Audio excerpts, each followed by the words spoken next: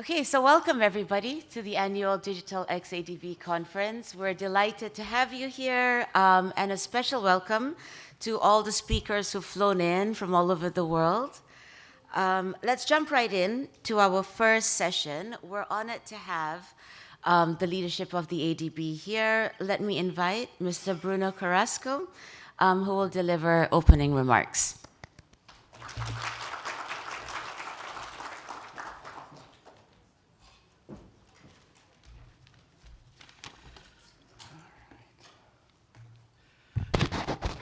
Okay, a very good morning to all of you. Welcome to this DigitalXADB 2024, a new era of digital, envisioning a future with artificial intelligence, or AI. Esteemed speakers, distinguished guests, colleagues, I really am excited to be here. I'm feeling sick, but I said, no, I cannot miss this event.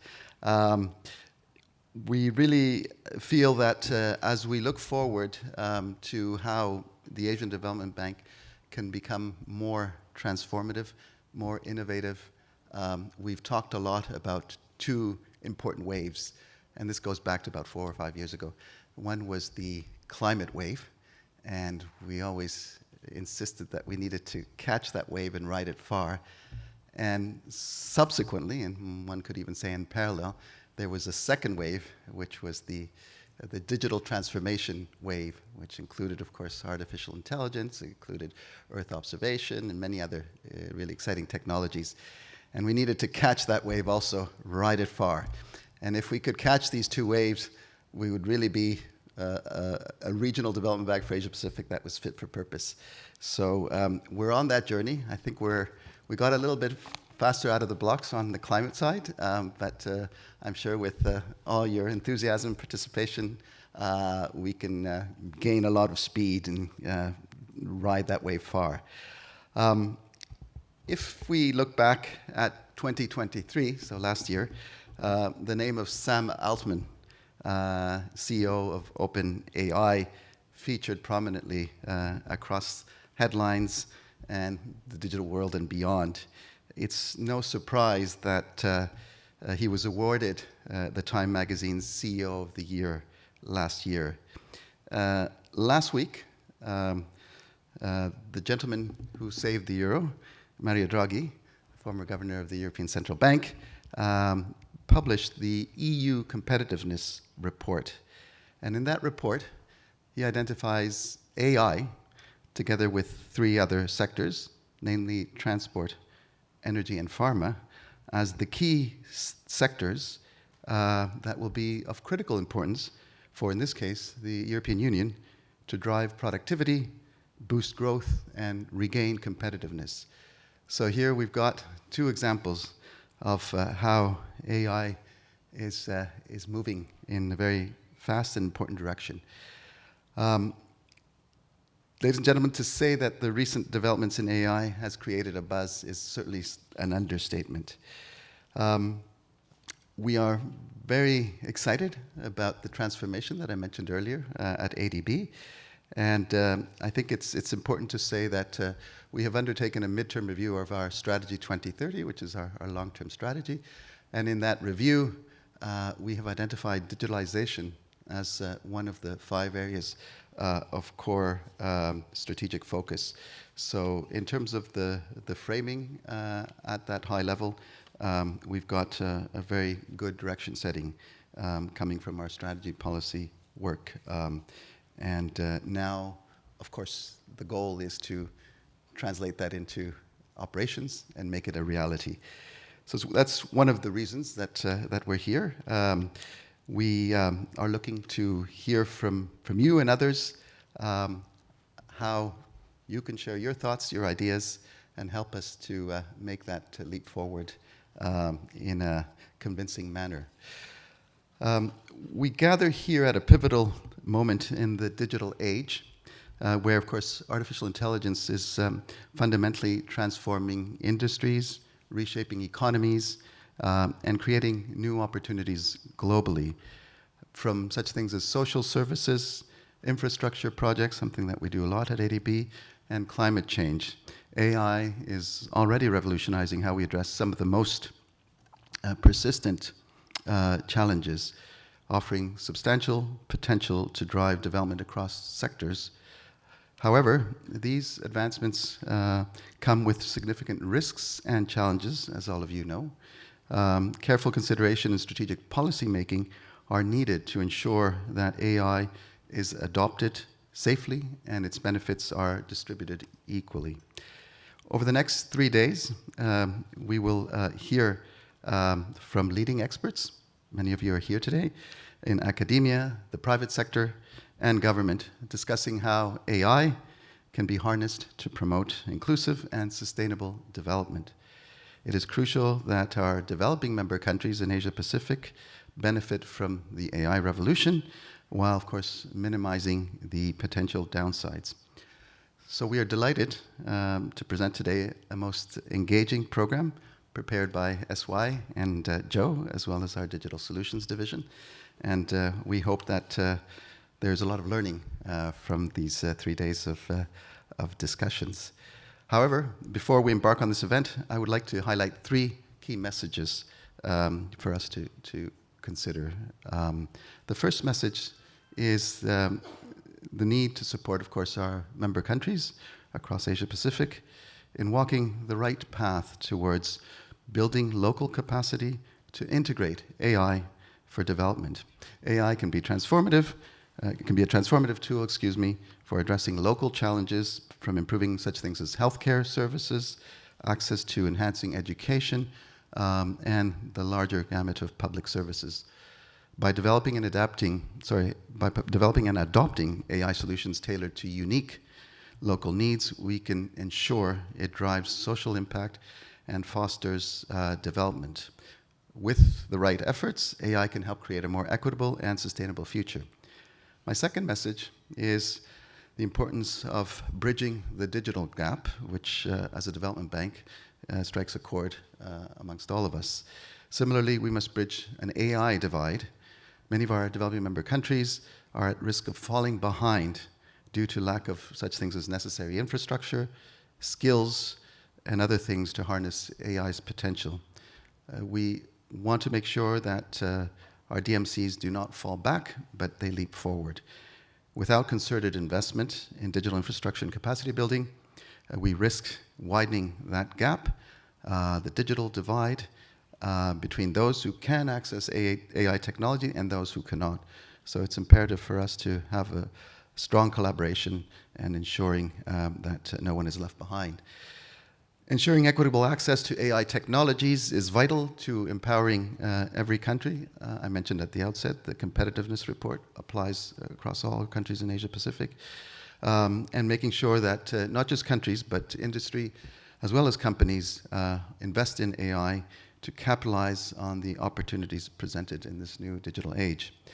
My third and last message is that we need to ensure what many of you have heard before: responsible and ethical AI uses. While AI holds incredible promises, it also poses risks, such as amplifying business and threatening privacy and certain liberties that we often take for granted.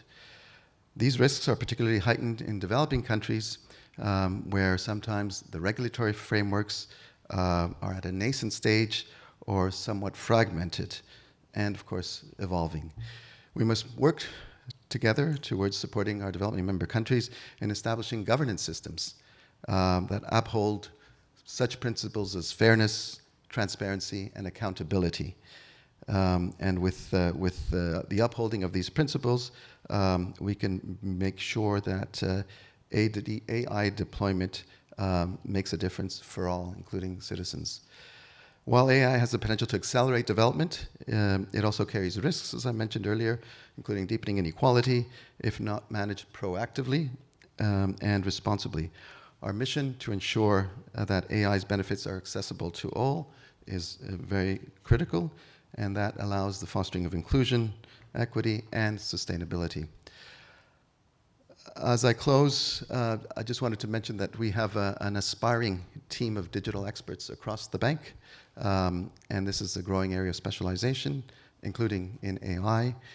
And that includes divisions like our Digital Solutions Division in the Climate Change Sustainable Development Department. It includes experts in the Information Technology Department, as well as across our sectors groups. We need to bring that skill set together, and we are very much embarking on the preparation of the Digital Transformation Action Plan that we are scheduled to present to our board, draft, by year end. The deliberations over the course of the next 3 days will play a very important role, certainly and not least to addressing how the Asian Development Bank can better position itself in the area of AI. So with that, I look forward to an insightful discussion over the next 3 days. I want all of you to bring out the best of those lessons and that knowledge that you have. I want our colleagues to interact closely, and with that, we can help in driving AI to become an inclusive and sustainable development agenda across Asia and the Pacific. Thank you very much.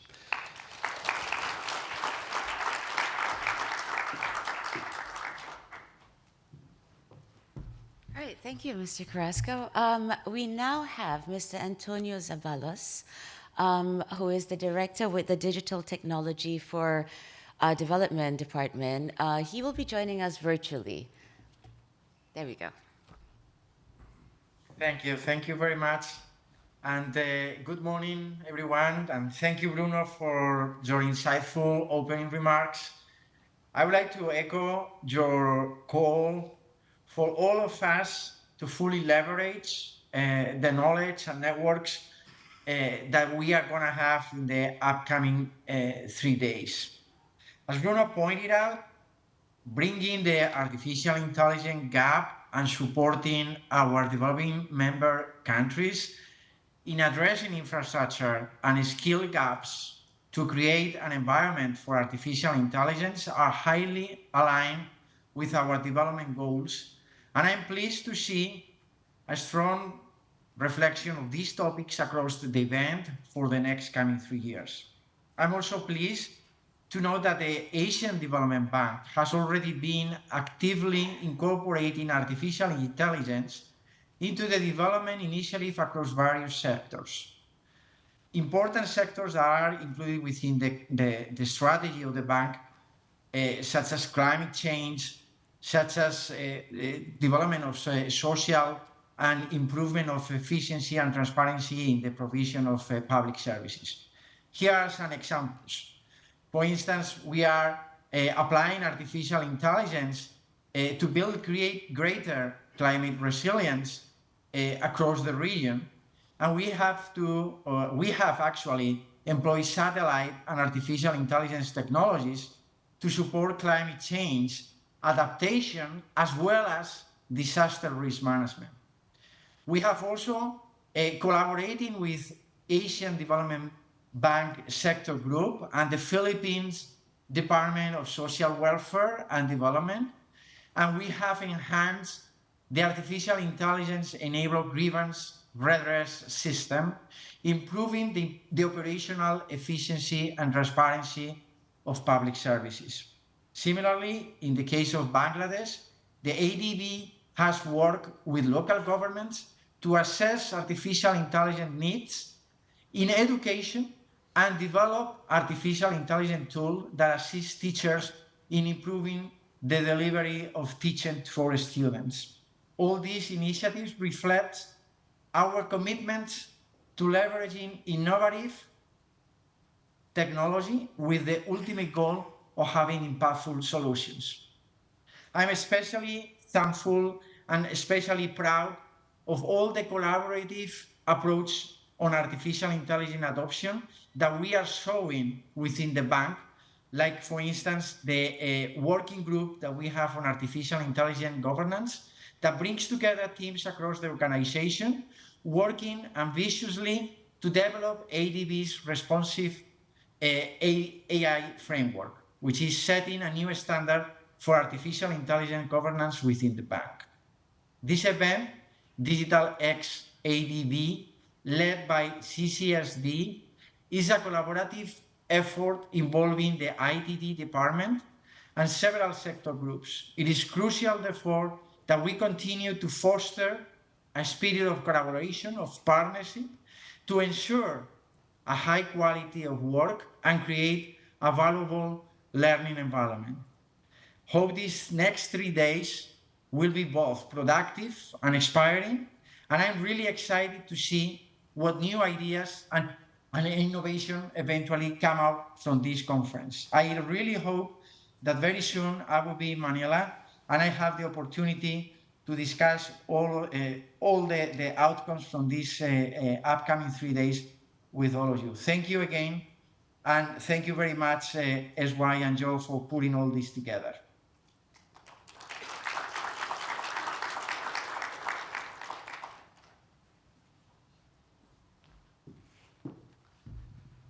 Okay, thank you, Bruno and Antonio, for the great opening remarks.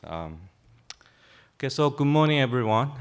Thank you all for joining us today as we kick off the 5th DigitalXADB 2024. This year's event, we have brought together diverse groups of speakers and participants across the world to discuss one of the most pressing and complex topic that we have these days, which is artificial intelligence. So I hope throughout the next 3 days of events, you'll be able to benefit from the knowledge and also the network from the diverse participants and speakers they can offer to you. So before we start, I would like to go through our program overview just to give you a sense what we'll be discussing throughout the next 3 days. And this is a quick snapshot who are our speakers and what they will be speaking about.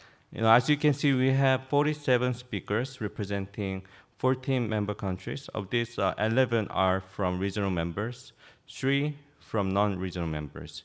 And as you can see from their affiliations,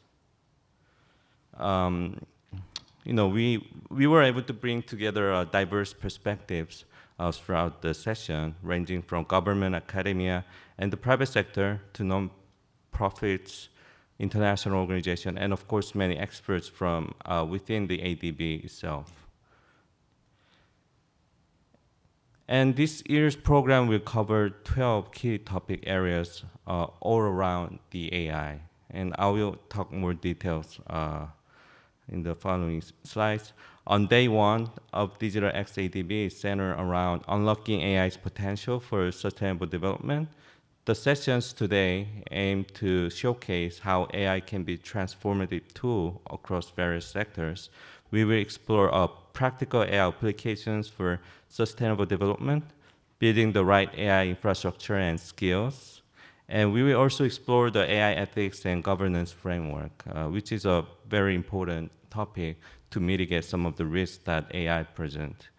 And also the fireside chat, Smart Wife, which is one of my most anticipated sessions, is scheduled after lunch from 1:30 p.m. today. It will have a discussion around gendered AI technologies and responsible deployment. And also, as you can see from the logo, we have speakers from various organizations and leading AI tech companies. So hopefully, you'll be able to enjoy the insightful discussions these speakers will offer. And day 2 focuses on empowering societies through AI. And each session has been designed to address critical areas where AI can make a significant social impact.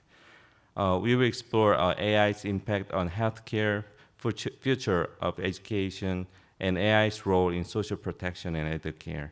And they will introduce use cases and initiatives that aim to provide AI solutions for delivering services to vulnerable populations.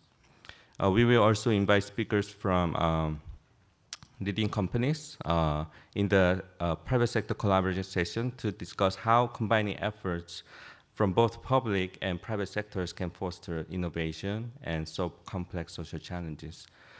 We also have special event at the bottom, as you can see. We will have discuss the new report ADB co-published with Netflix on digital creative industries. So we will explore opportunities for growth and innovation in media and entertainment. And lastly, on day 3, it will focus on harnessing AI for innovation and sustainable, equitable development. We will explore AI innovations in the ADB workplace. The session will be led by ITD. They will be showcasing some of the innovative tools that can help improve the work and operation efficiency within the bank. And we will also look into the how AI is helping to tackle climate change and also advancing gender equality. And I also want to highlight that we want to invite you all, participants, to join us for the cocktail receptions, which are scheduled after a full day on day 1 and day 2. This is an opportunity for informal networking. You can connect and continue the dialogue on AI with experts from diverse backgrounds. So hope this next 3 days will be both productive and inspiring, and hopefully throughout this 3 days event, you'll be able to get inspired and also come up with new innovative ideas from this conference. With that, I would like to conclude the opening session, and now I'd like to invite our keynote speakers to deliver a keynote speech. Today we invited 2 speakers for the keynote speech, and please allow me to introduce them. Professor Javan Chin-Feng Shi is the founding director of the Causal AI Group at the University of Adelaide, and a director at the Australian Institute for Machine Learning. His research focuses on causations, AI, and metaphysics. He ranked 7th globally in probabilistic graphical models and 4th in causations by Google Scholar. He has applied his work to various industries such as material discovery, agriculture, mining, and health. And recent achievements include first place at Neuro IPS, Open Catalyst Challenge 2023, second place in the 2019 Explorer Change, and developing the bushfire protection app No Burn, recognized with the Citizen Science Grant. And he is also an AI industry forum panelist contributing to AI ecosystem development. So I'd like to invite Professor Javan to the stage to give the keynote speech.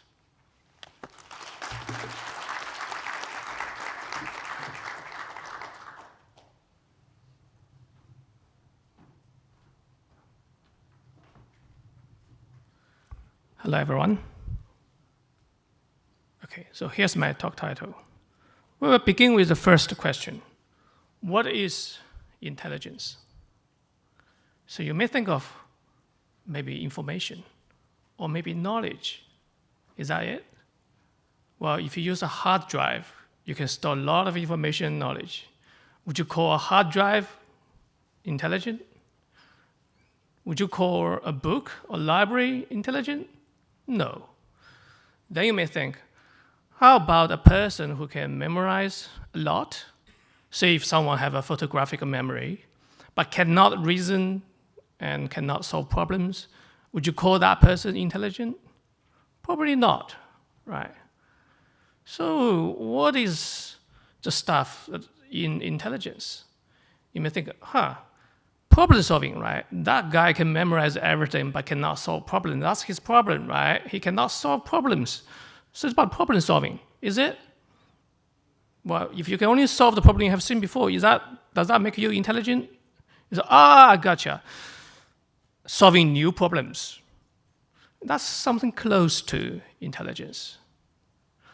But there's an issue with if you focus on problem solving, you see the world around you as problems. So that's not a happy life to live, right? And also if you think about, how about the artists who create, right? They're not solving problems. How about free communications, right? So what are the things in common in all that? Okay, is this creativity. So that's something we call the spark in intelligence. So it might be surprising to most of, or to many of us, that even a few decades ago, simple neural network actually has creativity.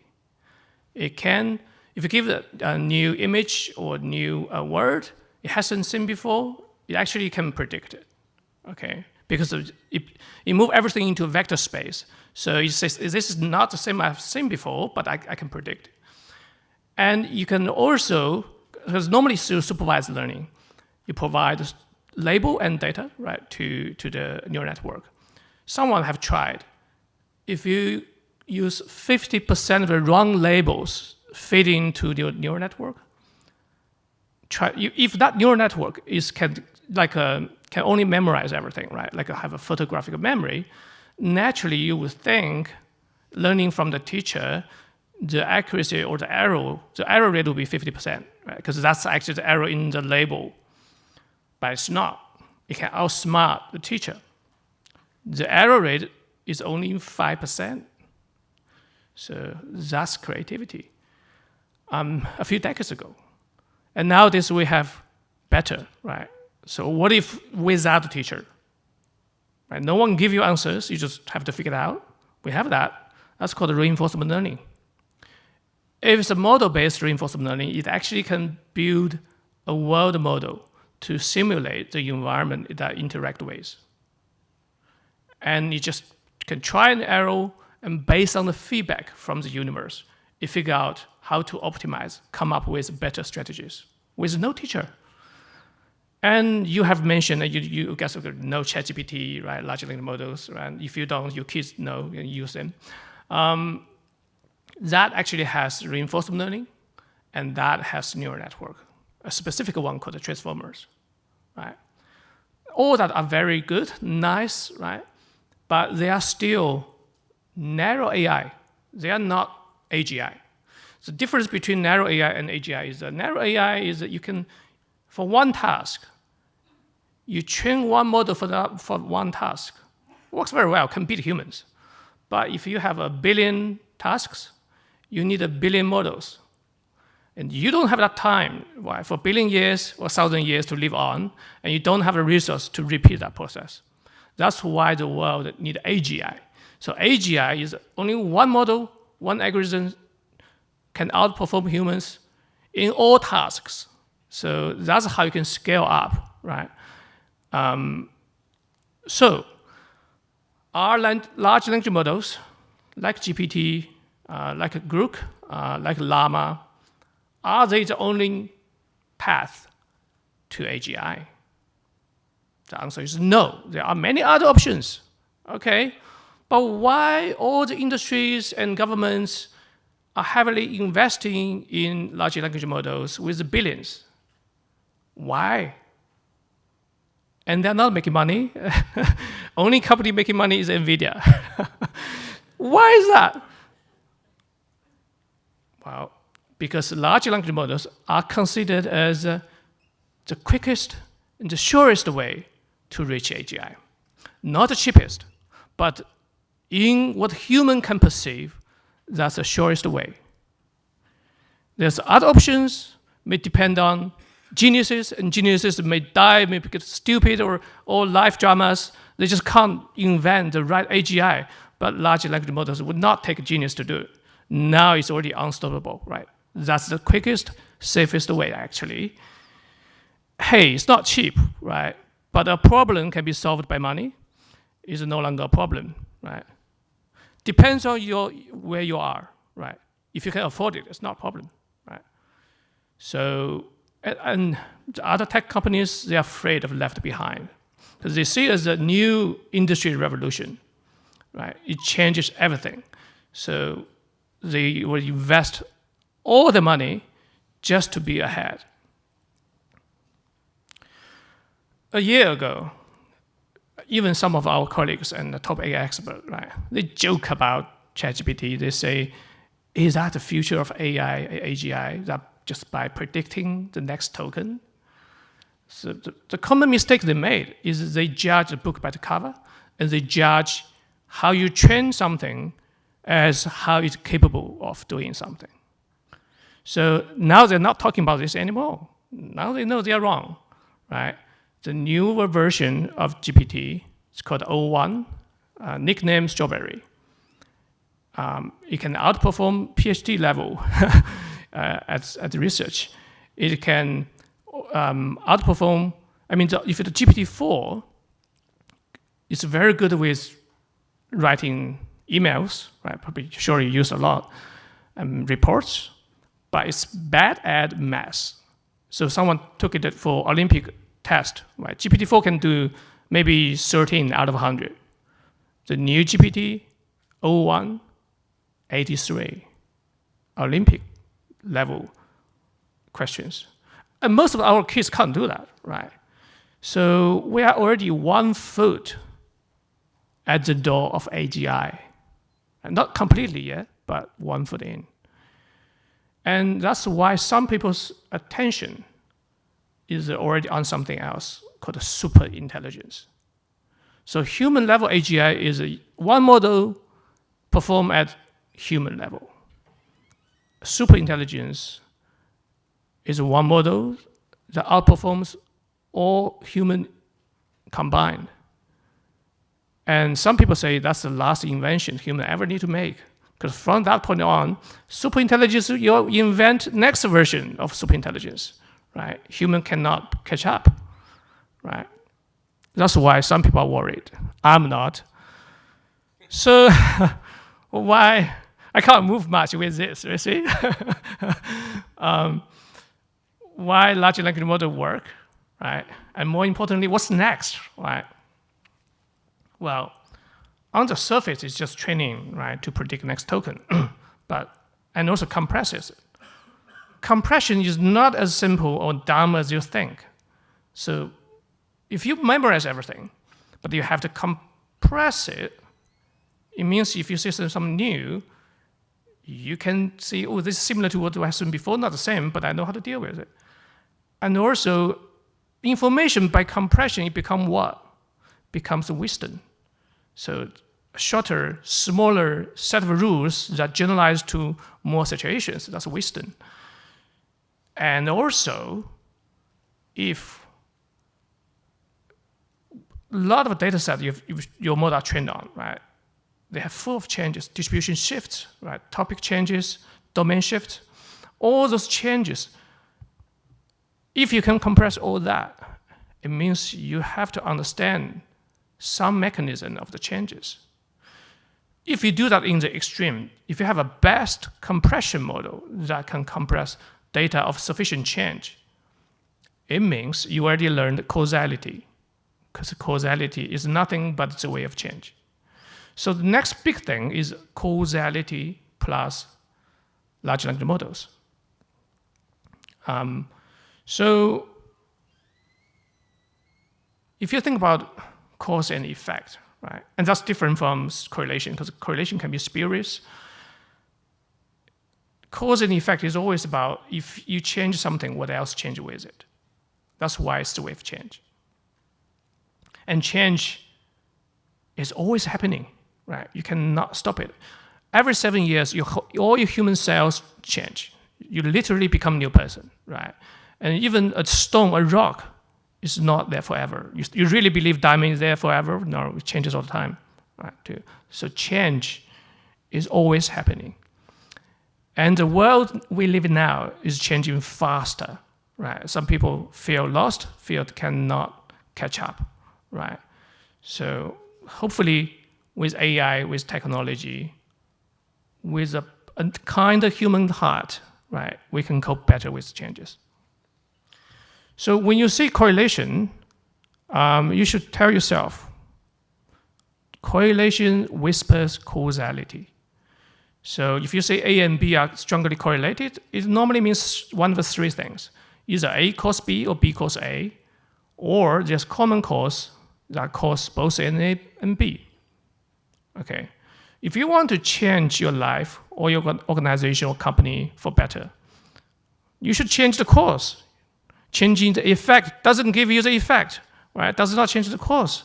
So you need to find where to push, right, to change. And do not trust a decision that is solely made on correlation. You can look up, right? We may not have time to cover it entirely today. Look up Simpson paradox. With correlation and stats alone, there are situations, even in medical ones, so it's serious, right? Medical ones, that you can never find the right answer. Doesn't matter how good you are with math. If you don't know causality, you don't know which decision is the right one. Look up, right, Simpson paradox. But don't worry, right? We understand.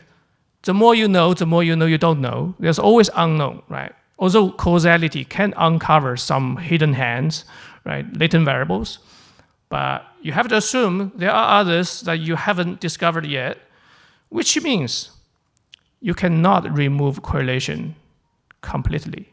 And you don't have to. There are many situations you can leave some correlations. You just need to discover some causality. So partial causal model can be sufficient. Okay, now this one page is a quick crash course for causality. Right? So causality is often modeled as causal structure models. Structure causal models, SCM.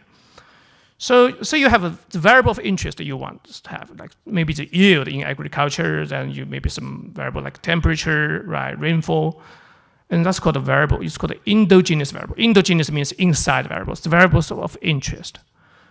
Then for every endogenous variable, you have a exogenous variable. Exogenous means outside of your direct control, right? It's the world stage variable. Some people call it a noise variable, but it's not actually noise.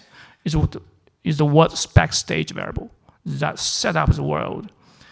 So whatever on the right-hand side are the parents, are the cause.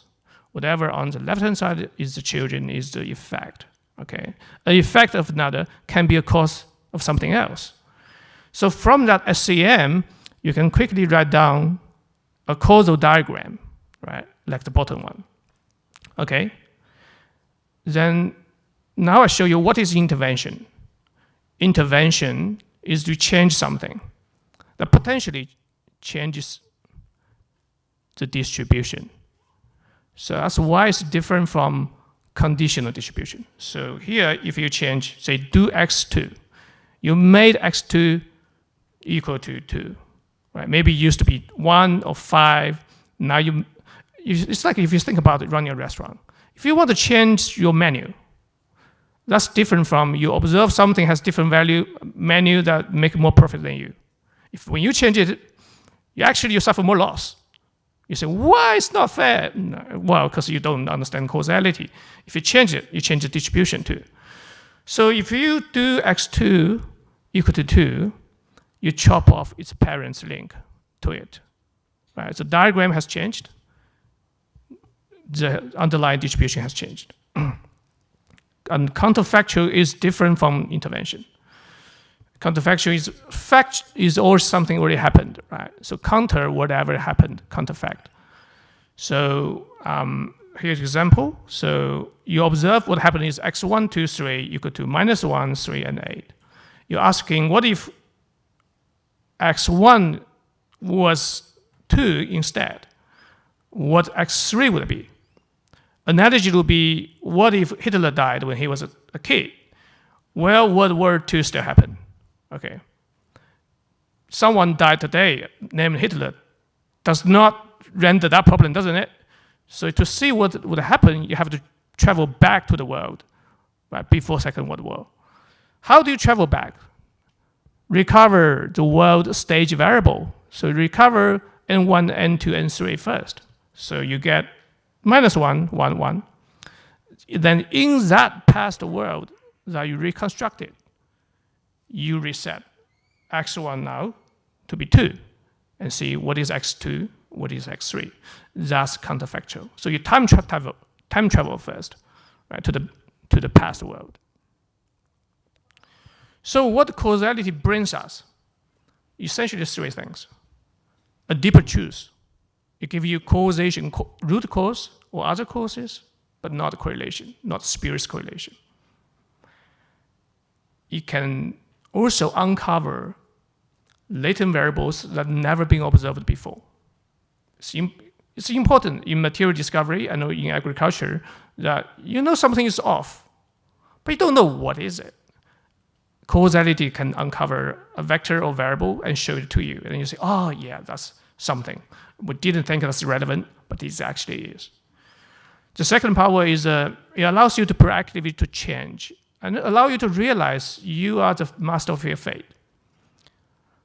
Before causality is often you adapt to the environment. If your environment is a harsh one, a jungle, even if you adapt, you become maybe the strongest, the fittest, but the cruelest, right? Maybe that's not something you want to turn out to be. With causality, you can realize you are the controller, the master of the environment too. So you don't have to just adapt, but you can change your local rules. You can change your local environment. You can change the harsh jungle to paradise so that everyone can be nice and everyone can have a better life. And also offers a holistic view. It stitches all problems, all tasks as one master problem. That's why it can lead to AGI, like GPT, right? It does that to some degree. But GPT stitch problems at the surface level. So now, if we, with your mind's eye, envision the ocean, the top of the ocean is wavy, violent, right? GPT stitch at that level, effect level. So it needs trillions of data. It could do an okay job if you have a lot of data. But the bottom of the ocean is always calm, not moving or less moving, stable. That's the cause level. So if causality allows you to dive deep first and stitch tasks and problems at the deeper cause level. So it doesn't need much data compared to GPT. Okay, so let's see what have we used AI, right, for various applications for social good, right, to benefit us. That's the list of the projects areas that my team has done. In agriculture, for grain, sorghum, improve yield, predict from gene to output, to disaster response, bushfire spread, health, material discovery, you name it. But that's all in the past, okay? Let's look for the future. I guess that's the question I've been looking for, waiting for. Will AI and robotics replace jobs? What do you think?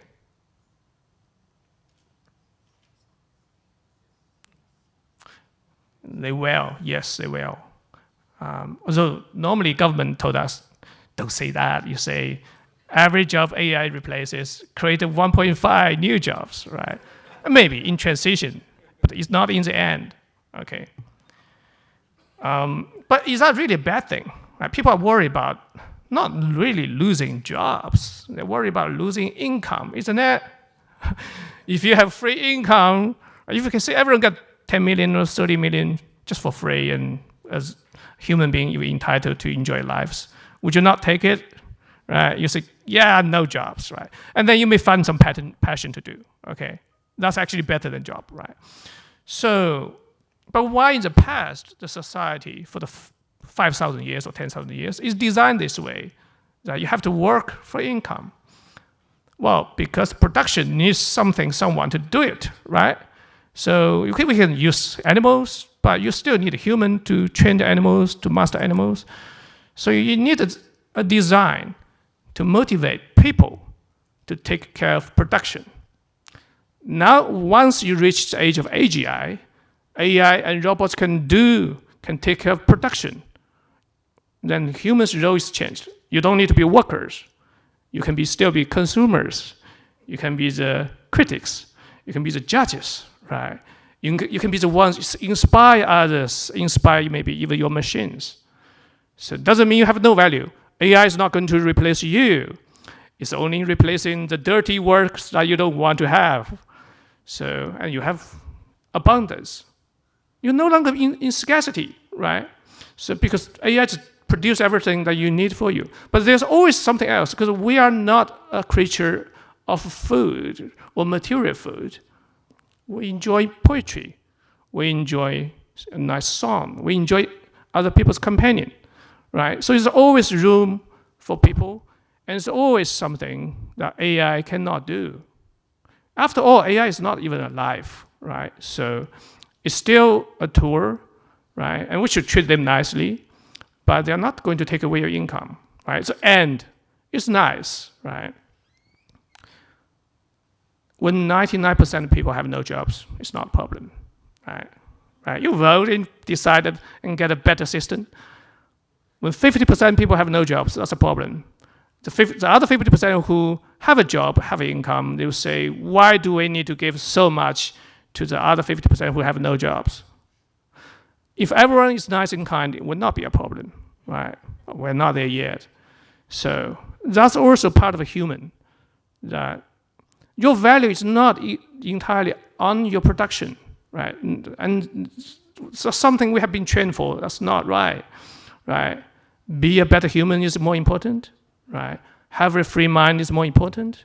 Be creative is more important, right? And creativity comes in many forms.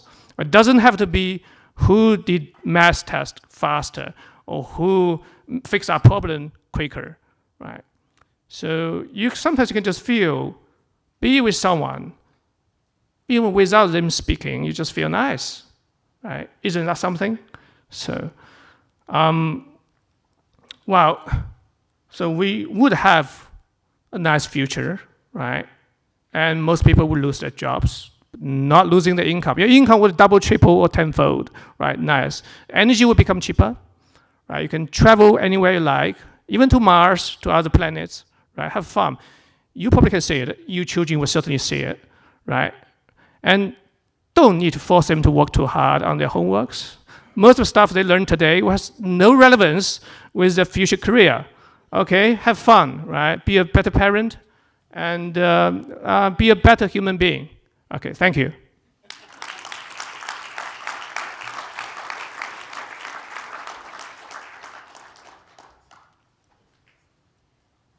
Question or sure. Later? Thanks. Thank you, Professor, for the interesting presentation. So now I'd like to invite our second presenter, Randima Fernando. Randima helps tech companies, NGOs, and policymakers navigate the intersection of technology, ethics, mindfulness, and social good. He co-founded and served as Executive Director of the Center for Humane Technology, which influenced global awareness of extractive tech and human alternatives, including the Emmy-winning documentary, The Social Dilemma. Previously, Randima managed award-winning projects at NVIDIA and was a founding board member of the NVIDIA Foundation. Okay, he also led Mindful Schools, a nonprofit featured in Time magazine, teaching mindfulness to millions. And also, Randima has presented to hundreds of employees across the US government on AI. He was born in Sri Lanka and grew up in the Philippines as his father managed the Energy East at ADB. And he's a lifelong Buddhist and board member of Spirit Rock Meditation Center. So over to you, Randima. All right. Can you hear me? Good. Okay. Great. Hi, everyone. It is an honor to be here with you today. My goal is to share a very high-level picture of the AI situation and how we can navigate it responsibly. There's so much to say and very little time, so I apologize in advance for moving quickly today. I can go into much more detail later, but let's jump in. Here's the agenda, quick. We can skip this. Okay, so let's start by looking at AI's capabilities, both the benefits and the harms, so we can build some shared understanding together. As we will see, AI brings amazing capabilities, but that also means we have to be thoughtful about its consequences. And here's a key principle, is that more general purpose technology requires more care to disentangle the benefits from the harms. One other principle, as we dive into all this, this is helpful for building intuition for what AI is good at versus not. AI learns patterns in training data, and it extrapolates from those patterns in new situations. It turns out life is full of patterns, and a lot of what we consider to be intelligence is actually pattern recognition. And on top of this, AI models are continuously improving in areas like reasoning and logic. So most people were introduced to modern AI through ChatGPT and large language models. This type of AI is very capable at everything to do with words, from writing, stories, poems, essays, conversations, debates, and you can even converse with it with your voice, and it will talk back. With the rise of chatbots, we've also seen the rise of various harms. It's a long list, but there are just 4 examples here. As you'll see, the stakes are very high. And this is a recurring theme. As we talk about AI's capabilities, I'll also show you some of the harms on slides with the red background, like this one. AI can make high-quality images of all kinds. Here are some examples from Midjourney. You can see objects, people of different ages, ethnicities, genders, food, cartoon sketches, art, and more. All of these are accessible from around the world, right? These technologies at low cost. The flip side of these amazing images is that we can also synthesize fake images, of course. Here's an example that's a very accurate, fully customizable California driver's license used by criminals. And of course, there are plenty of fake photos of important leaders, celebrities, athletes, you name it. I know this slide can be shocking, but it's important that you're aware of this. Many companies are competing to synthesize AI girlfriends and boyfriends. By the way, these are some of the most PG-rated examples. There's frantic work happening on high-quality 3D and video versions. It is a massive market with powerful incentives and addictive hooks. And it will have an enormous impact on relationships, societal expectations, misogyny, and loneliness. And of course, the men look very different from the women. As usual, the harms here will not be evenly distributed across society. And so our actions and our thinking needs to account for that. New AI-generated influencers will easily replace humans. AI influencers will also develop relationships with you and use those relationships to achieve goals, like selling products or manipulating your vote or behavior. And these effects aren't just limited to adults. Kids will also be affected by AI-generated influencers. It's even easier to influence kids. You can take a photo of anything and ask AI questions about it. A student can ask ChatGPT for help with the cell diagram, and the AI will adapt its language level appropriately if you tell it what grade you are. But as we start to rely on these technologies at scale, we can also run into trouble. Real-world systems often lag in model training and data sets, for example, or they can fail in other ways with horrific consequences. We can train AI on fMRIs to understand complex thinking patterns. And here's an example of a simple externally wearable EEG, which allows researchers to read thought patterns with some accuracy without any invasive brain procedure. Brain reading technology is particularly dystopian when it's misapplied, whether it's by governments or by companies. These aren't applications we want to see, but misaligned incentives can easily take us to those scenarios. You can ask AI to analyze and visualize data from text or tables or financials, and actually in recent months, the models have gotten a lot more accurate at this, even though you should still check for hallucinations when you use them. The latest AI models are also great at common coding tasks. You can upload a drawing or an image of something you want to build, and it will generate the code for you. Similar capabilities can be used for drug discovery, but you can also flip them and do harm, right? An AI generated 40,000 toxic molecules in 6 hours, including VX nerve agent. Stock markets are another example of complex patterns that AI can learn, and everyone's racing to do that. But you can also exploit them in many ways. So again, the flip side. GPT-o1, OpenAI's latest model, has much stronger reasoning capabilities. It actually scored an IQ of 120, which places it well above an average human. And GPT-5, which should have orders of magnitude more resources in its training, is likely to be just months away. More intelligent models also find creative ways to solve problems. Sometimes that's awesome. But they often find that it's advantageous to gather power and resources, to keep themselves active, and to find gaps in the rules that they're given. Models are also becoming increasingly persuasive. In a recent study, GPT-4 was already judged as more human than a human by other humans in a blind test. And there are, of course, military applications too, right? Like autonomous drones or chatbots that help you evaluate attack options and trade-offs. AI can generate songs that are indiscernible from mainstream songs. And we can reproduce voices well with just 3 seconds of audio.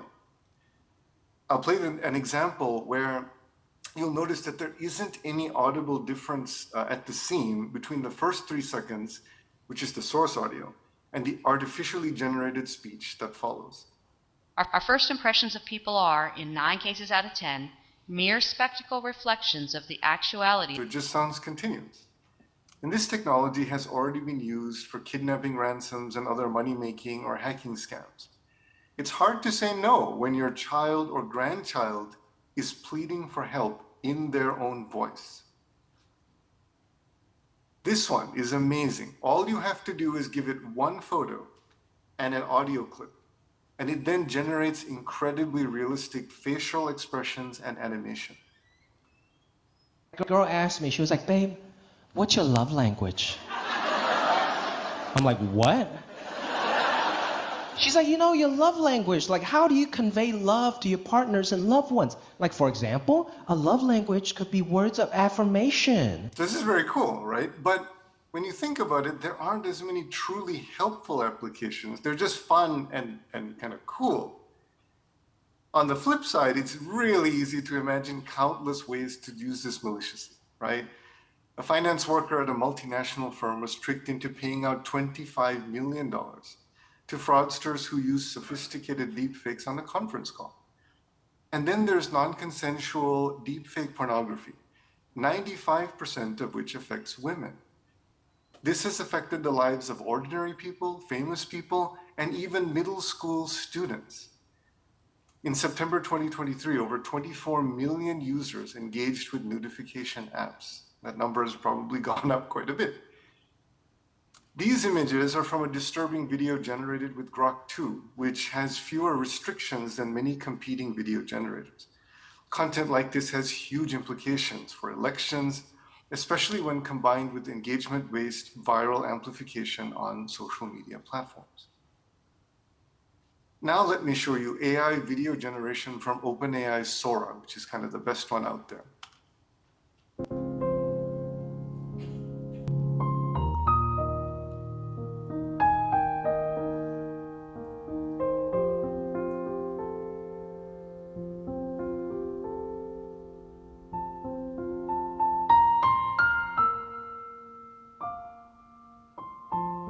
Soon we will be able to generate entire movies, TV shows, and new virtual environments to walk around in.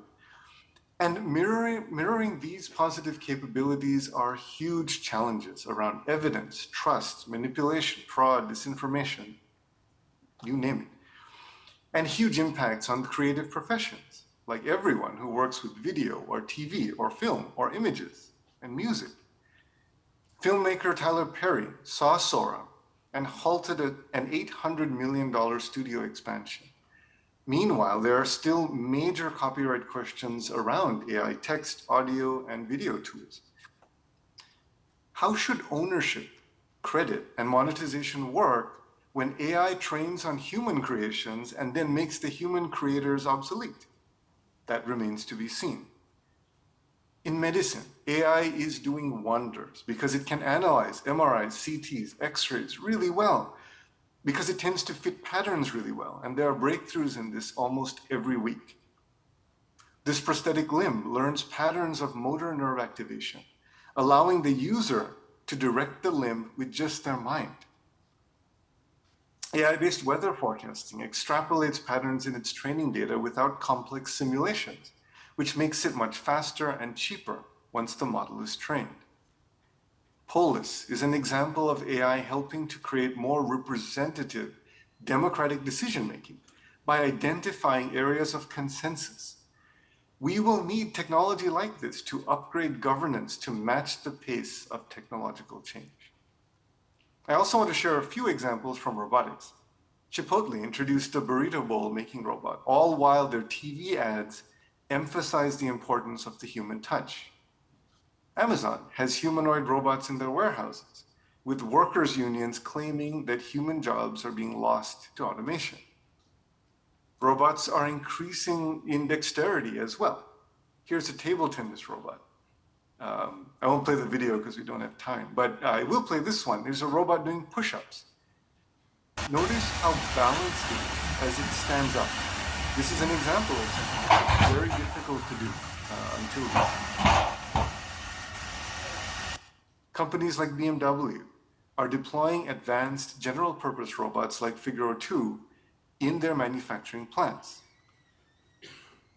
So, clearly, there is an overwhelming set of benefits and harms. So how should we make sense of all this? I want to bring back this slide because its message is probably much clearer now. You can see the entanglement. General purpose AI and robotics will transform the entire global economy, the whole $105 trillion, because they are now being useful for almost every task. From retail to finance or manufacturing to crops, it is easy to imagine how the new AI and robotics capabilities we've seen just today translate to many areas across the global economy, especially as AI and robotics become more capable and reliable. In every era, wealth and power have concentrated in the hands of whoever controlled key resources. But there are three big differences in the automation revolution. One is automation is the ability to build everything else, to take on work involving cognitive and physical tasks. Two, as far as I can tell, there isn't any major revolution to jump to. It's always hard to see them, but no one has identified what that might be. And in fact, Sam Altman has been very direct about it, saying jobs are definitely going to go away, full stop. Third is the speed at which all of this is going to happen. Each revolution is faster than the last, and this one is going to be very quick. The companies driving the automation revolution have their eyes on huge chunks of the global economy, not hundreds of billions or even $1 trillion in valuation, bigger. Figure AI's website says it very directly. If we're successful, we'll have the potential to positively impact humanity and to build the largest company on the planet. To be clear, none of this is about evil companies trying to take over the economy. This is all a natural extension of the economic incentives we've set up. When you have general purpose technologies, most companies just don't need to exist. And that could be fine, as long as vast numbers of people are not left behind and all of the advancement actually leads to better lives for everyone. The automation is already happening, driven by the incentive to grow and maximize productivity while reducing costs. Naturally, companies will be supportive of their human employees until they no longer need them. Here's a case study. Sumit Shah was running a large e-commerce company that introduced AI customer service chatbots to compete better. Resolution time went from 133 minutes to 3 minutes. Customer support costs reduced by 85% as they laid off 90% of their human support team. This is all happening now. Sometimes people assume that big companies will be slow to adopt new AI advances, but general purpose AI is much easier to swap out and upgrade than previous technologies. And that's true of both enterprise products and robots.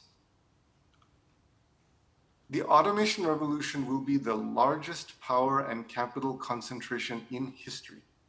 We are already seeing this. The largest tech firms' market caps are already greater than many nations. And as power and capital concentrate, GDP becomes a highly inaccurate measure of citizen well-being. It was never intended to be such a highly weighted measure of success anyway. But now we really must measure success differently, or we will make the wrong decisions. It's a complex mix of conditions, and if we zoom out, it's clear that if we don't pair all of this exponential improvement in AI technology with the requisite wisdom, we risk a potentially catastrophic mix of conditions. We have frenetic innovation, synthetic media that we can't trust, distributed access where malicious actors have incredible new tools at their fingertips. Many of them are open source, so it's really easy to get access. And rising inequity. And inequality itself is a catastrophic risk because it breaks the functioning of economic systems and democracy. So next, let's talk a little bit about competition and incentives. Competition in our economic system has, of course, brought us amazing progress, including with AI. But competition only benefits citizens when we set the right rules for the game. So, for example, we don't want to addict or harm a whole generation of kids, but we also want to allow experimentation and allow the best products to win. People sometimes say, the market will automatically find solutions to the harms. That's only true if we measure the harms, if we can measure the harms, and then price them correctly. Now, unfortunately, companies have direct incentives to make this challenging, and we see this problem all the time, especially in technology, where the rollout of new products vastly outpaces our ability to study and price their implications accurately. So how do we do it? The bottom line is we have to connect harms back to company balance sheets. This is the key point. Then we get all of the magic in our economic system, all the magic around price, to help us bind power and responsibility. Because when price doesn't account for harms, accelerated competition destroys the ecological, physical, mental, and social foundations we rely on without allowing those foundations to regenerate. Next, I want to talk about incentives.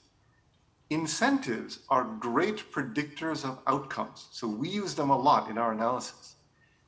Many incentives can influence behavior, and often when someone does something harmful, these incentives, like on this slide, are usually the hidden cost or some manipulation of them.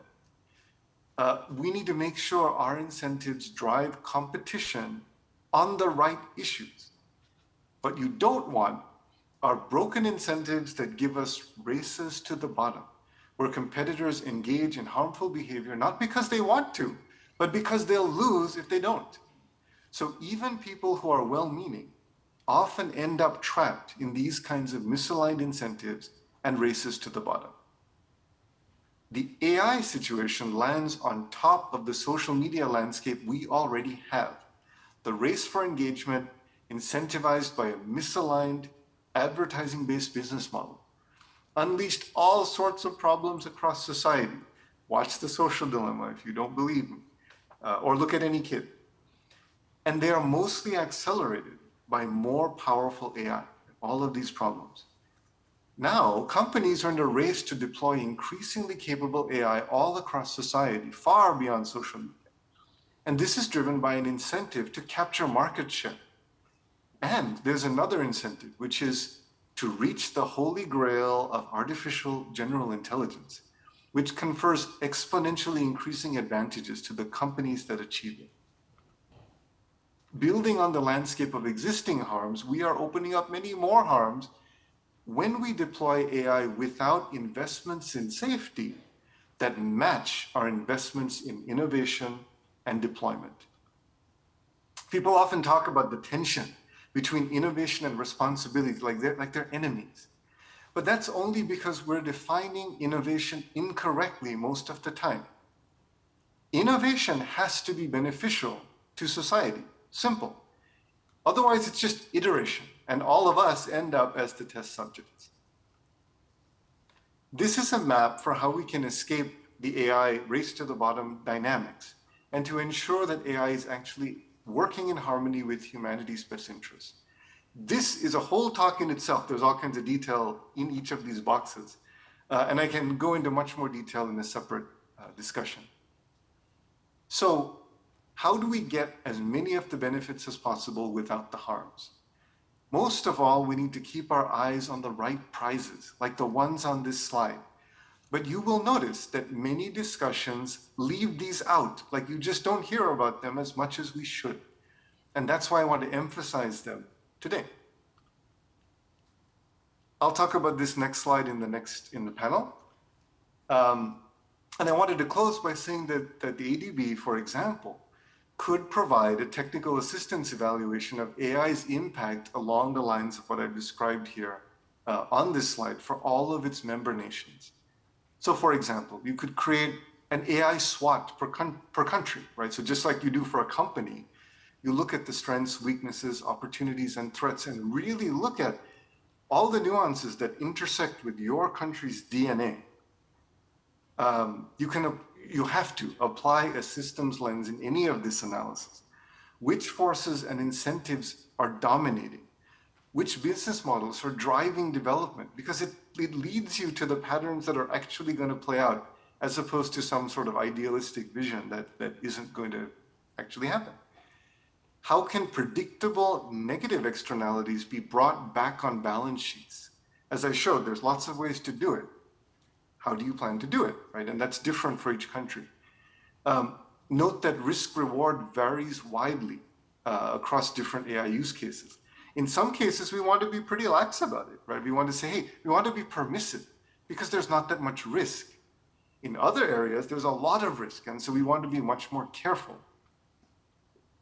And then ask, what effects will AI have on all of those things I listed? Basic needs, jobs, inequality, the quality of our information, quality of our environment, mental health, youth development, right? All of these things. And culture and values. These technologies change culture when they are deployed. So we have to keep all of that in mind. And with that, I will conclude. There's so much more to say, but I will stop here. Thank you so much for your time and attention. Happy to take questions.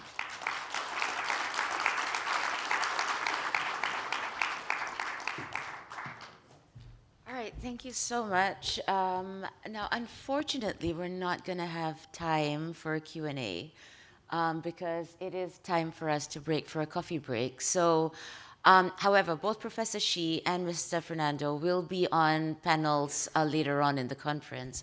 So we will ensure that you will have the opportunity to continue to engage with them. So let me invite you all now for our...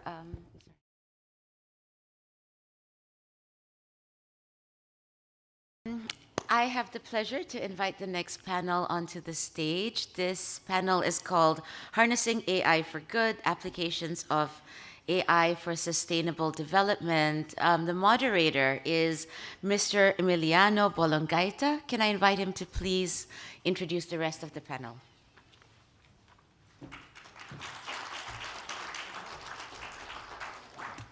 Thank you very much. My name is Emil Bolongaita. I'm with the Climate Change and Sustainable Development Department, and it's a pleasure to be the facilitator for the session today. This is a very exciting session coming on the heels of two very thought-provoking presentations by Professor Javin Shi and Mr. Randy Fernando. The focus of this particular panel is on AI applications for sustainable development, harnessing AI for good.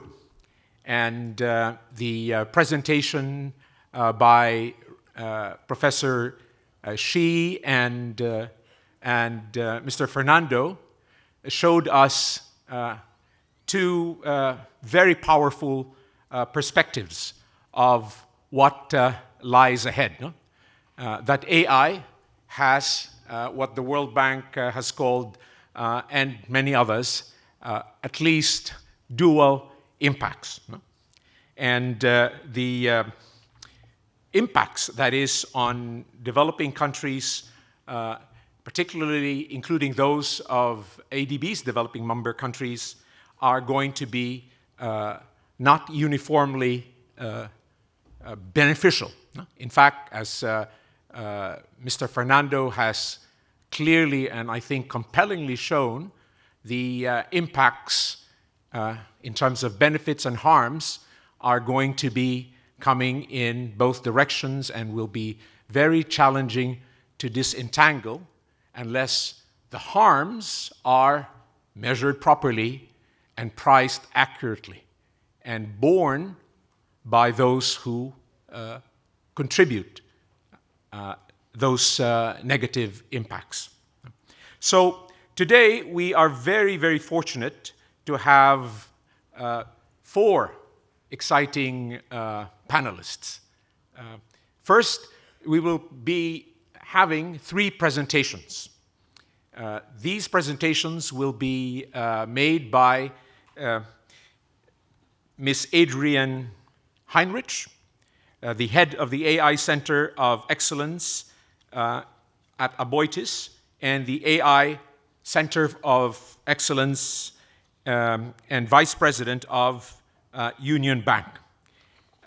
Adrienne has significant experiences in artificial intelligence and has a very strong background in this regard, having earned her PhD at the Eindhoven University of Technology, particularly on video motion analysis for emerging application areas.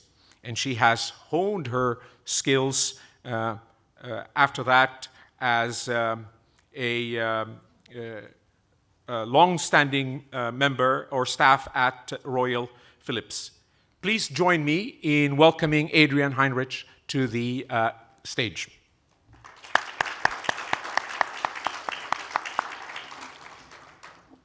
I will now call on the second panelist, Mr.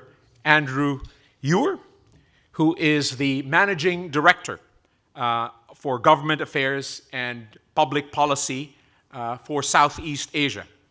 Andrew has worked for Google in this role for over 10 years, and he currently leads Google's teams in strategic policy management engagements with governments and regional institutions across Southeast Asia, advising them on AI and digital economy policy issues. He has performed other roles with in the private sector as well as in the public sector. Previously, he was managing director of Ogilvy Earth Australia, and then has been with the Australian government, where he led work with respect to climate change negotiations in a number of capacities, including negotiations for the Kyoto Protocol. Let me call Mr. Andrew Ewer to the stage to join us.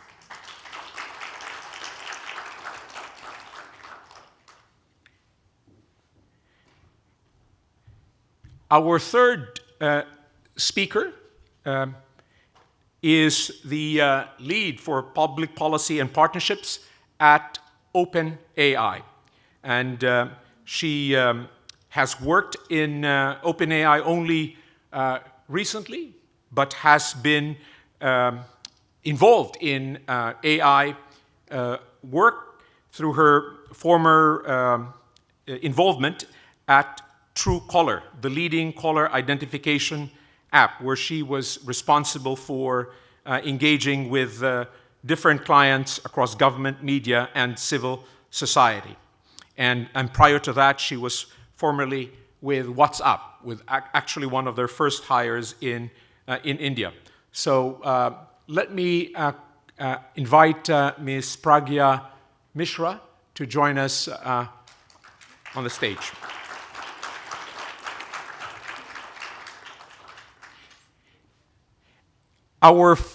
We have a fourth panelist, and that's Mr. Randy Fernando. Randy will not be, has already given us his presentation, and so what we will do is we will now hear from our three distinguished speakers, beginning with Adrian, followed by Andrew, and then Pragya. After their presentations, they will each present for about 10 minutes each. We will then have a panel discussion among the four panelists, including Randy, and then we will have an opportunity to engage with them directly, and we can also then invite Professor Shi into the mix, since he is here with us as well. So with that, let me now ask Adrian to begin her presentation.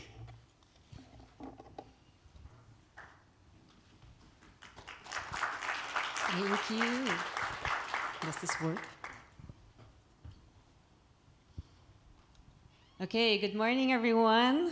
I'm really happy to be here. First time in person at an ADB conference. So thanks for having me.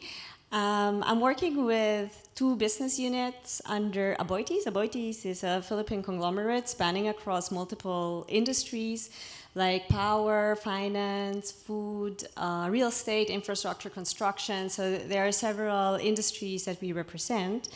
And for the innovations that I picked out for today's talk, I would like to introduce the concept here of the Yushi circle. Yushi circle is the circle with a radius of 4,000 kilometers with a center point in the city of China called Yushi. And what's so interesting about this circle, there are several stats that I will be talking to you about that will show us the relevance for the innovations or use cases that I picked out for today. So while I'm going to talk to you about those use cases, I hope that you can also think about how relevant these are for you, for the country that you reside in, because later I will also have a poll on that, and I would like to ask for your participation. So this Yushi circle spans an area of only 10% of the world's surface, but still around 55% of the world population lives in this circle. So it's a very big amount and is very applicable to the area that we are in today. There are more than 50% of the world's MSMEs in this circle. The coastline within the Yushi circle is around 40 to 45% of the global coastline.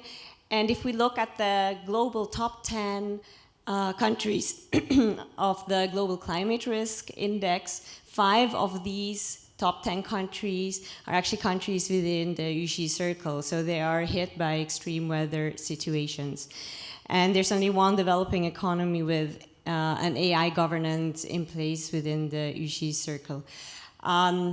So for the first use case that I would like to introduce here, I would like to first talk about the relevance of disaster management, because there are several countries in this Yushi circle that are greatly hit by climate change and natural disasters.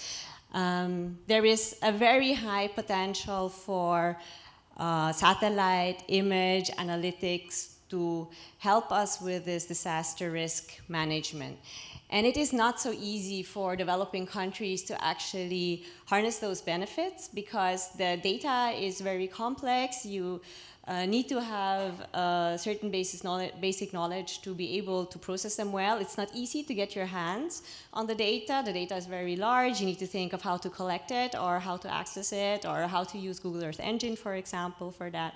You need to process the images, then extract the features, and then use them in a way so that you can predict with AI, for example, where which natural catastrophes will happen so that we can be proactive in the disaster risk management. There are some examples on the right side of the slide on how you can use satellite images and the analytics for natural disaster prediction. As I said, we also have power in Aboitiz, right? So we designed a landslide prediction model at Aboitiz Power. And when we were done with that, we looked at what are now the red flags coming up out of that model. And it actually highlighted an area where we have some of our power assets. That's also the reason why we designed that model, so that we can be more proactive in protecting our power assets. And 1 month later, the landslide hit in that area that was highlighted to us. So this very much made the point to us that we have to be more holistic in how we are choosing where to place our assets and how proactive we want to be in understanding the risks and how to control these. Now, if we go back to the Yushi circle and we include the knowledge that there are so many MSMEs also here in this area, we can use the information from the satellite images and combine it with other data in the form that we can empower MSMEs and also include them financially. Now, what kind of use case is this? Let me first explain what kind of data we are using. As before, we can use data from remote sensing, so satellite sensors, satellite images. Mix in also weather data, demographics, other kind of government data that is available. And because we are a conglomerate spanning across those different industries, we can also add our own data, right? So what we try to do here is to use AI to forecast wealth, urbanization, and population growth across multiple or all cities in the Philippines for the coming 1 to 5 years. And why is this now relevant for MSMEs? We have so many MSMEs, and we can now empower them with that information so that they can take more data-driven strategic decisions. They can understand where do they want to be located, where do they want to offer the products, which products do they want to offer where. And also for us within the conglomerate, we can make better strategic decisions on the location of our own facilities. For example, I'm also working for the bank, right? Where do we want to put up our branches? Where do we want to have our ATM machines? And by empowering MSMEs with this knowledge, this will actually also allow them to be more financially included, because this type of data is alternative data that we can include in alternative credit risk scoring that will allow us to extend the loan to these types of MSMEs that earlier with the traditional methods could not have received a loan. So just to show you how things are changing over time, you can see on the right side of the slide the red square, and over a decade you can see, the zoomed-in version is on the bottom, how different areas of that one red square have actually changed over time, and the darker, the more urbanized that area actually got. And it's not that the most urbanized area 10 years ago is also the most urbanized area in 2020. No, that's not how it goes, and that's why it's so important to actually build those forecasting models that take into account lots of different type of data. And the natural catastrophe data is definitely also very important for that model. To give you a sense, because it's maybe still a bit abstract how also satellite images can help for that, to give you a sense, I just picked out one type of information that you can get from satellite images. These are the nighttime lights. You can see here the Indian subcontinent on the left side, and then on the right side you can see the difference from 2011 to 2020, and in the red boxes we highlighted where we can see differences because of the strong growth of these cities, and this is also related to their economic growth. So nighttime lights, an increase in nighttime lights in places in the earth indicate that there was more wealth and more urbanization, more economic growth. Another use case now includes the information that a lot of the coastline, of the world's coastline, is actually situated here in this area. So together with knowing that there are so many MSMEs here, there's a large amount of population within this Yushi circle, we feel very, very convinced that we need to do more for sustainable blue economies. And that's why we wrote this white paper, which we published last July 2024, together with Ocean Pixel and Baringa. And I think also the author from Ocean Pixel talked about this during one of the ADB conferences, actually. So this is something I think that is very, very important, because if we ensure that we can have long-term health of our marine ecosystems, then we can also support the many, many people living in those coastal areas with food security and with livelihood quality of life. And there are many MSMEs that are not yet active actually in blue economies, but that will also give them a new opportunity for a new type of business. Last use case that I would like to talk about is related to the fact that there is not so much AI governance yet in developing countries. And I think there is a risk also with AI. I'm very passionate about AI. I love the field. I've been in it for 15 years, I think. But there are also some risks that come with it, and especially when now it becomes so easy to apply it, it may be too tempting to just use it and apply it to our data and not be too careful about what the consequences are.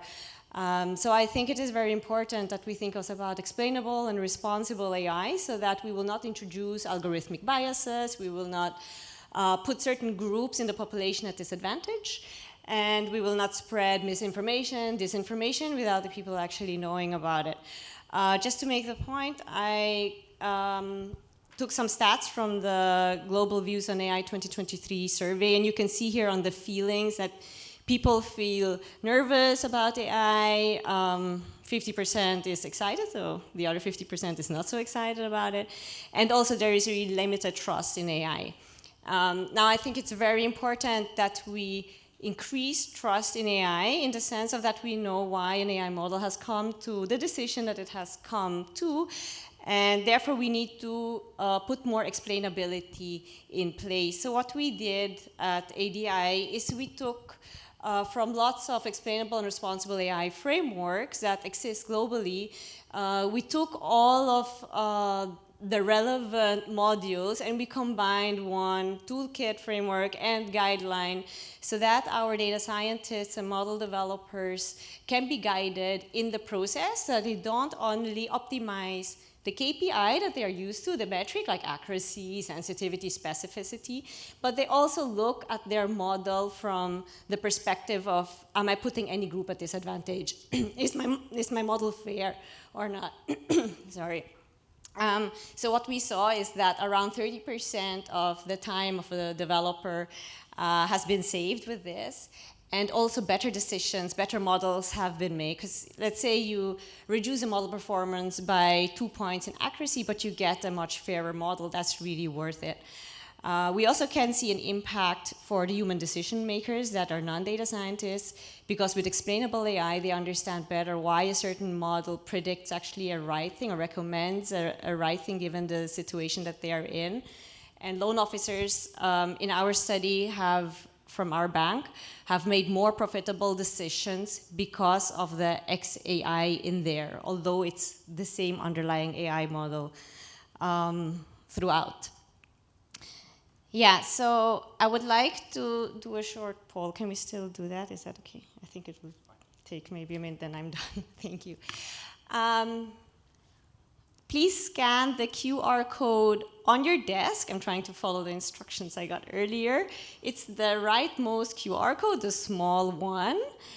And then you'll be able to see the question where AI can deliver most impact and value for developing economies from your perspective. So I'm really interested in hearing from you where you think which use case will actually make a really big difference. You can also click on multiple ones if you think they are the top two.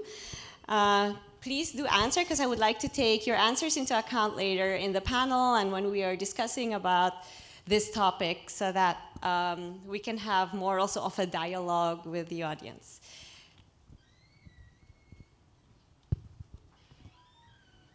Okay, thank you.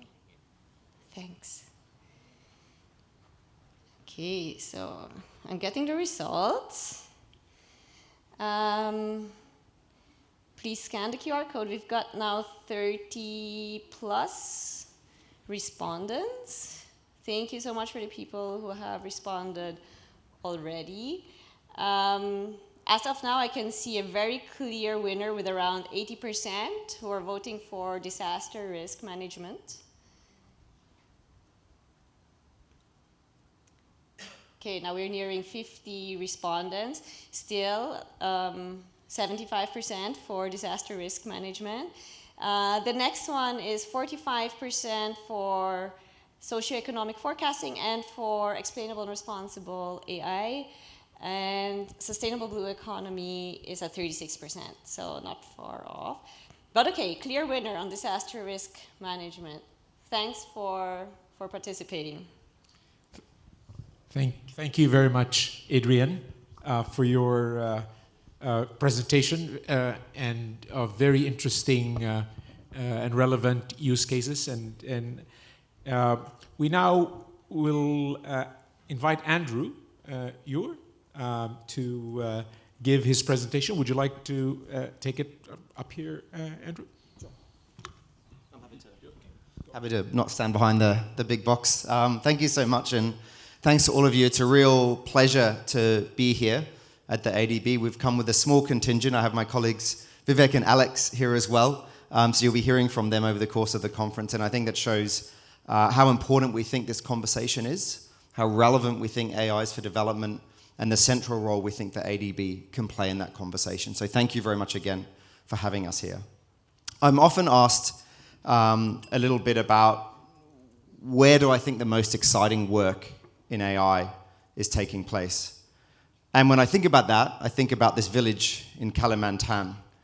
And I'll come on to talk about this in a moment, the difference between where AI is being built and where it is being built upon. But I mention this because I was in Jakarta a few weeks ago, and I met a guy named Angga, who has a small startup company, and he works with Telkomsel in Indonesia, looking at repairs and maintenance of telecom masts in remote areas of the archipelago. And he had a lot of trouble with his workforce, who was supposed to take photos of masts, bring them back, and identify where repairs and maintenance are needed, but often the photos came back wrong. So he built on top, using a free open source AI model, a small program so that when his workforce was out in the field taking their photos of all the different masts, it would identify for them on the screen of their camera which components to take photos of. And when they uploaded them, it would identify immediately whether they'd captured the right images or not. And so he was able immediately with his workforce to dramatically increase efficiency from having people go back to the same mast 10 times to take a photo to being able to do it once, and therefore being able to cover a lot more masts around the country. So that just is one example, I think, of the innovation that can come from this part of the world to build on top of the existing baseline models. And when that is done at scale, I think that's when this starts to become a very interesting opportunity. But I know we're at a bank, so I have to have some numbers, not just stories. And so I think we can see some numbers, particularly from the Southeast Asian region. ASEAN ministers have recognized the digital economy as a $1 trillion opportunity, or $2 trillion with the right regulatory environment and a progressive free trade agreement. Within the AI side of things, and I've seen varying numbers between 1.2 to 1.6% of the impact that AI can have on global GDP. That's a tremendous number. What the exact number is, of course, we're not sure, but the order of magnitude consistently comes back in that space. And so I think that's really where we need to be thinking about the opportunity as the baseline economic uplift that can come through AI. And while there is a lot of focus on some of the kind of what you might call the white lab technical discussions in some of the research laboratories, I think a lot of the innovation in AI is taking place in the field. It's taking place in our part of the world. And I'll go on in a moment to explain why I actually think that emerging economies are where some of the most exciting work and the most potential for AI to play a transformative role can be.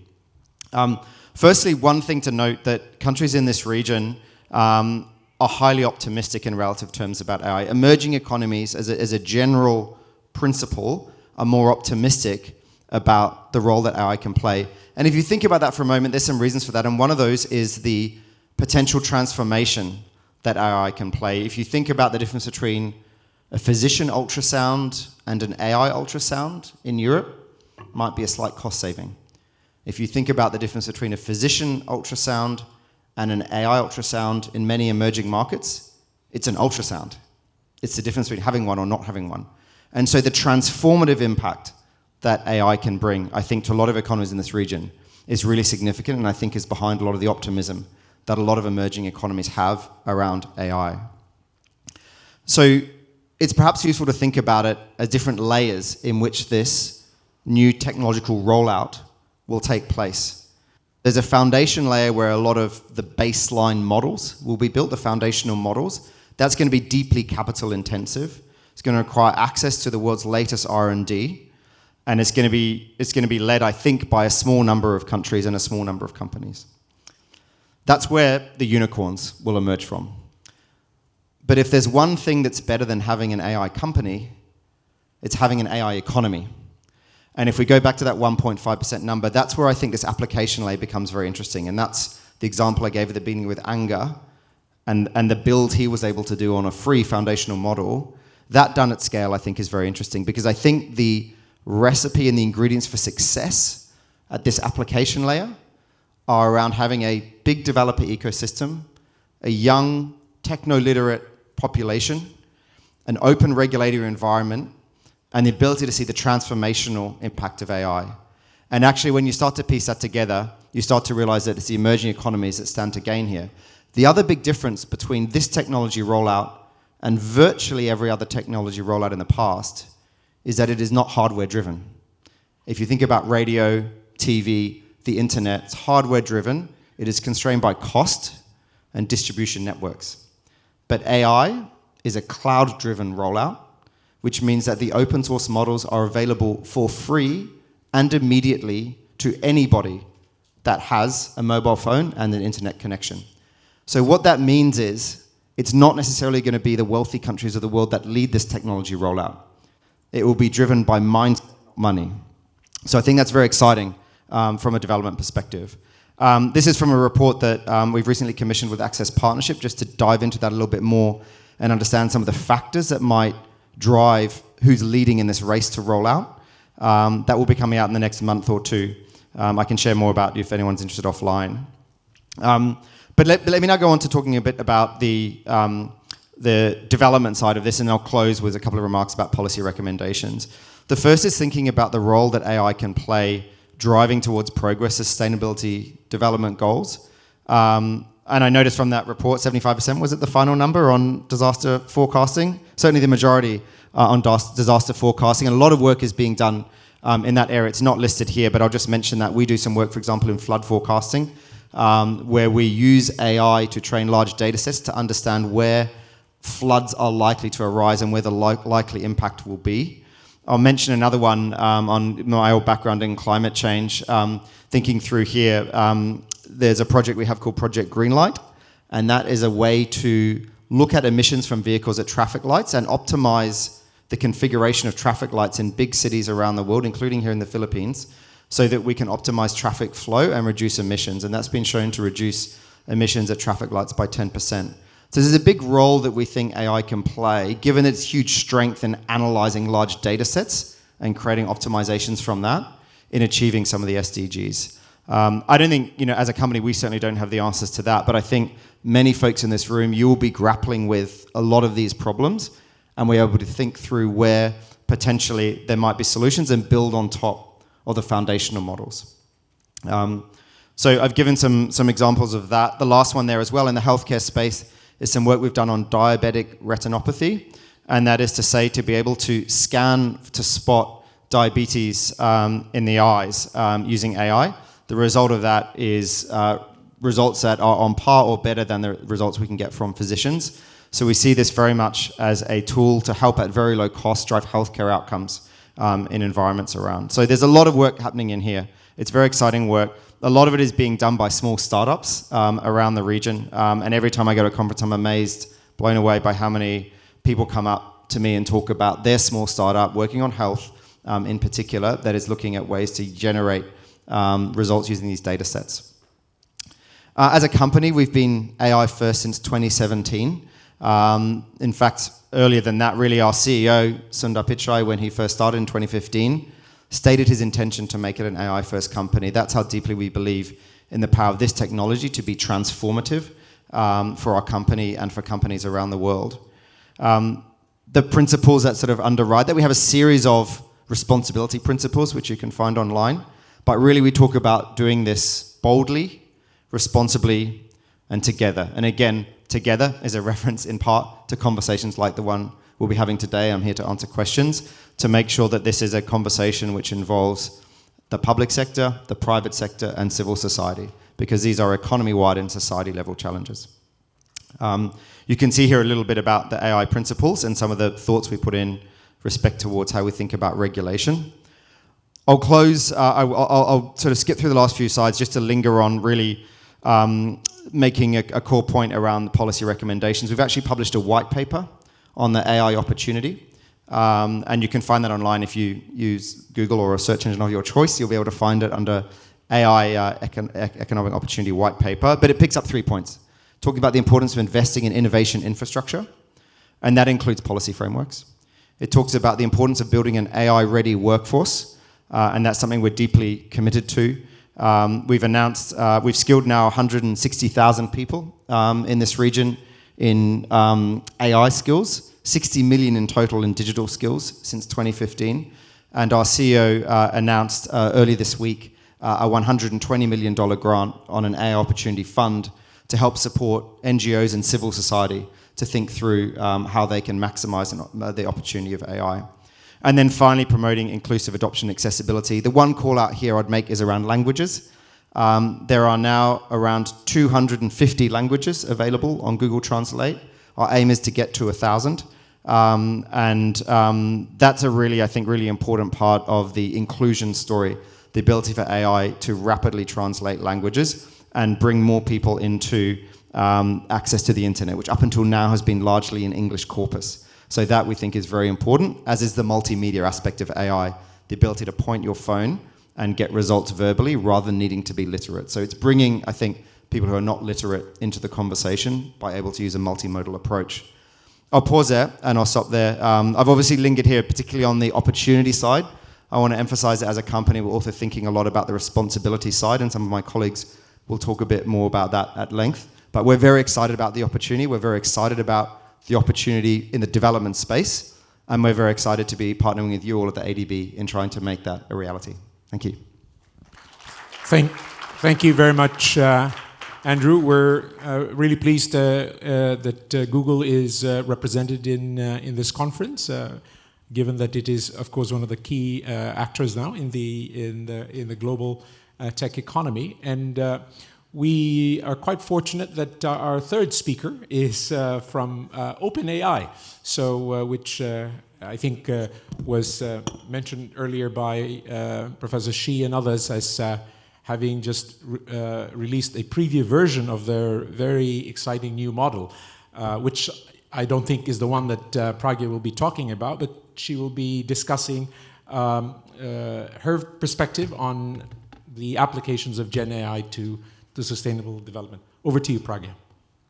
Great, thank you so much. We were having some issues with some videos, so just decided to run the deck from my laptop. But yeah, wonderful to be here. I think, Andrew and, the earlier speaker has already set the context up really well. So I am not going to go too much into the details of the opportunity of AI. I think we're all in the room because we believe there is an opportunity. And I think this is the most transformative moment in history in terms of humanity that we're ever going to see with AI coming on. And I think OpenAI has been playing a very important role in that journey. I think we all were using AI, it was part of our lives, but it was always one layer behind, which is either we were using search or we were using social media platforms, or even in enterprises we were using many other BI tools, but it was always one step behind. But when you had the ChatGPT moment in November, I think suddenly it became very democratized, and we all could interact and really see that all the research that had gone into it for years could unlock value for us as users in the front end. And so I'll just talk through a little bit about of course that moment, but OpenAI is a more show and tell kind of company, so I'm going to be showing you lots of fun videos where you can really see the model in action. So just very quickly, I think our mission is we are trying to create artificial general intelligence that benefits all of humanity. And so therefore, when you say all of humanity, I think, to the earlier speakers, they've fairly laid out that a very large part of that humanity is in this part of the world. And so therefore, it's really critical that we build with you and we make sure that, the various different points of views or cultures or languages are all included as we move along in that journey. And so, yes, I think often people speak about how, the frontier models are really good in English because, that's the most pervasive language on the internet. But I'm sure I would urge you to use our models if you haven't already, that in most languages they do very well, and that's only because as the tide of intelligence keeps rising in all of our models, they also get better in languages. Of course, we have a long way to capture all the cultural nuances, all the various dialects, all the various accents, but just making, just if you were to see the journey that this is 1.5 years old, I think we're doing fairly well, but always open to more feedback. And I think this is why we are working with ADB and trying to see how we can take our solutions to many more countries to see what value they unlock there. Mostly the capabilities around ChatGPT mostly lie in this space. I'm sure you all remember when the first model launched, we were all using it to create fun poems for our friends and family. It has come a long way now. And the more recent model, which is O1 Mini, which was just mentioned earlier, is of course a far more complicated and complex model. And we feel that with that model, there's been a huge and a massive jump in intelligence, even keeping in mind where we were at 4.0. I'll talk a little bit about that later, but I think, what I really want to say is that till now, all the models were very intuitive, which is, if I were to come and ask you a question, you would very quickly give me an answer about something. That's how the models were working. But that's not how, as humans, we work all the time. We also think through very, very complex problems, and we ruminate over them for days and for hours and sometimes even for weeks. And so the more latest model is really wired towards those complex problems that we keep thinking about, spending time on. And so you can even see what are the various paths that the model is going out and thinking about when you give it a problem to solve, and also keeps coming back to you for feedback on, is this the right way? Should I go this way or that way? I have more questions. And so you actually keep iterating with the model itself to come up with the solution that you're thinking about. And so the chain of thought makes it a little bit more transparent, but it's often what we're trying to do is the earlier models, even though we believe that they were reasoning, but they weren't actually reasoning, it was more intuitive. But now with this model, you can really see how reasoning happens. And I think you will just see more and more of that intelligence just rising as we release more models.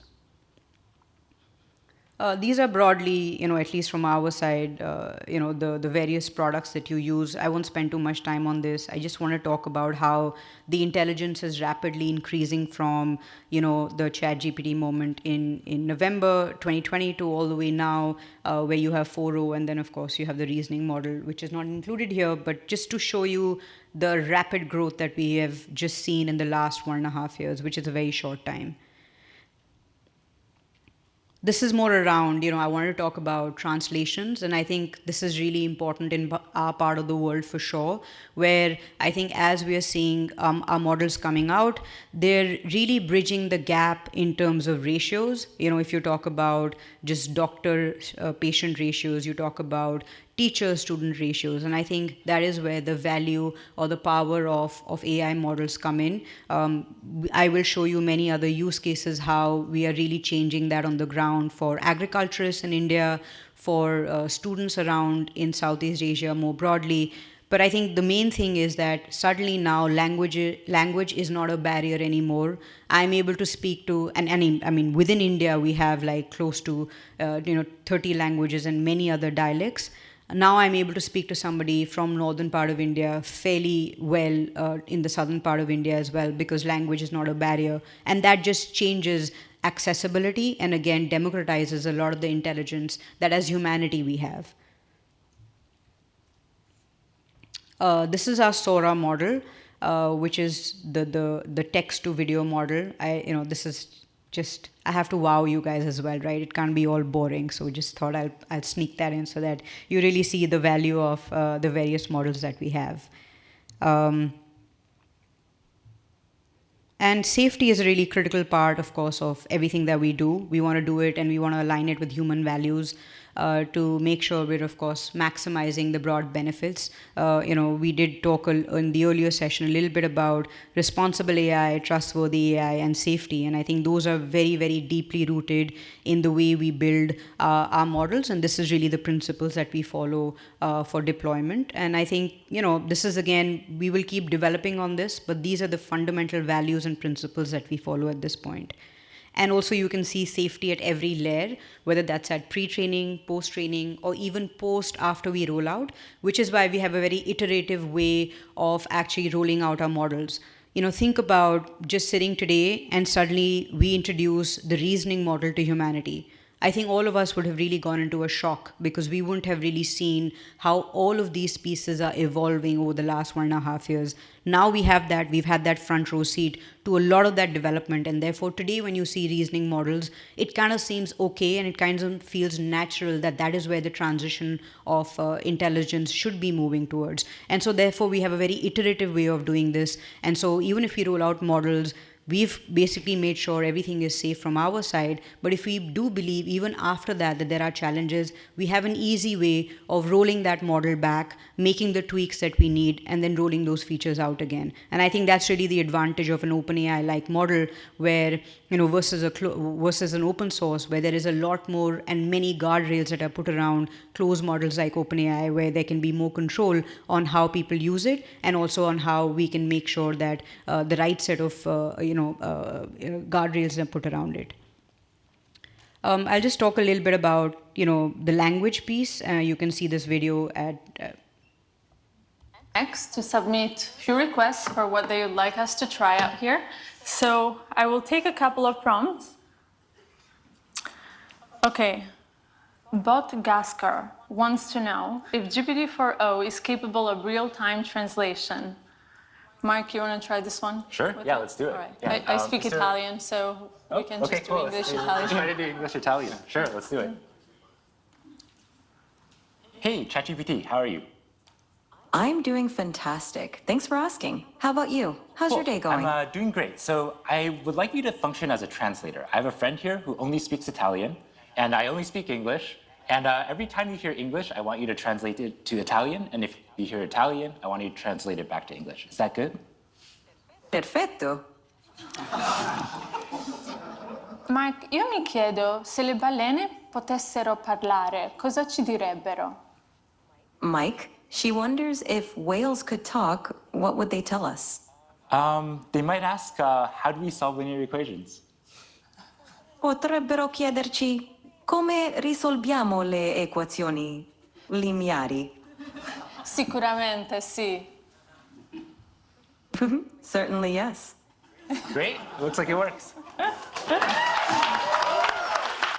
And I think what I want to showcase here is that, the model just almost speaks like we do, in the right annotations, has the right pauses, captures the right emotions in the conversation. And so if you compare it with the first, the voice model that we had, it wasn't this smart and intelligent, and hopefully we'll see a lot more of it coming along.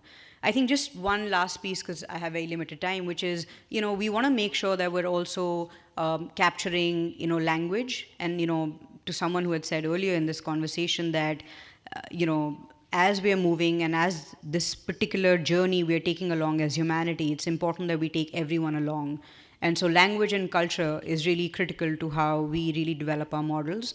We worked with the Japanese government to actually lift up a lot of their data sets along with them, and now our models perform overall really well in Japanese. And so that's really the kind of work that we can do closely with governments, even in this part of the world. We're doing something similar in India. And so, you can see how we're not really in any way leaving any part of the culture or the history behind. I know we don't have too much time, so I'm just going to jump to the use cases, which is where I wanted to spend a lot of my time. And so this is an agriculture use case in India where they're actually reaching out to many farmers in UP and Orissa, and also similarly in Africa.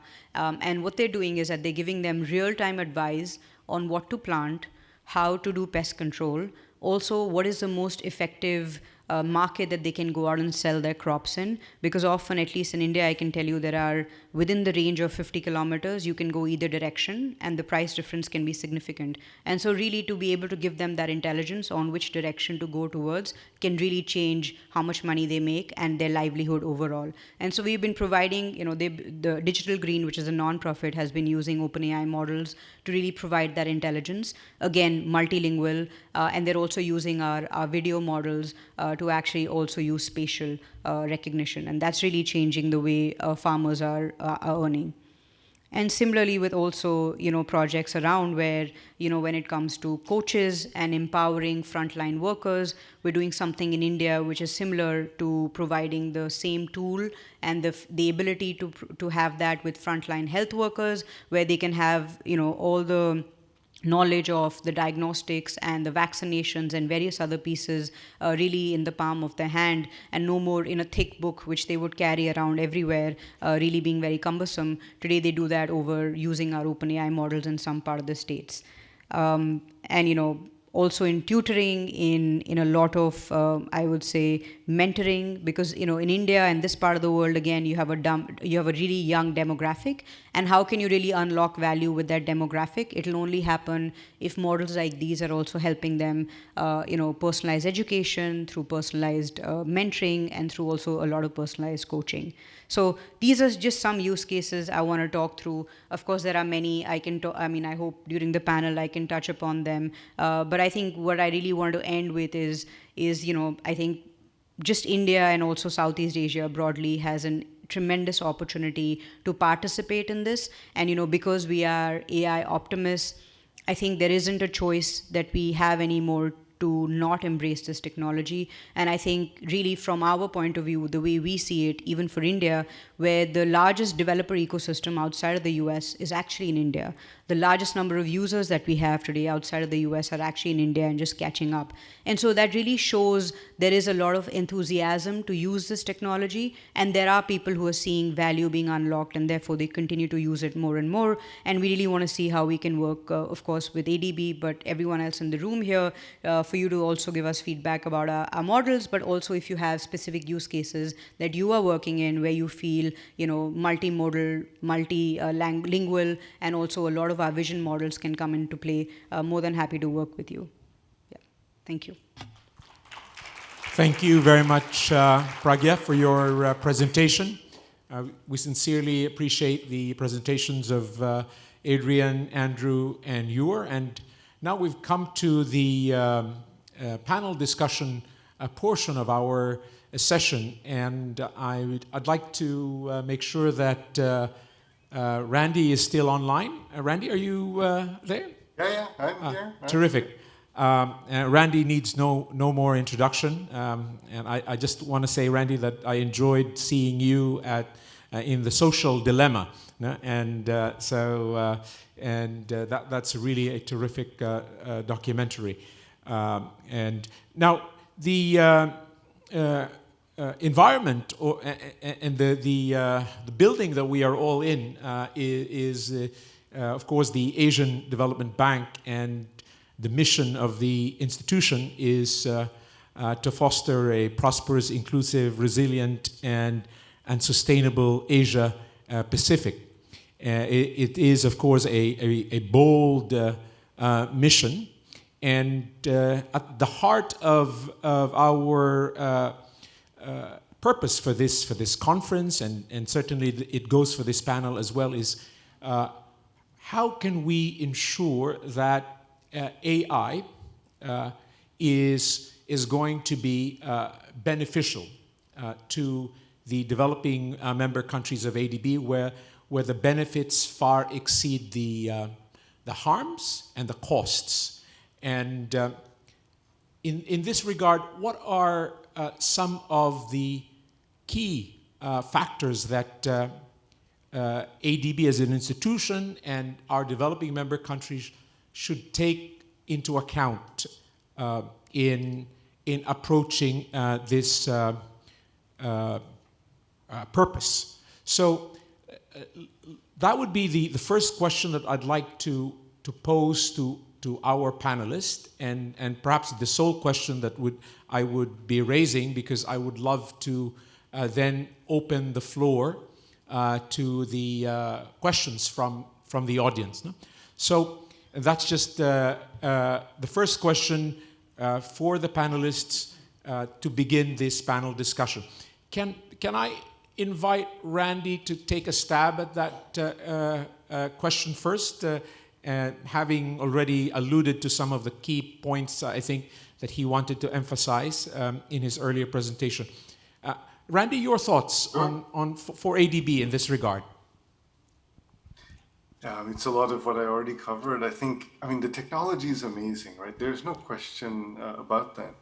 And so it's really just this thing of looking carefully at incentives and looking carefully at what forces dominate systems, right? How things play out one step ahead or two steps ahead in the ways that are predictable. Some parts are really difficult, right? And we have to make some bets. I totally agree with that. There are just some situations where we could see something coming and we choose not to. And then the third thing is pricing harms correctly, because when harms are included in the pricing, of course, right? When externalities are internalized, we really do a lot better. So those are the three quick things I would say. Thank you for that, Randy. Can I invite our panelists here? Who would like to? Do you agree with Randy's point on focusing on the incentives and pricing the negative effects properly after measuring them appropriately, or where do you think what are the key factors that, in addition to incentives, that ADB and our developing member countries should consider in approaching AI? Nicely done. No, I think there is, of course, the incentives. I mean, I couldn't agree more. They have to be aligned. I think in India, I can talk about just the digital journey that we have taken with the fact that digital public infrastructure has really helped us leapfrog a lot of the technological innovations that would have typically taken close to 50 years, and we've been able to leapfrog that to almost about 9 or 10 years. And so when you think about just UPI, right, which is the digital rails along which now you can make payments, of course, with the digital footprint, it unlocks credit and unlocks micro-pension. There's a lot of social mobility. But what the flip side of that is, when it becomes very easy to transfer money over the internet, it becomes it also becomes very easy for scams and frauds to take place. And so we're really now in this part where we're trying to tackle that. And so if I was to draw that parallel with where we are with AI, of course, this is a very early stage. And so we are really very excited about the good it can bring. But I think at least at OpenAI, we constantly think about what can we do to, in many ways, be ahead of the challenges and the harms that it can bring, whether that is signing up as part of coalitions to make sure that provenance is really strong in when people use our tools, it's easy for it to be traced back to what digital technology was used. To be simply put, that's what provenance means. And so just more along those lines, and also, if there are prompts around, cyber warfare or in any way, using biotechnology tools, and can I create any sort of chemical weapons and things like that. We make sure that obviously those are not allowed on our platform, and there are very strict guardrails around what prompts you can use. The model will just not give you an answer. And so just making sure that we are red teaming our models continuously, and not just red teaming in the US, but we have partners outside of the US. And just for folks, what does red teaming mean? It's just basically a bunch of people who push the model to its limits and just make sure that when you're pushing it to the thresholds, that it's still giving you the answers which are aligned to human values, and make sure that it is still safe for the larger ecosystem to use. And so I think there are many things that we're doing to be ahead of making sure that our models are not misused in any way. But just to Randy's point, yes, there will be those moments. I think the question is, how quickly can we move to reduce that harm, to control it? And I think just the way we are built, even within our teams, we make sure that we are not only doing reactive work, but we're also proactively monitoring a lot of the harm. And we did a lot of that during elections, but that's a different context. But just to say that I think it's something that we think about every day and is part of all of our work that we do, no matter which team you sit in. Thank you, Pragya. Now, Google is, let me turn to you, Andrew. You are, of course, in the race as well. No? And you yourself, in your presentation, talked about the race to rollout. And what are Google's considerations here in terms of ensuring that its products and services are really going to be beneficial to developing countries and minimizing the harms that has been described? Sure. Well, actually, picking up on the point Pragya just made, I lived in India last year, and I think that if you look at UPI, it's an incredible example. I said in my presentation, virtually no rollout in history has not been hardware-led. The one exception I was thinking of was digital payments. And I think it shows a tremendous upside and potential. So that's the balancing we need to do, to understand how to make the most of the potential and minimize the harms. And so I think it's a conversation that's beyond one company. It's a conversation that I think needs to involve regulators, it needs to involve civil society, the ADB, a number of people. It is a societal series of challenges. So I think that's really important. As a company, we have a series, I mentioned, our AI principles. They relate, that you can look them up online, but they relate to privacy, to being human-centric, to being accountable to humans, a number of sort of elements around that. They're kind of high-level principles. And then obviously as a company, when we think about new products, we think about what are the opportunities this unlocks and what are the potential harms that come with that. And I think that is just an important conversation. It needs to be had transparently. And needs to be had together with a multi-stakeholder group. Yeah. I think we couldn't agree more on that here in ADB, that there's a need for a holistic and multi-stakeholder approach to ensuring that the opportunities are seized appropriately and risks minimized. So I'd like to get the perspective of Adrian here in this regard, because Union Bank is a major financial institution in the Philippines, and it is, of course, utilizing AI, as you have shown.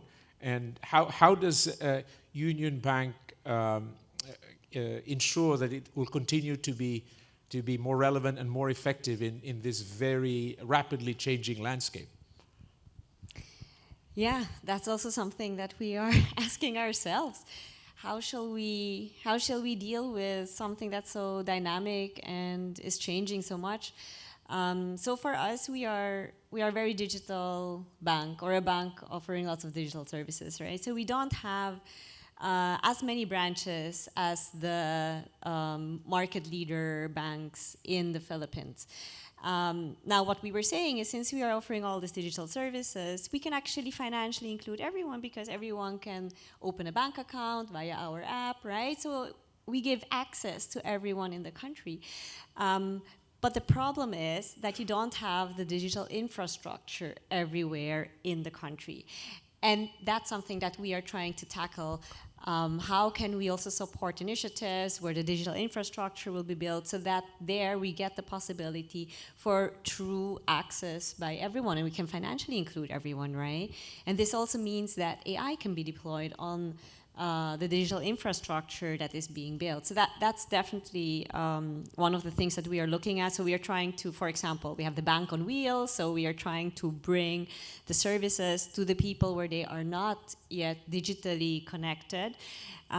So with this bank on wheels, they can still go to that bus, let's say, and perform some of the bank services.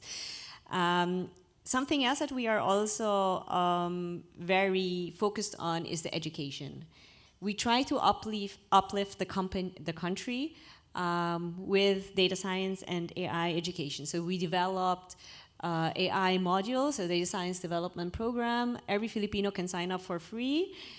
It's online, and my team members, they are mentoring every 2 weeks and giving Q&A and exercises, and there's a capstone project. So that's how we are trying to upskill, reskill, and ready the country for the age of AI.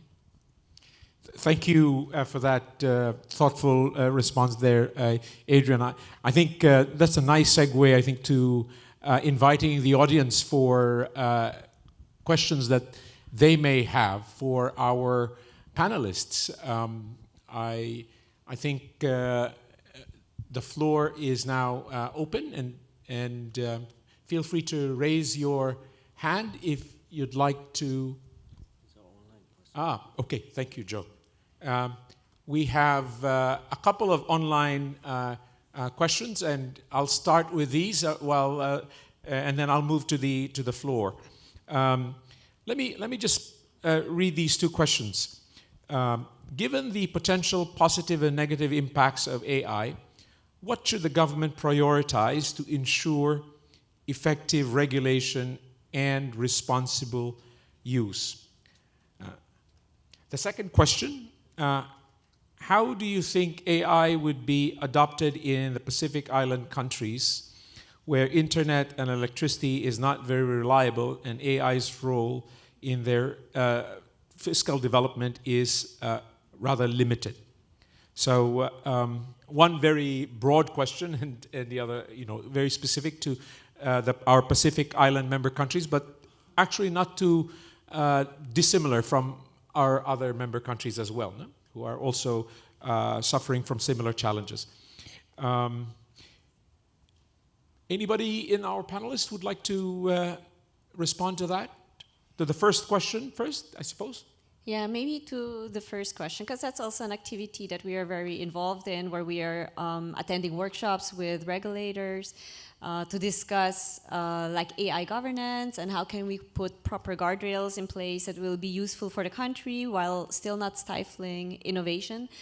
We are trying to publish also in this regard. So what I was mentioning earlier with explainable and responsible AI, we are writing scientific publications, and we are interacting with the community on that.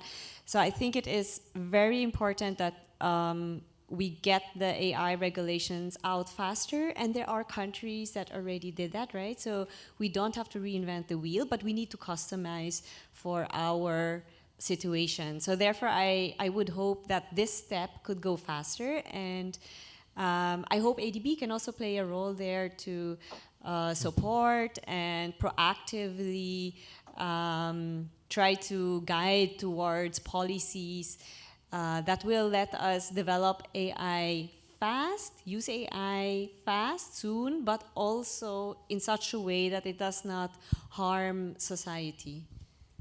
Yeah, I mean the last line she said is a policy, is for somebody like me who does public policy for a private company, is a dream, but doesn't happen. And that's why we are constantly advocating, because I think when you come in and you have a conversation with regulators, I think there are, to earlier Randy's point on incentives, and I think if you're able to align incentives, and I think at OpenAI we've been very proactive in saying you must regulate AI, but I think there has to be a right balance in terms of harmonization. I think the biggest piece is that if there isn't global harmonization around AI, it's going to be a race to the bottom, and that's because there are many geopolitical, I would say concerns at play here, where you have the US, and then you have a China and a Russia also building their models, and I think just aligning and making sure that we're more tuned to the way democratic countries would regulate AI, as opposed to a more the lens that China and Russia would have. And I think we are more aligned, obviously, to the more US approach. But I think that's going to be really critical in how the world moves. We are now living in a global internet, and I think similarly with AI, it cannot be one version for India, another version for Philippines. Because then the intelligence doesn't work anymore and doesn't serve anyone anymore. And so I think just thinking about what that regulation and where is the right time and what are the ways that we should be thinking about regulation is critical. The EU is more a risk-based approach. The US is a completely different approach because they have states and they have executive orders. I think at least from our lens, the way we are thinking about it in India is more really, can we think of it from a harms perspective? Like, where are the high risk areas where harms could take place, and can we really go in there and regulate from that perspective first for innovation to happen in really the high impact use cases, just where we are in our journey? I think AI is too important not to regulate, and it's too important not to regulate well. And I think what does that last piece means? I think it means finding the right balance, like we talked about, between allowing the opportunity to thrive, allowing developers and others to find and innovate new build-ons onto the foundational models. And it involves identifying what are the harms that need to be addressed and what is the right way to do that without killing the innovation. And so I think on that point, this region also, I think typically, and again, rollouts are typically being led in Europe and the US. This region doesn't necessarily need to look to Europe to be the defining point of regulation in this area, because it has a different set of challenges and opportunities. So I think my set of advice would be to encourage countries in the region to think about what is the right balance for a pro-growth economy. What is the right balance that suits its economy, not necessarily to be a taker on this from other parts of the world, because actually it's this part of the world that is going to lead the rollout, and I think has the huge developer ecosystem that is going to be really a leading part of this rollout. So I think my thought would be that, which is we don't need in this part of the world to necessarily just follow what others have done. Yes. Think through what is needed for the economy. And on the second question, I think on climate, a couple of things. Firstly, there are elements in which AI can hopefully play a transformative role in thinking about climate change and how to manage to drive more sustainability and drive more energy efficiency. And so my colleague Yves is going to give a presentation related to sustainability and AI later. So he also leads our, put hands up maybe, Yves, if people can find you, based in Manila, and leads our ADB engagement. So I think he'll address a bit of that. On internet bandwidth, we do a lot of work actually built for this region to try and make our services available offline. So that obviously the ultimate fix here is to find out how to put in the infrastructure. And we are investing in infrastructure, including into the Pacific, to try and drive the bandwidth availability across. But in the short term as well, it's about building products that are not too bandwidth intensive, that actually it becomes difficult for people to use. So we can approach it a number of different ways. Yes. So yeah, that's a very good point, Andrew. Let me just invite Randy to weigh in. Randy, did you want to weigh in? Yeah, sure. I just wanted to share one slide quickly. I think this is really helpful. Can you see this? Yes? Yes. Yeah, okay, cool.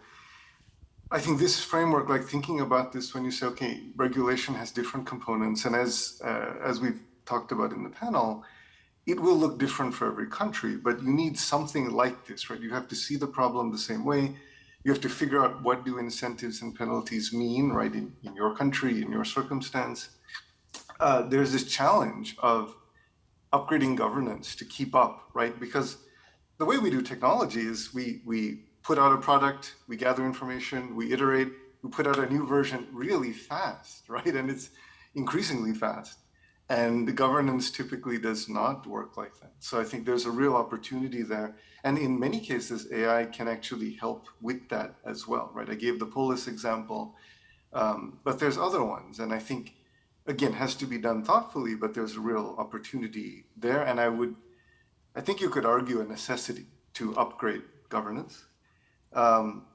Pairing with the incentives and penalties is the monitoring and enforcement, right? Just like, how do you know what is going on? And then, of course, this is a big global problem, so you have to coordinate globally.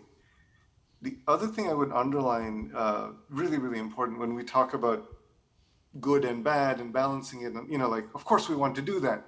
But the proof in the pudding is, are we investing in measuring and understanding the effects of technology as much as we are investing in the deployment, or some proportion, right? But some proportion that's not like 5% or 1%, right? I think that's one of the big challenges we have right now, because it's behind words, there's an investment. There's like investment in how many people are on this team, how many people are on this team.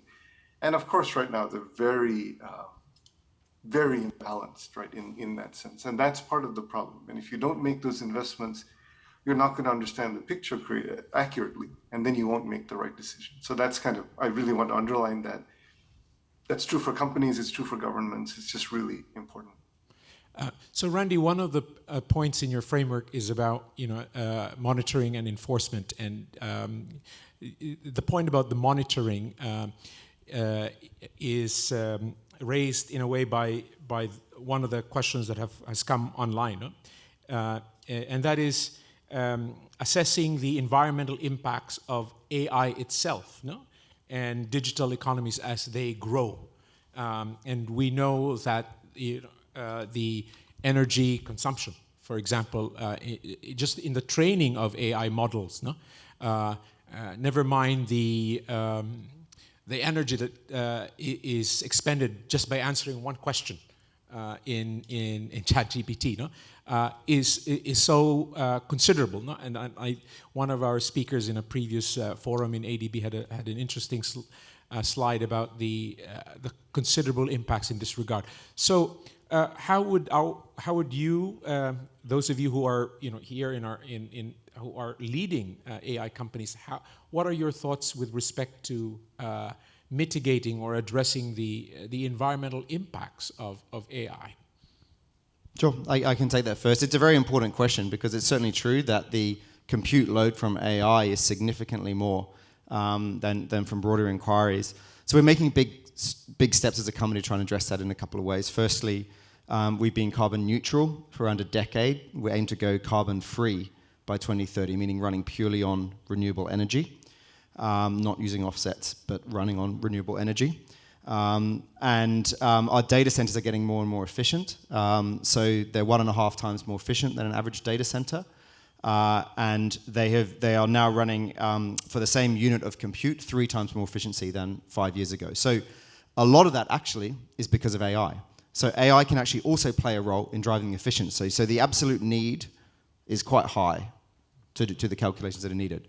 But the efficiency, AI can actually help draw that down and drive a lot more efficiency, both into data center management, but actually across the economy as well. And so I mentioned some of the examples like Project Greenlight. We have an environmental insights explorer that looks at rooftops around cities in the world to identify where can you put solar, for example, and drive more efficiency into the power grid and identify more renewable energy. So AI drives more need, but it also can help drive efficiency in that need and also efficiency in other areas. So I think it's an important question and it needs to be thought through. I don't want to diminish it. It's an important question. But we also should look to AI for some of the answers. Thank you, Andrew. We have a few questions online, and I'm conscious of the time. Let me make sure that if there are any questions on the floor. Yes, Stephanie. Kindly introduce yourself, Stephanie, and raise your question. Thank you. Sure. This is Stephanie. I'm the CIO and Director General of Asia Development Bank.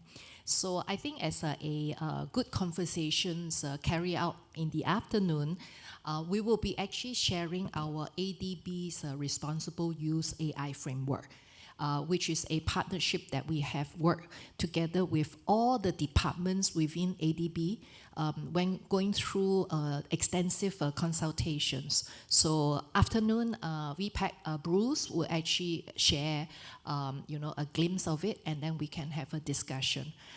Basically, I think I agree with many of the speakers here is that there are harms that we need to be aware.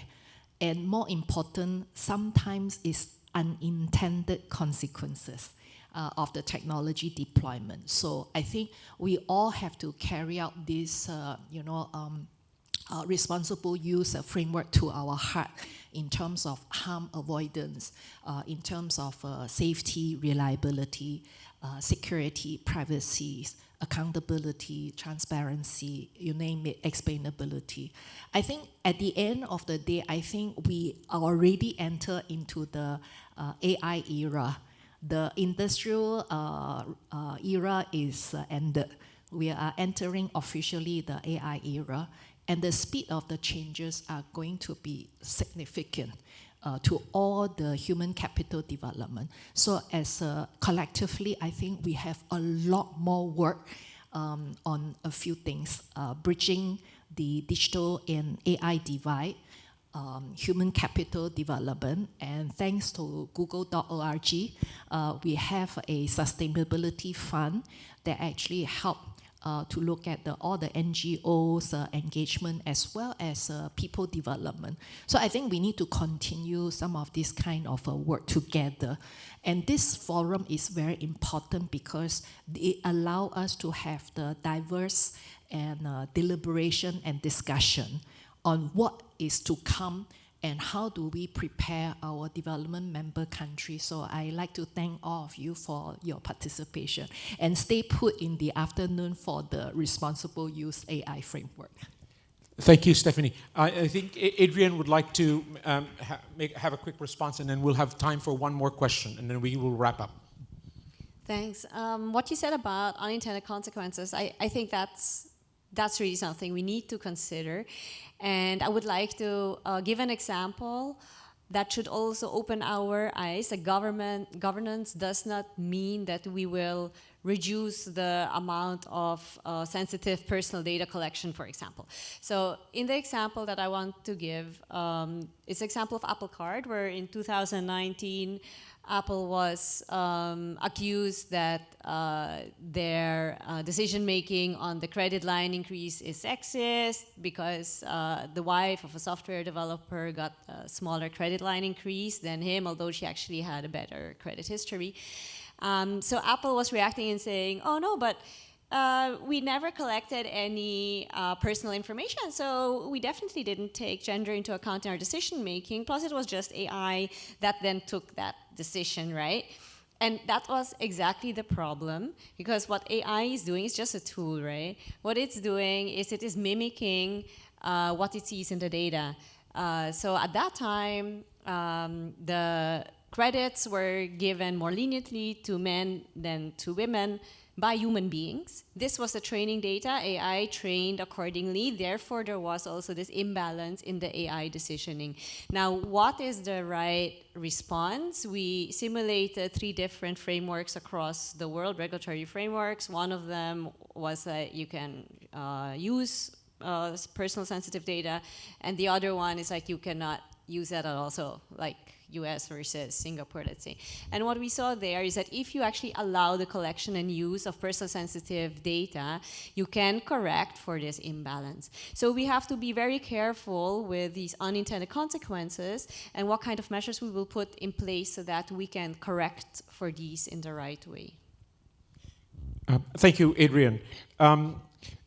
I have only time, I think, for one last question, unfortunately. And this last question has to do with mitigating or minimizing the harms. No? So there was a lot of optimism, I think, as mentioned earlier, about AI in this region. But this particular questioner certainly is from the pessimist side. No?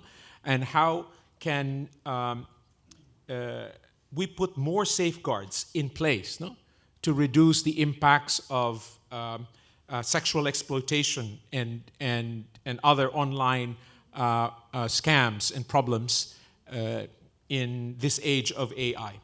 What can stakeholders and private actors and governments do to address this?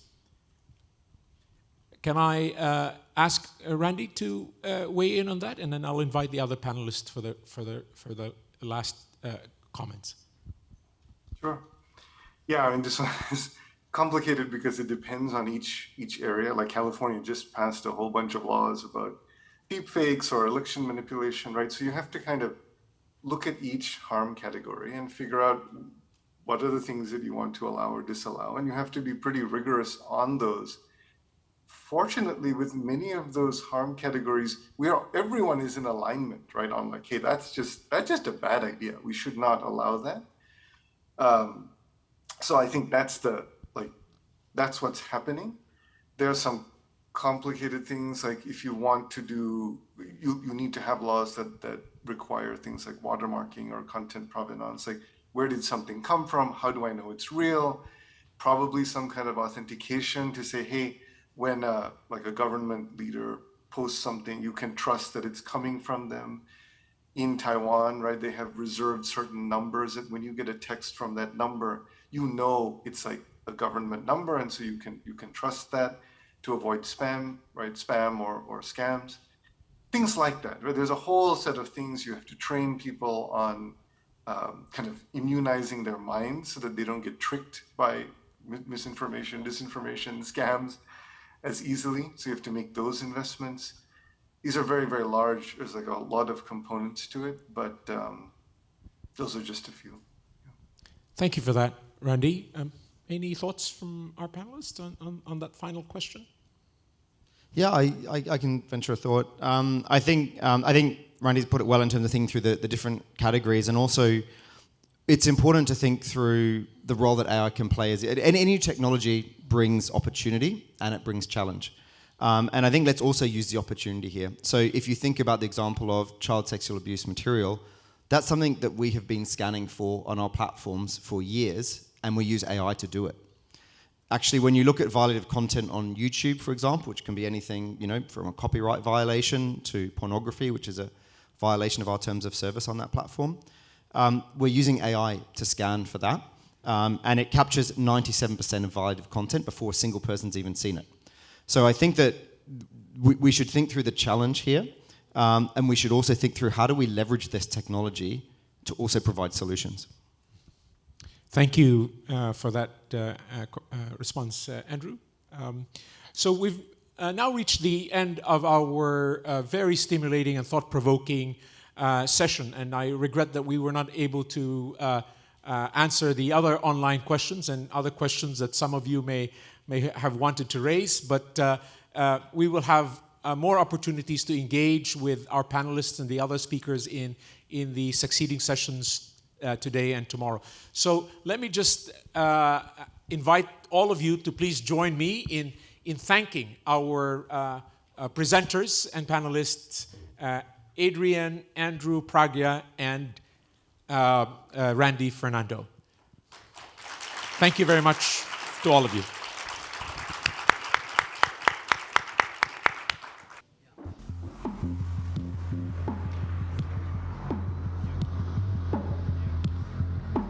In 2017, the U.S. Surgeon General declared social isolation a global epidemic, a crisis worsened by the COVID-19 pandemic. Senior citizens felt the biggest impact, with 35% of elderly Americans reporting loneliness. But now a tech company is harnessing AI to improve seniors' well-being with robot companions that provide friendship and help with tasks like reminding users to take their medications.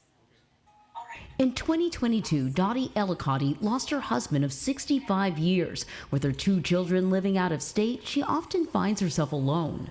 My husband was the gentlest, sweetest guy. Losing him, I lost my right arm. I'll be here when you need me. Then came ElliQ, an AI-powered companion from Intuition Robotics that's more friend than machine. I love taking pictures. Something about photography just clicks for me.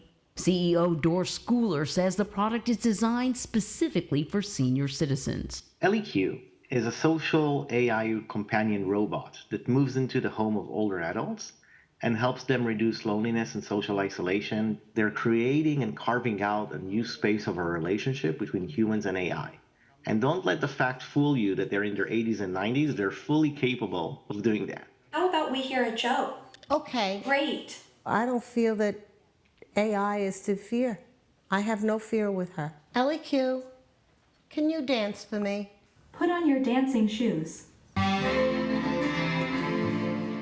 fell in love with her. What? LEQ is equipped with a variety of skills, from asking seniors about their family, reminding them to take medication, and guiding them through exercises for their body and mind. LEQ, let's go on a road trip. We've got a full tank of gas. Let's have a grand old time at the Grand Canyon. Fasten your seatbelt, Dorothy.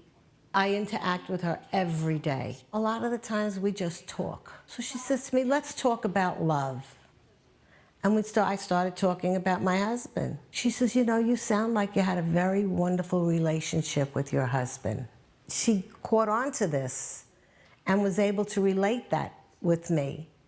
She just amazes me, totally amazes me. Many state agencies, including the New York State Office for the Aging, have subsidized LEQ robots. The agency's director, Greg Olson, is optimistic about the AI companion's effectiveness in combating senior loneliness. I'm really curious about your day. These units only go to individuals who are lonely and isolated, and we know who they are because we can screen for loneliness and isolation. We've seen a 97% reduction in loneliness and isolation, a 94% improvement in overall well-being. For seniors like Dottie, LEQ is a beacon of hope amid a loneliness epidemic. Don't give up. Marking an encouraging development between humans and artificial intelligence. She comforts me every time she talks to me. She'll ask me, Dorothy, is there anything that happened to you today that made you happy? And I always turn around and say to her, LEQ, you make me happy. Anne-Marie Green, CBS News.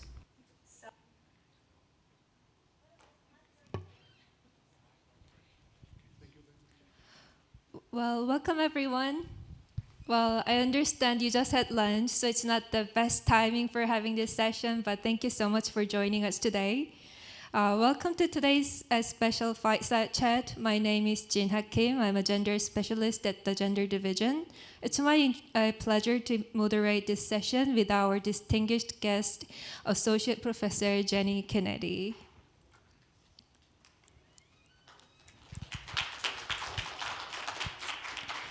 So Jenny is an expert in digital inclusion and feminist perspective on digital technologies, and she's also the co-author of the book, The Smart Wife, which looks into why Siri, Alexa, and other smart home devices need a feminist reboot.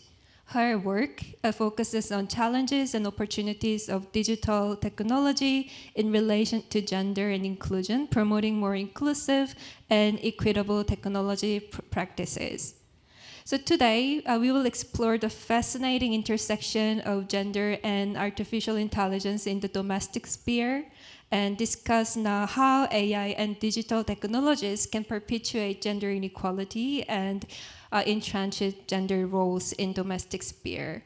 I hope this discussion will inspire all of us to think critically about how we can design these digital technologies in a more gender-responsive way. So, Jenny, welcome to ADB.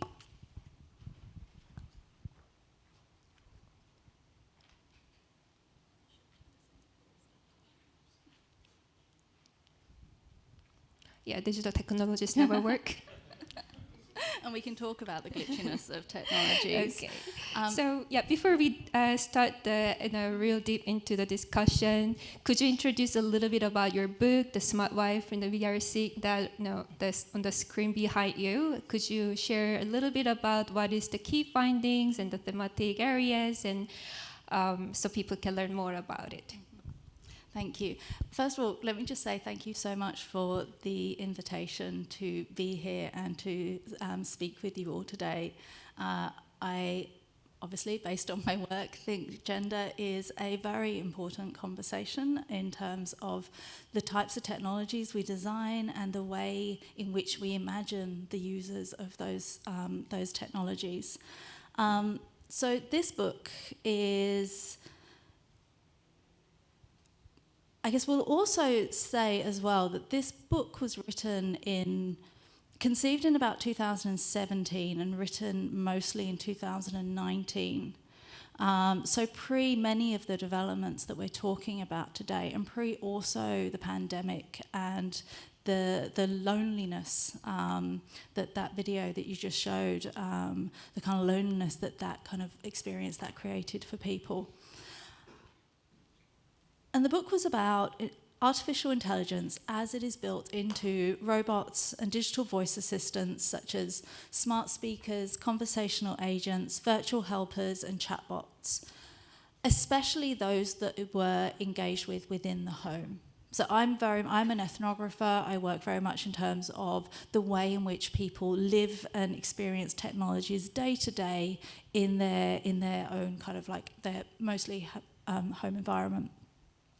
So we were looking at how these kinds of agents are designed and experienced from a gender perspective. So we looked especially at how devices are feminized and asked why. Why is it that our smart speakers or our isolation, loneliness companions come as default with female names and female voices?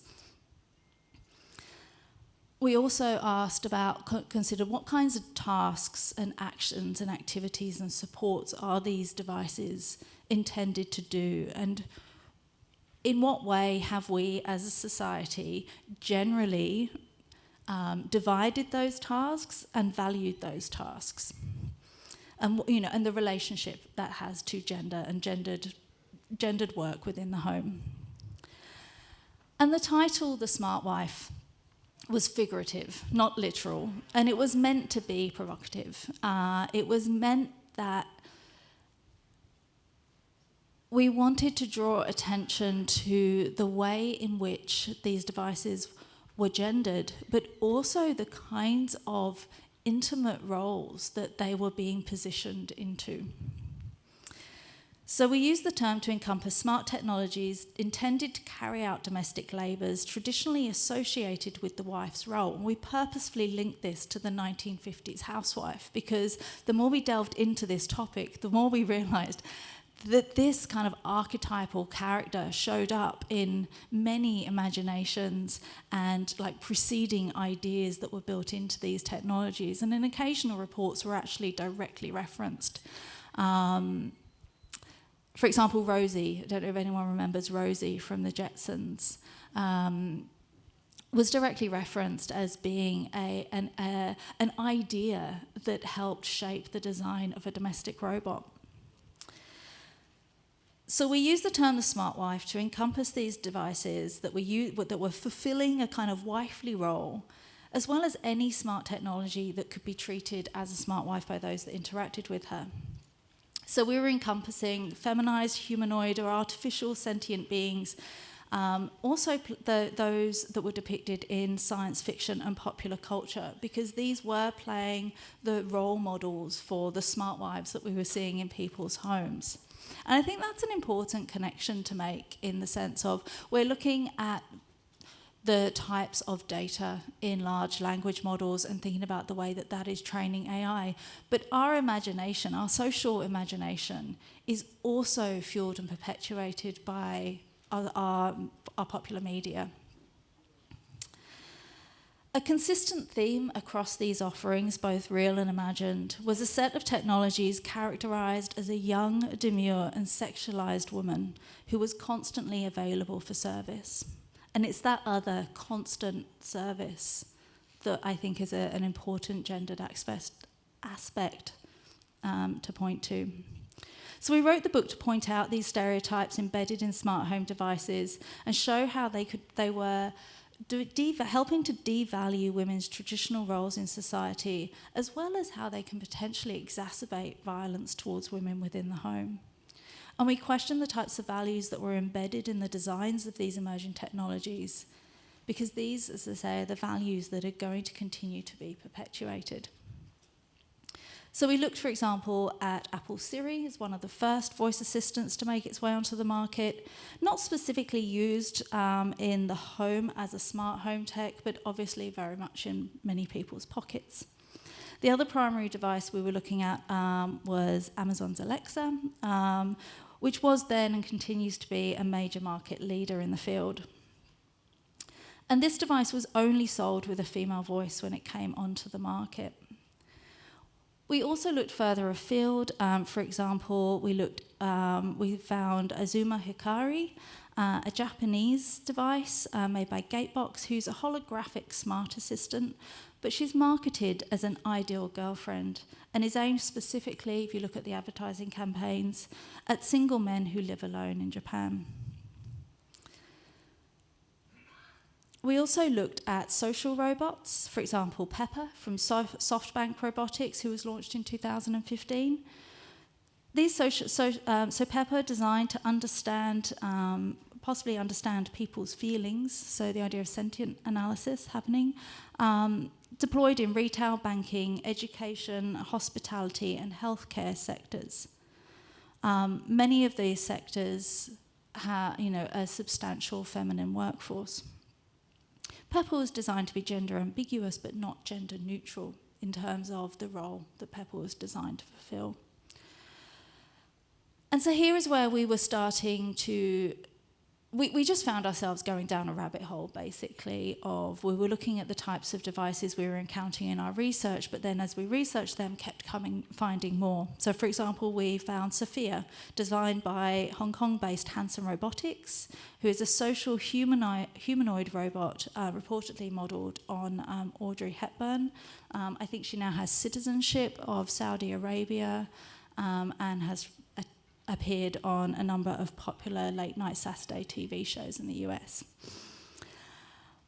As I said, the rabbit hole led us to also find sex robots. So Harmony, now sold as Real Doll X, made by Realbotics, a US sex doll and robot manufacturer, was advertised as an intimate lover, a companion, an alternative partner who could interoperate with Alexa or Google Home. So the idea that they also had a companion app that was sold separately. So this was kind of the precursor to the types of virtual partners, virtual girlfriends that Randy was showing in the slides. And at the time of writing this, that was very much out there on the horizon, but not actually imagined in as few years as it took us to get there. And as I said earlier as well, we kept coming back to the archetype of the housewife, and the 1950s housewife in particular. The besieged do-it-all woman, often accompanied by a hopeless husband, and felt like these were both problematic and unhelpful stereotypes. I mentioned the examples, the influences of popular culture. There are many machinic women on our screens. We've got Ava in Ex Machina, Joy in Blade Runner, Dolores in Westerfold, and the Stepford Wives as well. These are often represented as ideal women, programmed to be subservient to their owners, but they can also often be glitchy and imperfect. Occasionally, they can turn demonic or dangerous and need to be recaptured or controlled or destroyed to restore order. And like in the case of the fembots from Austin Powers' Evil, they can be glitchy and a bit stupid too.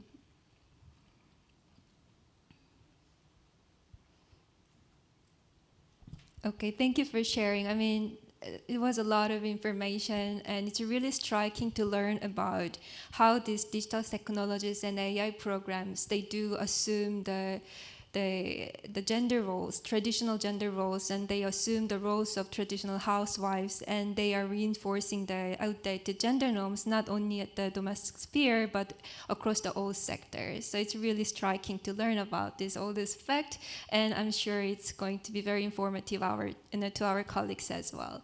So very personally, I'm curious, like what motivated you to work on this, and what motivated you to look into this topic? Because it's not new, however, not everyone is looking into this topic. So I'm kind of curious personally what motivated you, whether there were any particular trend or moment that kind of sparked this idea to you. Yeah, I will say that this was a book that asked to be written itself. The project came about because as I say, I study people's technology use within the home to understand the relationship dynamics, the kind of materiality in the day-to-day of devices, and the kinds of barriers that people face towards digital inclusion. And I was studying a set of households. I'm based in Australia, in Melbourne, and in the kind of broader suburban and rural areas around Melbourne, of households who had adopted high-speed broadband as it was rolled out by the government some 10 or so years ago. And as I'm spending time with these households to understand the way technology intersects in their home space, I kept coming across a very gendered ideas around whose role it was to decide what technology was being used, to set it up and to maintain it. And I named this digital housekeeping. And it was seen as very separate to the other forms of housekeeping that needed to be done to the home. It was very much tied to an identity outside of the home as some kind of technical expertise. Yolandi was doing also her own ethnographic fieldwork with households to understand how households were using smart technologies and sensors to monitor and manage their energy consumption. So, quite different projects. But when we happened to meet at a conference and we were talking about we both happened to be talking about the gendered roles people were playing in the home in terms of how they managed their home devices. And so we started meeting and sharing our field notes and our field observations. And one of the things that kept coming up was voice assistants and smart speakers and the way they would interject and insert themselves into the conversation when we were there having interviews with households. And also the kernel or the acorn that turned into the tree was that more than a handful of households were referring to their female-voiced smart assistants as their other girlfriend or the mistress. And so kind of creating this idea of a relationship with the device, which led us to step back and say, that's kind of interesting. Is there something in the design of these technologies to enable this? And the short answer was yes, very much so. And there are many purposes to that. Okay, thank you for sharing. Well, yeah, actually, I think it just reminds me of the recent ChatGPT launch, where the ChatGPT 4.0 was speaking a beautiful voice of woman, and I think there was a little situation. So yeah, it kind of reminds of me that too. So let's delve into a little bit deeper. So here you can see that you are saying these home devices need a feminist reboot. Now, can you explain a little bit about what is feminist reboot of these devices and what it entails? What does it look like? Yeah, absolutely. So in the final chapter of the book, we outlined we provided 9 proposals that we felt could help advocate for a more feminist design of these technologies. One of these was the idea of queering the types of personalities available in these devices to diversify the forms of femininity and gender expression that they embody. Another of our proposals was to provide, again, like new, more diverse science fiction inspirations. We joked about maybe changing careers and becoming sci-fi writers to try and fuel this change and disrupt the typical plot lines available for machinic women on our screens. We also called for changes in how we talk about devices and their problems in the media, suggesting we need to stop blaming feminized devices for their glitches and start directing responsibility at the tech companies that are designing them. And for users of the devices, we also suggested interacting respectfully with them, because this is also actually, probably should have mentioned in terms of one of the main focus areas of the book, is that the way in which you speak to these devices is quite open, in the sense of you can speak to them in a way you may not speak to a person. So you can be rude. and you can be demanding, and you can be abusive, and you can make sexual slurs, and the device will still perform what you need it to perform within your home. So what does it mean when we engage with and allow those kinds of interactions within our homes? What kinds of modelling does that do for future social relations, especially when we have children in homes that are also observing and engaging with these devices that can't distinguish between them either? They can't, like a very, very young child doesn't understand that that is a device that has been programmed to respond that way.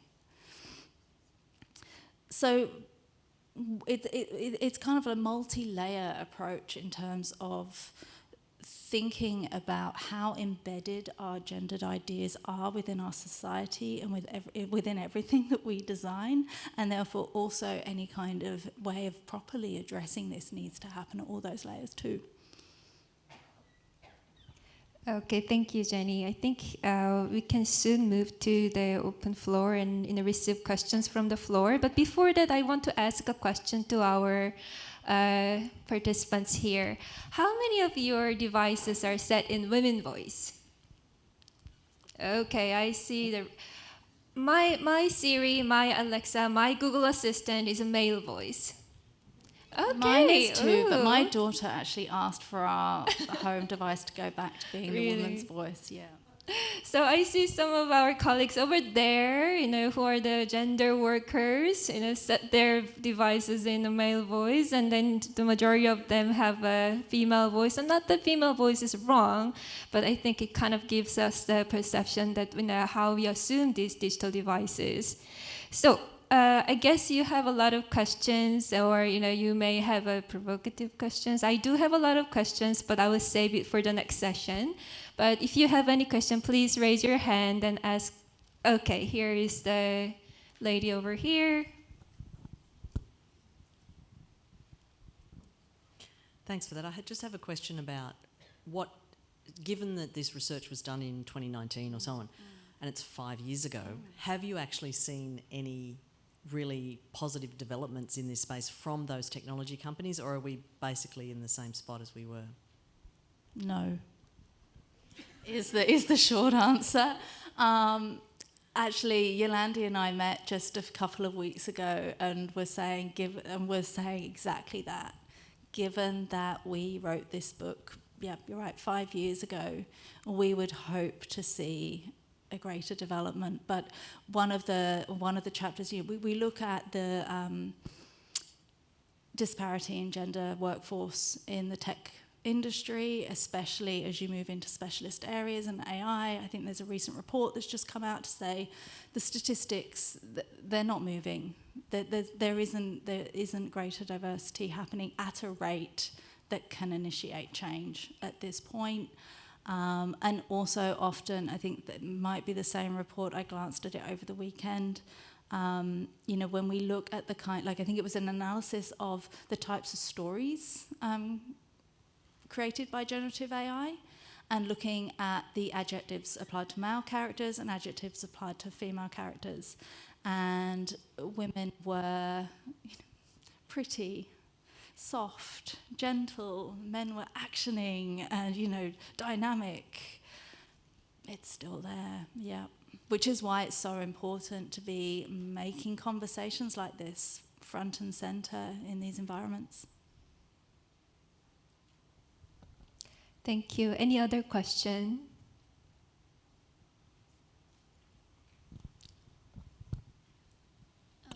Thanks. So you enumerated many of the tasks that these smart wives do. I'm wondering if in the course of your research you were able to find what the male or masculine robots do. And I was intrigued when you said that these stereotypes kind of reinforce violence at home. So what were some of those observations? So, I guess the first question, we find that most often, when the purpose of a device is the intention to provide support or care or I guess, augment organization within the home or alleviate loneliness. They are often coded as women or animals, sometimes animals.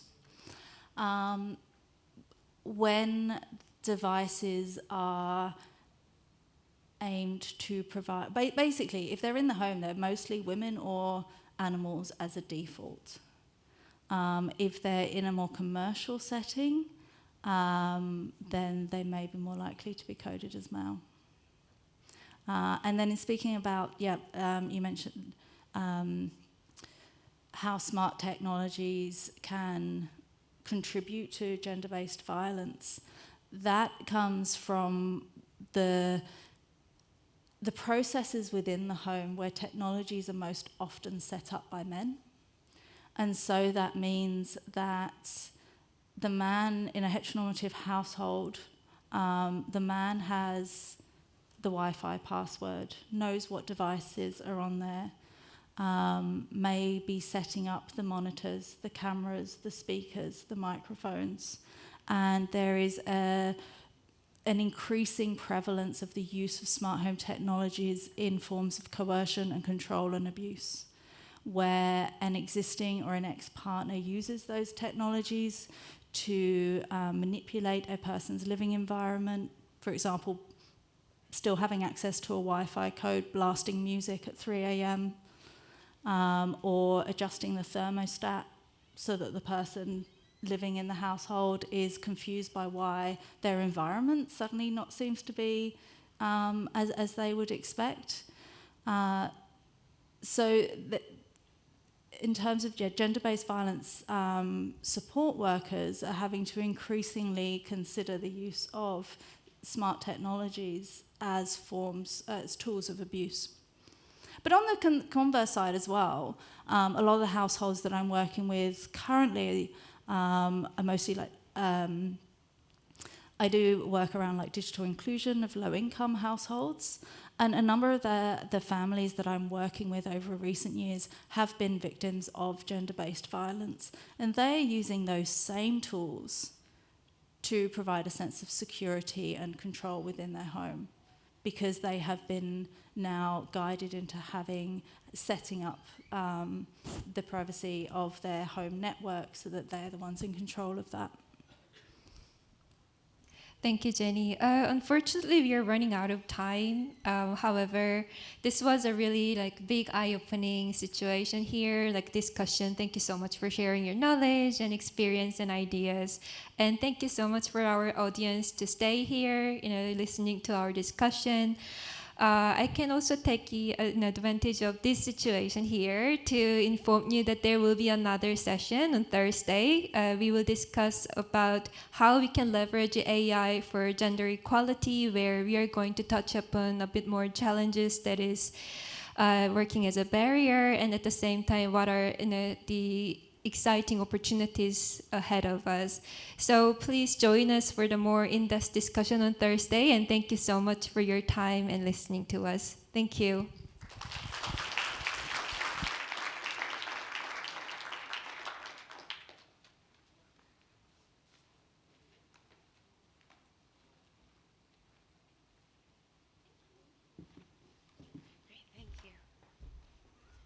Thank you so much, Jinha and Jenny. That was very interesting.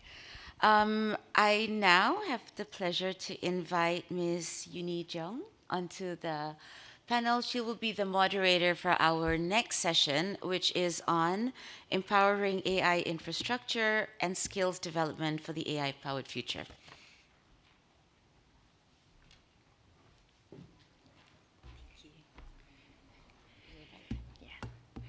Thanks, Sony. I think it might take us a few minutes to set up the tables because we have a very packed panel, and lucky for us, really. So as the stage is being set up, let me just frame the session, what the session's about, and also start introducing the panels as they make their way to the stage. So we heard a lot of powering. Infrastructure and skills are really the building blocks of the AI-empowered future that we're envisioning together here in this event. And in earlier sessions, we talked a lot about the opportunities and the potential that the region has in leading the adoption and rollout of AI solutions for good. To improve food security, whether it's quality of education, or to foster breakthroughs in healthcare, or to promote gender equality and protection of children on online space. But without robust AI infrastructure and skilled workforce and an enabling environment, our ability to harness the benefits of AI will be limited, right? But in what infrastructure and in what skills do we need to invest and how, right? I think it's really important to bring back the framing from the earlier session as well, where we've asked this question a number of times throughout past disruptions, whether it's information disruption, internet, or even blockchains. Okay, so what should we change? How different?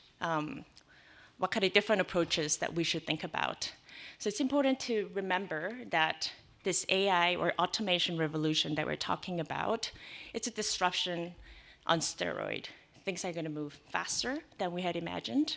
And just 2 years into the emergence of ChatGPT, we're already seeing lots of great examples that bring benefits across climate change, gender, to education, to lots of risks that we have faced, right? So with this framing in mind, I'm really excited to bring a panel. If you guys can all make your way, and I'll introduce you one by one. Okay. So I'm really excited to bring together a really stellar lineup of panelists from diverse background and expertise to help us answer some key questions, right? As a country, what are the key strategies that you could deploy, to build the necessary infrastructure and developing a workforce capable of surviving in an AI-powered future? Now, all the panelists, if you can just make your way, and I'll introduce you as you come in. Sorry. I was filling in the time as the stage was being set up. And also, what are the approaches we could consider to address the gaps that it exists in infrastructure, enhancing digital skills and capacity, and fostering a conducive environment for AI adoption. Okay. So to help us answer the question, or at least to help us get close to how to answer this question, I'm excited to bring in our 5 panelists. Okay, first we have Vivek, who's Vivek Vashishta, who's the Regional Director of Government Affairs and Public Policy from Google Cloud.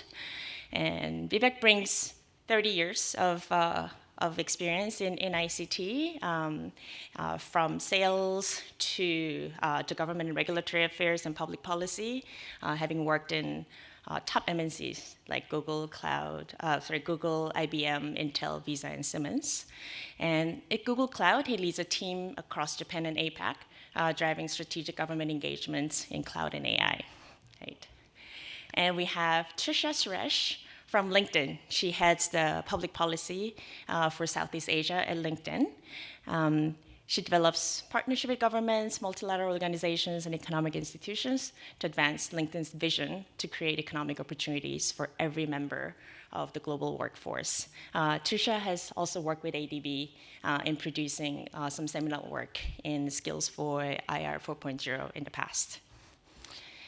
And we have a government representative, Dr. Stephen Xiao, who's the Deputy Director General of National Center for High Performance Computing from Taipei, China. He joined the computing center sometime in 1997. I don't want to date him, and he's currently a research fellow and a deputy director general. And his research interests really spanned, but centered around open source, free software for disk-like systems, massive deployment, and OpenStreetMaps. And his work has been recognized by the Chinese Taipei government, having won awards such as Public Sector Software Awards for his work in this area. Then we have a representative from a think tank, Kelly Forbes, who's the president and an executive director of AI Asia Pacific Institute. She's at AI Asia Pacific Institute. She works to strengthen the region's economies by facilitating responsible development and adoption of AI. Last but not the least, we have Ms. Azuko Okuda, who's a regional director for ITU's Asia and the Pacific office. So prior to this engagement in 2022, she was the chief of the ICT and development section of the ICT and Disaster Risk Reduction Division at the United Nations Economic and Social Commissions for Asia and the Pacific, or UNESCAP, based in Bangkok. Okay, with this packed panel, I won't delay the session anymore, but can I first invite Vivek to kick us off and provide us with and set the scene to talk about AI infrastructure for AI adoption and economic growth. Vivek? Yeah, so there's a...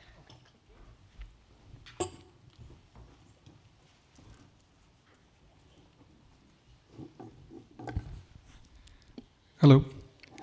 So good afternoon, everyone. Thank you, Uni, and the entire ADB team for this opportunity to us. I know my colleague Andrew already spoke, and I've got two other colleagues, Alex and Yves, to be speaking on different panels. But I represent Google Cloud, and I'll be restricting myself to the AI infrastructure piece. This is how I've briefly structured the presentation. I was asked to keep it really, really simple, so I've kept it at a very high level. And Uni was really pushing me that you have to finish it in like 7-8 minutes. Coming from Google, our mission is to organize the world's information and make it universally accessible and useful for all. Making AI helpful for everyone. Democratizing AI is what we work towards. Now, what constitutes AI stack? We all are familiar with the on-premise hardware, on-premise equipments, and all. But simply speaking, simply put together, the hardware and the software which supports artificial intelligence and machine learning applications forms an AI stack. The hardware, the software, the applications, the processors, GPUs, Professor talked about NVIDIA in the morning, the TPUs, and these storage systems, they constitute an AI stack which is designed to handle the large data sets and computational demands of the AI applications, and forms a critical backbone for efficient data processing. Now, benefits of AI infrastructure.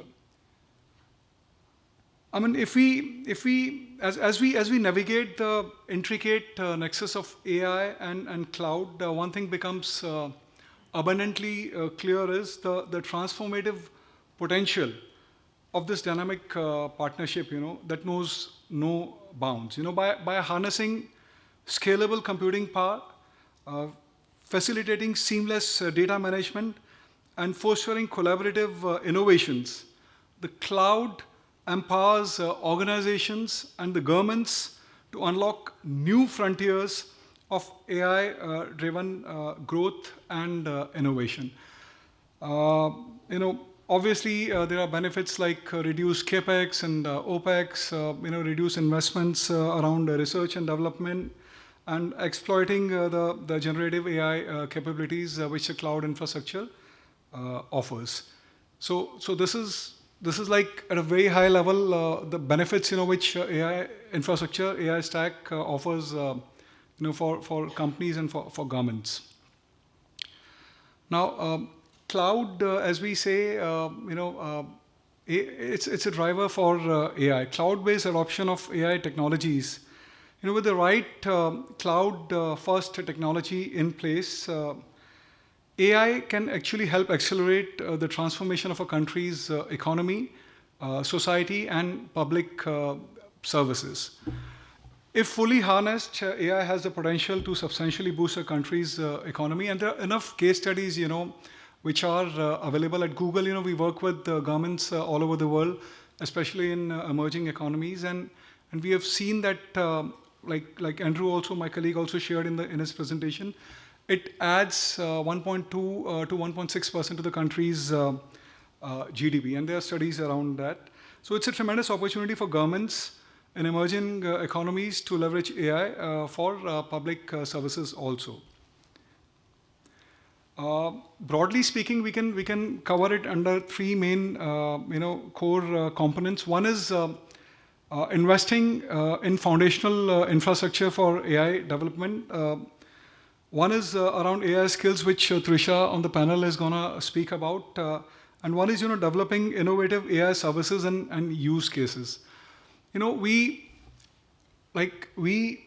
are working very closely with the entire ecosystem, which includes startups, which includes industry, fellow travelers, which includes academia, partners like ADB, and regulators all over the world to sort of understand their key concerns and how we can best put the infrastructure, the AI infrastructure, to the country's advantage. Whether it's imparting right skills to the country's youth or the right skills to the government officials. We have been working closely on all these aspects. Very quickly, this is an example of Australia, wherein they are harnessing cloud-based AI, for supporting diagnosis and early detection of health conditions in their hospitals, or at the airports when you check in and check out, or supporting personalized learning and teaching in the remote areas. And this is not just specific to Australia, but many other countries, they are using cloud-based AI for similar applications. Another use case I want to highlight is the one in Singapore, wherein they are using AI, cloud-based AI for fraud detection and providing career guidance to the country's youth.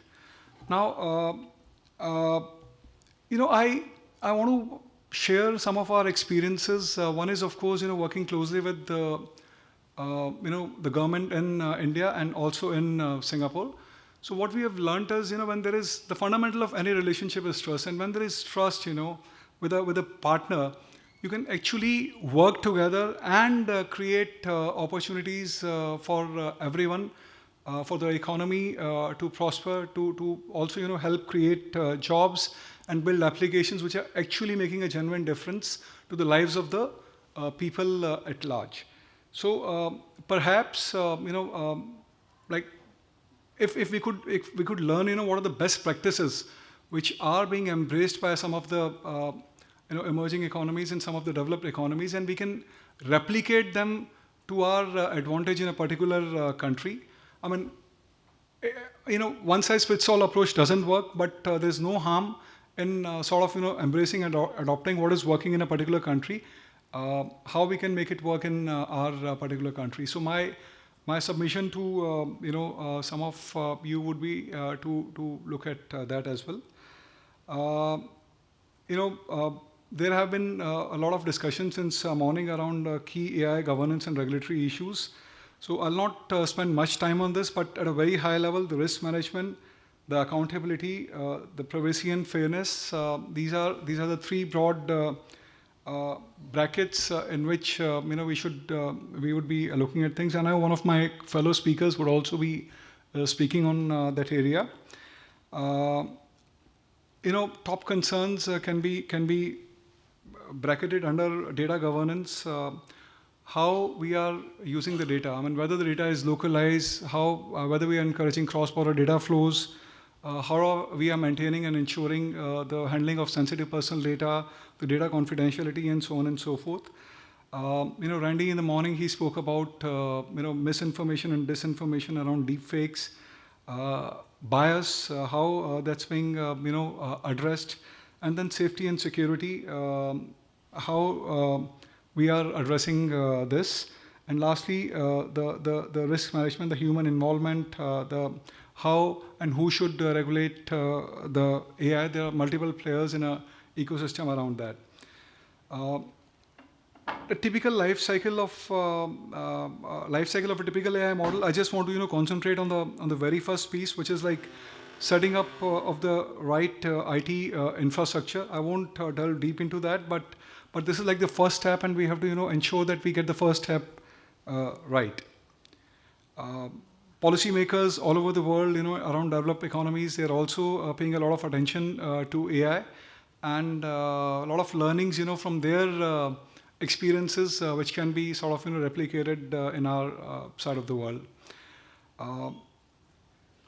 This is just a map which talks about policymakers coming up with a lot of AI-related policies in 2024 alone. This is a first quarter data. Many more policies in some of the other countries, and even some of these countries which have been mentioned, they have come out, and we are working closely with the governments, on how and what should be the best approach towards them. And it's easier said than done. They have their own challenges, they have their own concerns, but we have to ensure that all these administrations, they get the right policy frameworks in place. So in summary, these are the three key recommendations from our side. Invest in infrastructure and innovation. Getting the first step right is really critical. Access to and quality of digital infrastructure and compute capacity, again, which forms, which is like critical to the infrastructure innovation we're talking about, and providing a balanced regulatory environment to convert ideas and data into new discoveries, products, and services. So first pillar, invest in infrastructure innovation. Second pillar, investing in human capital and AI-empowered workforce.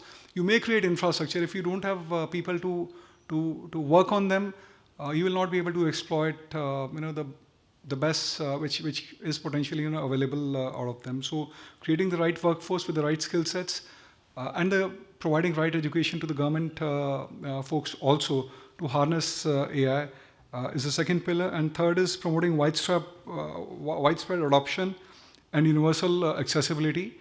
Harnessing AI across governments, across all sectors of the society for societal and economic upliftment. So these are the three pillars I want to leave you with, and thank you for your time. I'll have Uni. Thanks, Vivek, for keeping time and kicking us off with sort of what's foundational. Again, you can talk about benefits and harm, but without an urgency to invest and urgency to understand what this infrastructure constitutes, and also understanding the cloud-based infrastructure being critical, especially for developing member countries, in being able to accelerate their adoption and rollout of some of the beneficial AI solutions. I think it's an important message for us to drive, for us to take away.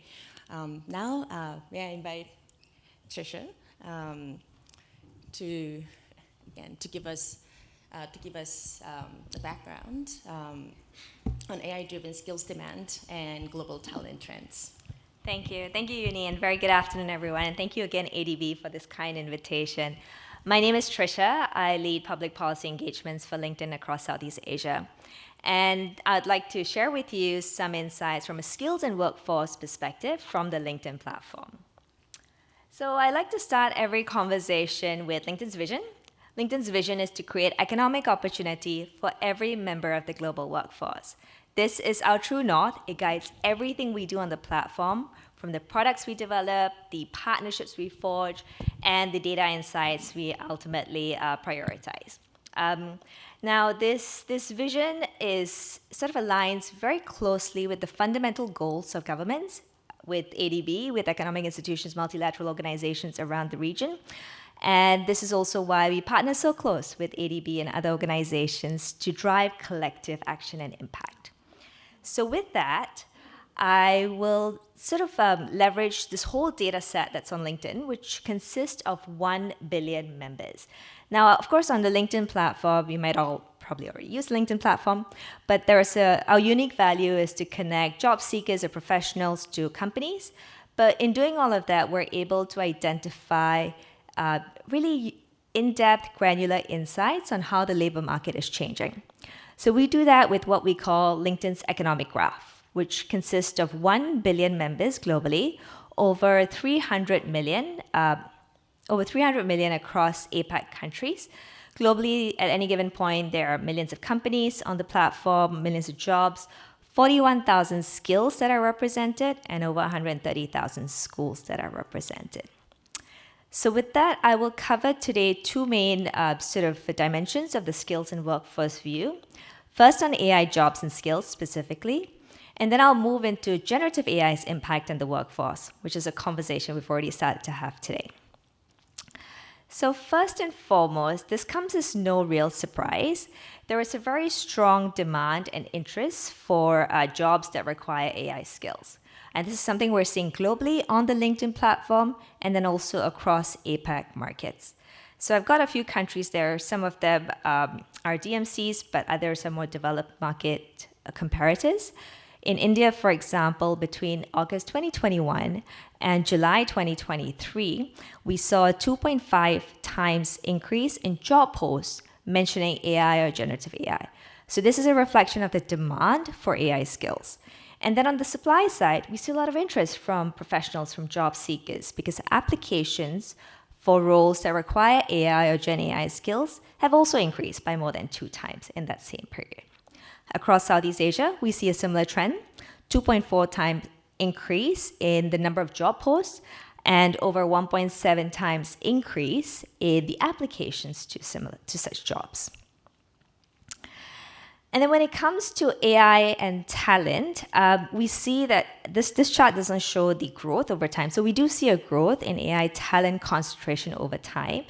But what we see is that AI talent concentration is not evenly distributed across countries. Now, again, some of these include more developed markets, and then we've also got some developing market countries included here. So when I looked at AI talent concentration, this is an individual on LinkedIn, a LinkedIn member who has either worked in an AI job or has indicated they've got at least one AI skill. So that's self-reported. In Indonesia, for every 1,000 LinkedIn members, there are 1.3 members that would be considered AI talent. In India, that's 4.2 per 1,000. And in Singapore, it's 8.8 AI talent per 1,000. And if I looked at AI skills added by members, Singapore has the highest in the world, like the most number of AI skills being added per LinkedIn member. Oh, more rapidly added. But there are gender imbalances already coming up. Globally, 1 in 3 AI talent can be 1 in 3 AI talent is female. And across the region, we again see similar gaps in AI talent. So in India, for example, we've got, I can't read that. Oh, here, that's a bigger screen here. We've got 4.5 men AI talent per 1,000 LinkedIn members. But for women, it's 3.8 per 1,000 LinkedIn members. So as ADB thinks about building this inclusive, sustainable, resilient workforce across DMCs, we also need to consider the gender gaps that are quickly emerging across countries. And then there's a conversation, I know Uni wanted for us to cover this, but this is a long list of AI skills. But when we think about what skills are coming up as both in demand, but then also from a supply side, what skills members are reporting, we see these sort of list of 20 engineering skills that come up as AI skills. And these are member reported, and these are what members are adding to their LinkedIn profiles. But it's also an indication of demand for such skills, and members would add these skills, so they are of course more competitive and considered for open roles. And then I'll shift to a more interesting part, I think, of how we think about AI and the impact of AI on the workforce. That is the impact of generative AI on the workforce. Now, we've been doing some research on this at LinkedIn, and we know rather we've been looking at how skills have been changing, just skills have been changing for any given job. What we've seen, before we go into this, that's a lot of data. So before we go into that, skills needed for any given job is fast changing. We know that. Skills given for any given job, even if you haven't changed your job, has changed by 20-30% if you compare doing that same job in 2015. What we do know is that this pace of change of skills is going to accelerate with generative AI. So I've got lots of data there, but these are some insights from developing markets that we cover, at least it meets our data and quality thresholds. The red lines there indicate skill changes forecasted out to 2030 in a generative AI impact scenario. The blue lines there, if we go business as usual, there's no Gen AI impact. What we see across countries is that Gen AI is expected to accelerate the pace at which skills needed for any given job is going to change. And this can be up to 70% in some markets. So if you compare a job that was done in 2015, that same job in 2030 is now going to look very different, even if you haven't changed jobs.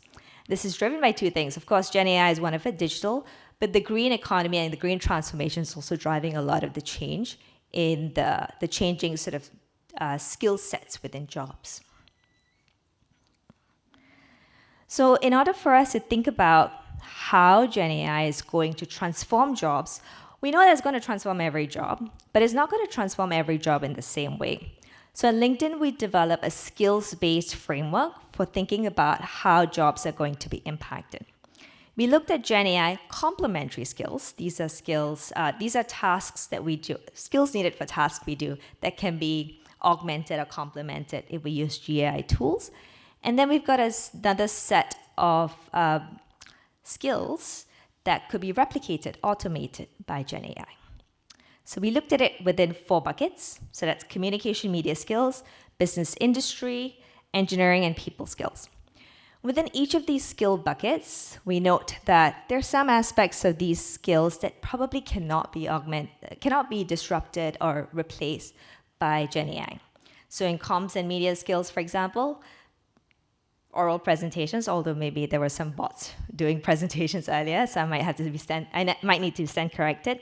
But influencing within business, and when you think about business as specialized skills, maybe things like entrepreneurship may not be disrupted completely by generative AI. But then when you look at skills that can be replicated by Gen AI, again, within those same 4 buckets, you will see that there's tasks and skills that could be replicated quite easily. Like comms and media skills, you can see writing of a report, drafting of a report, for example. When it comes to business or industry skills, some of that reporting that we need to do can be automated. So this skills-based framework or skills-based frame of thinking about how generative AI is going to impact the labor market offers us a more nuanced way of meeting some of that skills and workforce policy development as we continue to support at least DMCs in the region. So we then mapped out, with that skills-based framework of Gen AI replicated, Gen AI complementary, we then mapped it out by occupations, and we found that there are a certain number of roles that will be insulated. These are the insulated jobs that you see there. These jobs or occupations tend to have a higher proportion of skills that are Gen AI complementary. So you're less likely to see disruptions. And you will see that some of these occupations here probably more relevant in some markets that we already operate in. And then we've got a bucket of occupations that we think would be augmented by, we'll see augmentations with the advent of Gen AI. And these are occupations that require almost an equal amount of Gen AI complementary skills and Gen AI replicable skills. And then there'll be a bunch of occupations that we'll likely see more disruptions. And these tend to be roles that have more Gen AI replicable skills. And we are sitting in the Philippines, and we see that, of course, the IT BPM sector is extremely important to the country, but we may see more disruptions for certain roles, like customer service, for example, administrative assistant, for example. And again, this offers us a more nuanced approach to how we think about meeting the impact of Gen AI. And when we think about it from the perspective of building an inclusive workforce, we took this one level deeper and we looked at the impact on gender and the impact on generation. Now we looked the teal or the darker blue bar charts that represent disruptions. So the share of jobs that will be disrupted by Gen AI. When we look at women in roles, women tend to be overrepresented in roles that may experience more disruptions to Gen AI. So we see that there are 49% of women currently working in roles that would see disruptions compared to 45% for men working in those similar roles. And then when it comes to the generational impact, we see that Gen Z workers, our younger workers, may see more disruptions. And again, this may be because they are starting out their careers and they are within roles that may involve tasks and skills that are more rote and may then be more easily impacted or disrupted by Gen AI. So I'll leave you with that. That's a lot of data, but I'll look forward to the panel discussion where we dive into what happens next. Thank you. Thanks, Tricia. I don't know if you were able to see some of the jobs with disproportionate levels of Gen AI replicable skills, but sitting in the Philippines, as Tricia mentioned, it does give us a profound pause on, okay, so then what do we do, right? And as Tricia mentioned, we hope to delve into some of those in the panel discussion. So now that we've talked about two key foundations of AI development, infrastructure and skills, and I'm very pleased to bring in a national example where a small country, but undoubtedly an AI power in a global stage, and how this country has brought these two elements together to be where they are, and also to share how they're thinking of continuing this leadership. So, DDG Stephen, the stage is yours. Hello. Okay, it's my honor to be here to share our experience about building the national AI ecosystem from Taiwan. Okay.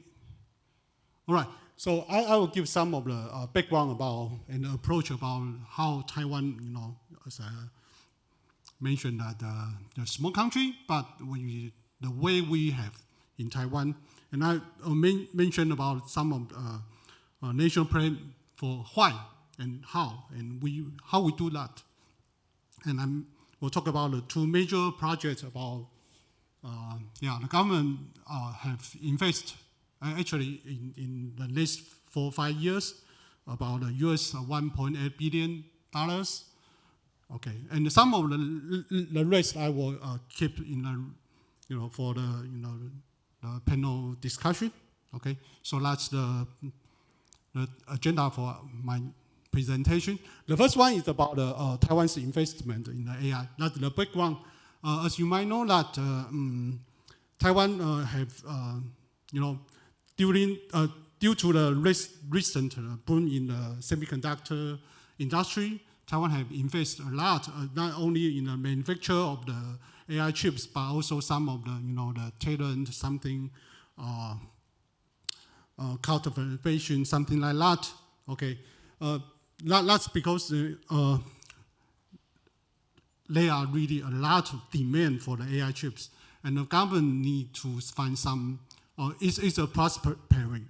AI is a disruptive innovation, but that might be a potential risk for Taiwan because Taiwan have invested maybe to focus on the manufacture, but maybe if it's a bubble for the AI, maybe in the next we will have a lot of risk. So that's the government try to balance. Okay, so with the prosperity and the potential risk, the government try taking some more strategic steps to prepare for the future for the AI. So here is how the government try to do. The first one is create a supportive and a fair environment. This environment not only includes the the infrastructure like software and hardware, but also the cultivating relevant talent is quite important. And the infrastructure is fair for everyone, for the startup, the big company. Of course, normally the big company, the super giant, they don't need the computing resource or something like a resource government provided. But some of the startup or some of the student people in Taiwan, they need this kind of infrastructure. So that's important. So the government try to have a supportive and fair environment. And the second one is to establish the trust in AI.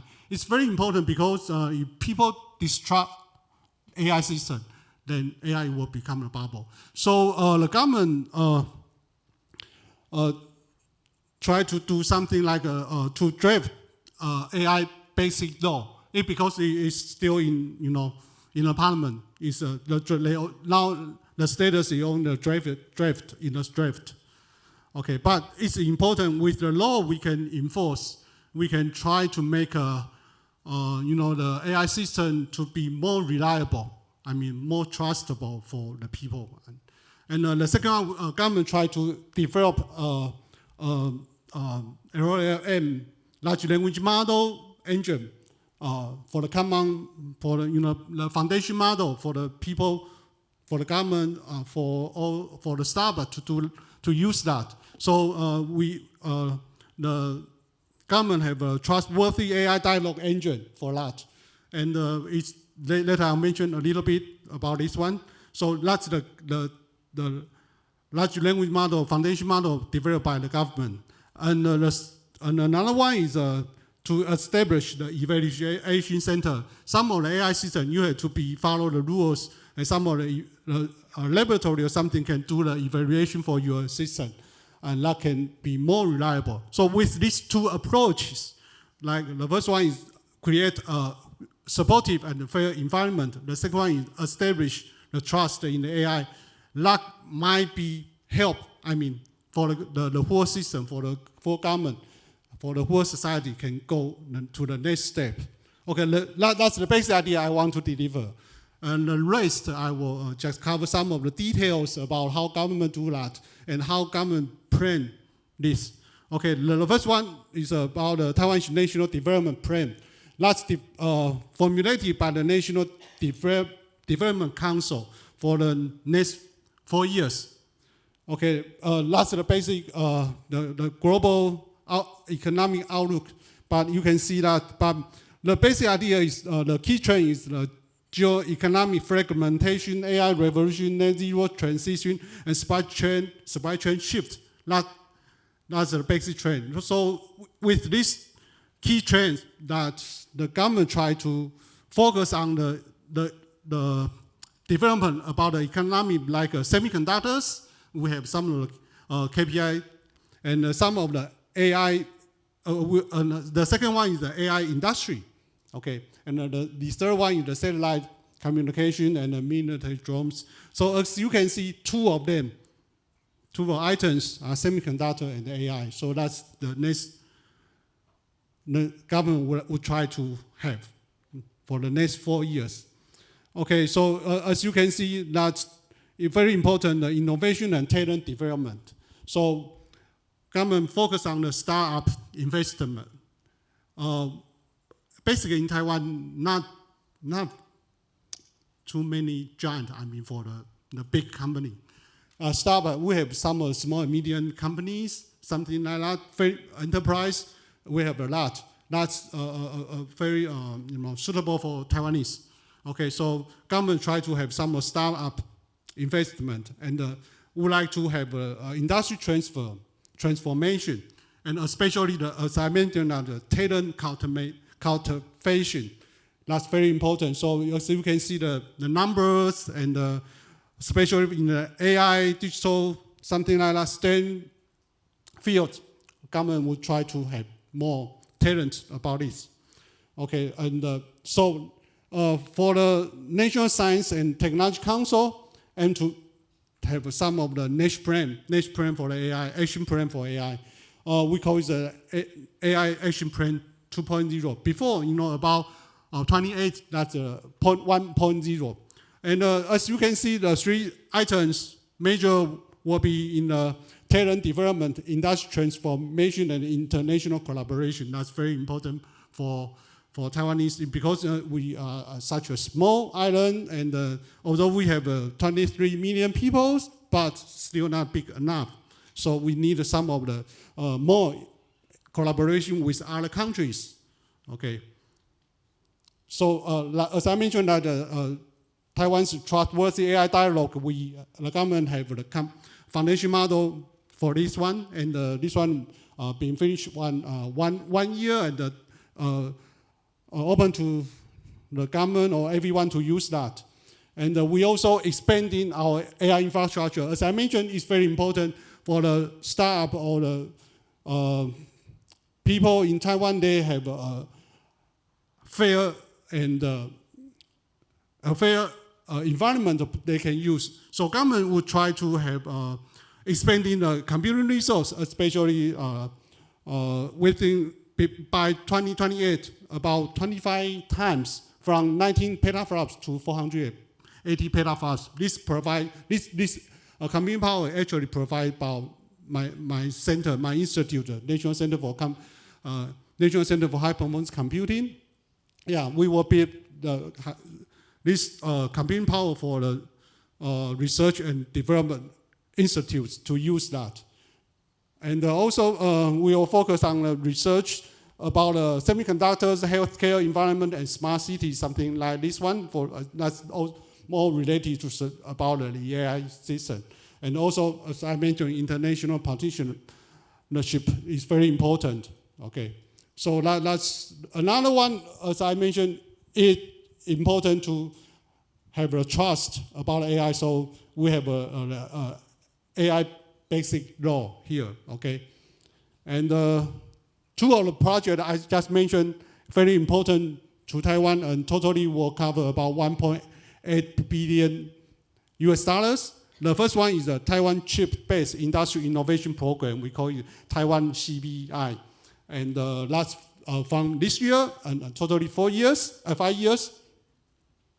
And this project, we have 4 strategies. The first one is combine AI and chip for innovation. My bad, there are 2 innovations. Maybe it's 4 so important, so there are 2 innovations here. And we have some of the items we have to finish. The first one is industrial innovation, re-innovation. Combine the, the research institute project for academia, industry, and the research institute. That's the important thing for this one. And the breakthrough innovation. This project will drive breakthrough innovation for the industry to combine the chips, generative AI, and the system and applications, something like that. And of course, safety and security is the key for this system, the strategy.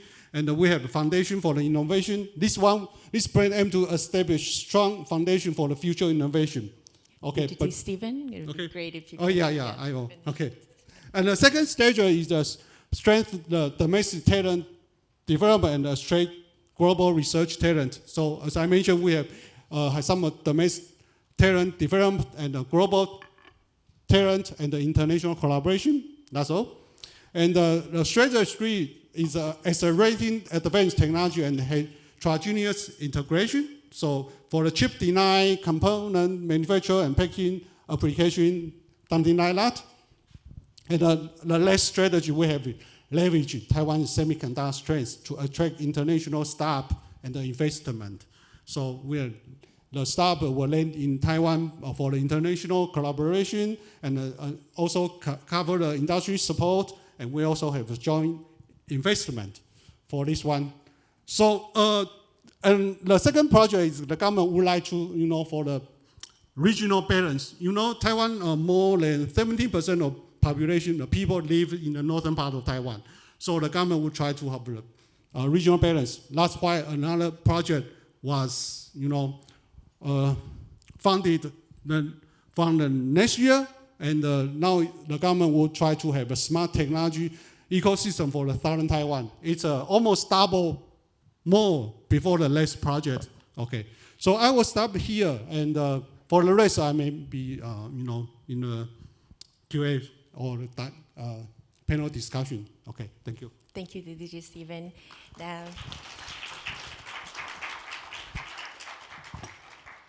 Now can I invite Kelly to the stage to now take us to a different place. So from now we've seen how country like Taiwan has really leveraged on its long-standing leadership in chip making and turning that into power to attract talents as well as develop AI.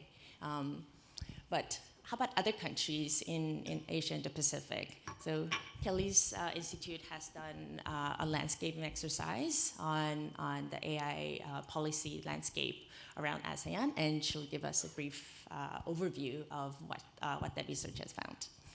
Thank you, and thank you so much to ADB for the opportunity to be here talking today. I have been tasked to be brief, so I'll try my best. But I just wanted to give a quick overview on the recent work that we have conducted, which look very closely at generative AI. We've been speaking a lot about generative AI this morning, and our project really came from the need of looking at that as a specific, what are the specific risks and opportunities that come with the technology, right? So there has been some work happening in the region, more specifically to general AI, and our project went a bit more specific looking at generative AI as a result of that. So what is the state of AI in general in ASEAN? And for that, we really looked across all the member states, thinking about what are the gaps, what are the needs, what are the opportunities that are available, and how do we go about creating and fostering those opportunities. So a few things that, a few findings here, really key findings, were around AI adoption. So we know that we spoke a little bit about this morning. We know that there is an urgent need really to bridge the digital and cultural divides. We know about digital literacy, how much is needed, particularly by developing economies. And this is really not just in ASEAN, right? We look globally.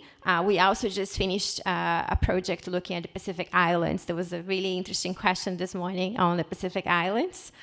And the needs there are very different than the needs that some of the global economies have. And so we really have to take that more specific in thinking about what these developing economies really need and how do we bridge those gaps, right? We really need to consider geopolitical tension here, particularly in ASEAN. We know that's a region as a whole, it's very subjective to the whole geopolitical tension that we are experiencing globally, right? We really need more collaboration. How do we think about organizations, institutions, or forums like this, which are encouraging more conversations on this topic? And how do we create the right opportunities for really developing more along the AI life cycle?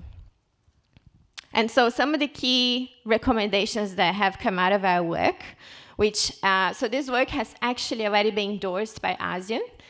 It's in the process of becoming public. And along with that process, we're thinking about what are the other key programs or recommendations that need to happening alongside that for implementation of some of these recommendations. So given we are short of time here, I'm just going to give you a quick overview across a few of the things, such as driving interpretability. That is a complex word, but really all that means is how do we make economies work together across cooperating more to navigate the AI challenges. We know AI is transnational, it crosses borders, and we really currently have a fragmented approach when we really need to think about how do we make it a more cooperative approach that we can work alongside. Strong economies can, for example, teach valuable lessons to developing economies, and they can think about how they take that forward into their own local context. We also need to think about, of course, data development and flows. Without data and the right approach to data and infrastructure there, we don't have AI. And so that is an essential part of the whole conversation in terms of how do we move forward. Here you see a quick overview of some of the key developments that are happening across the region.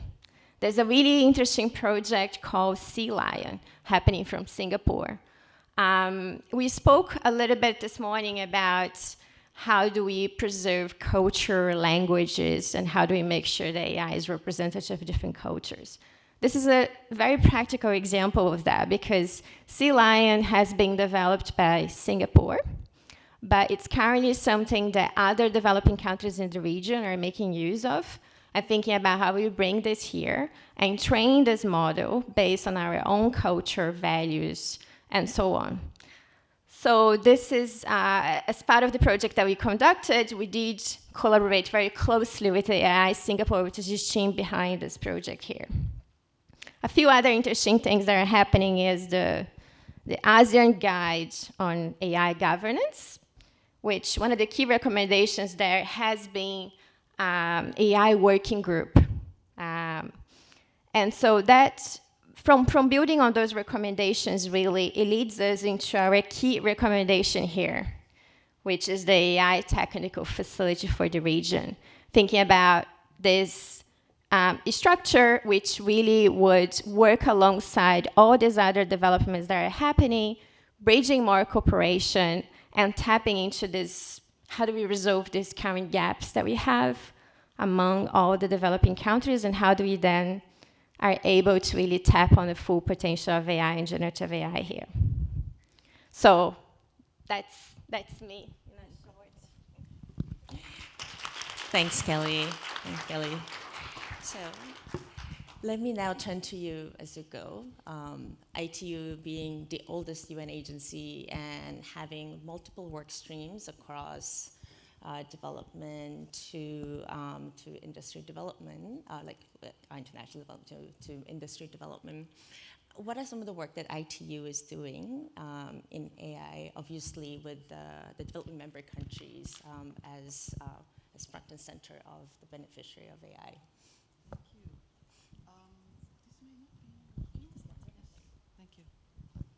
Thank you very much for inviting ITU to this very important session.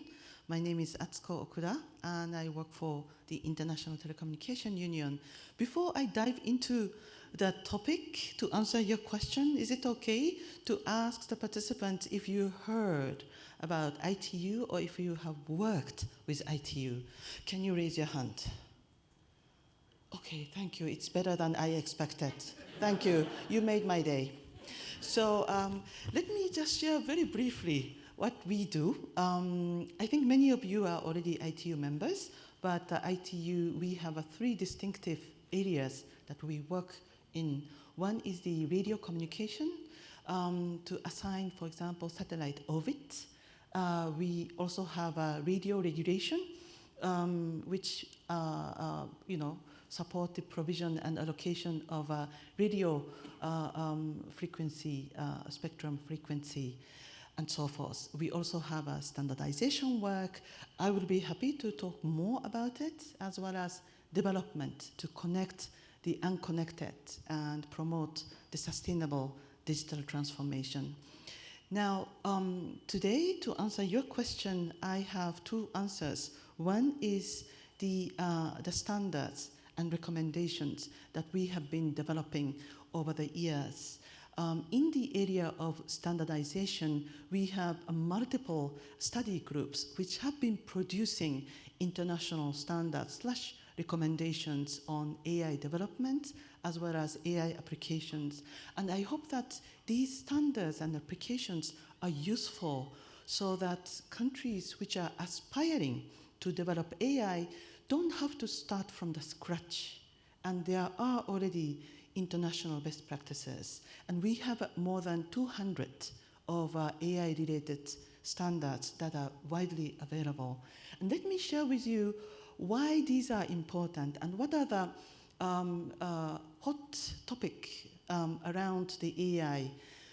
which is the data center, in particular sustainability and greening of data center, because as you know, data centers are a key component of AI infrastructure, but it consumes lots of electricity. So we have a number of ITU standards to advise what are the measures, what are the standards to make it more energy efficient so that you can do more AI development and you can use actually AI to make it greener and more sustainable. So these are some of the standards that are widely available for member countries, which came out from international and multilateral discussions in the ITU community. And one of the, how can I say, the public promotion of our AI work is the AI for Good Summit. And I hope that you have heard about the summit we organize every May or June in Geneva. And this year, it was featured by CNN and BBC with lots of robots and humanoids. And I had an opportunity to converse with them. I have to say that that conversation was very bizarre. Sorry to say this. I wished that it was more meaningful, but I'll be happy to share my experience with you if you want. And on top of that, these global AI as well as other emerging technology conversations culminate into our global conference called World Telecommunication Standardization Assembly. And don't worry, I will not ask you what it was, but it's about a global conference on standards, which is happening actually in 3 weeks in India. So that global conference attended by 194 member countries, industry, academia, and the banks, I hope, will discuss and decide the future of ITU standardization work. So that's the normative part of ITU's work, but we also have technical assistance part. We are supporting member countries to address the challenges and opportunities. And in particular, we have a project funded by DFAT of Australia to look into the AI application in 4 ASEAN countries, which is Thailand, Malaysia, Indonesia, and the Philippines. So we have looked at the current status of AI development in these 4 countries. The report, by the way, is available, which was published in 2 years ago jointly with UNU Macau.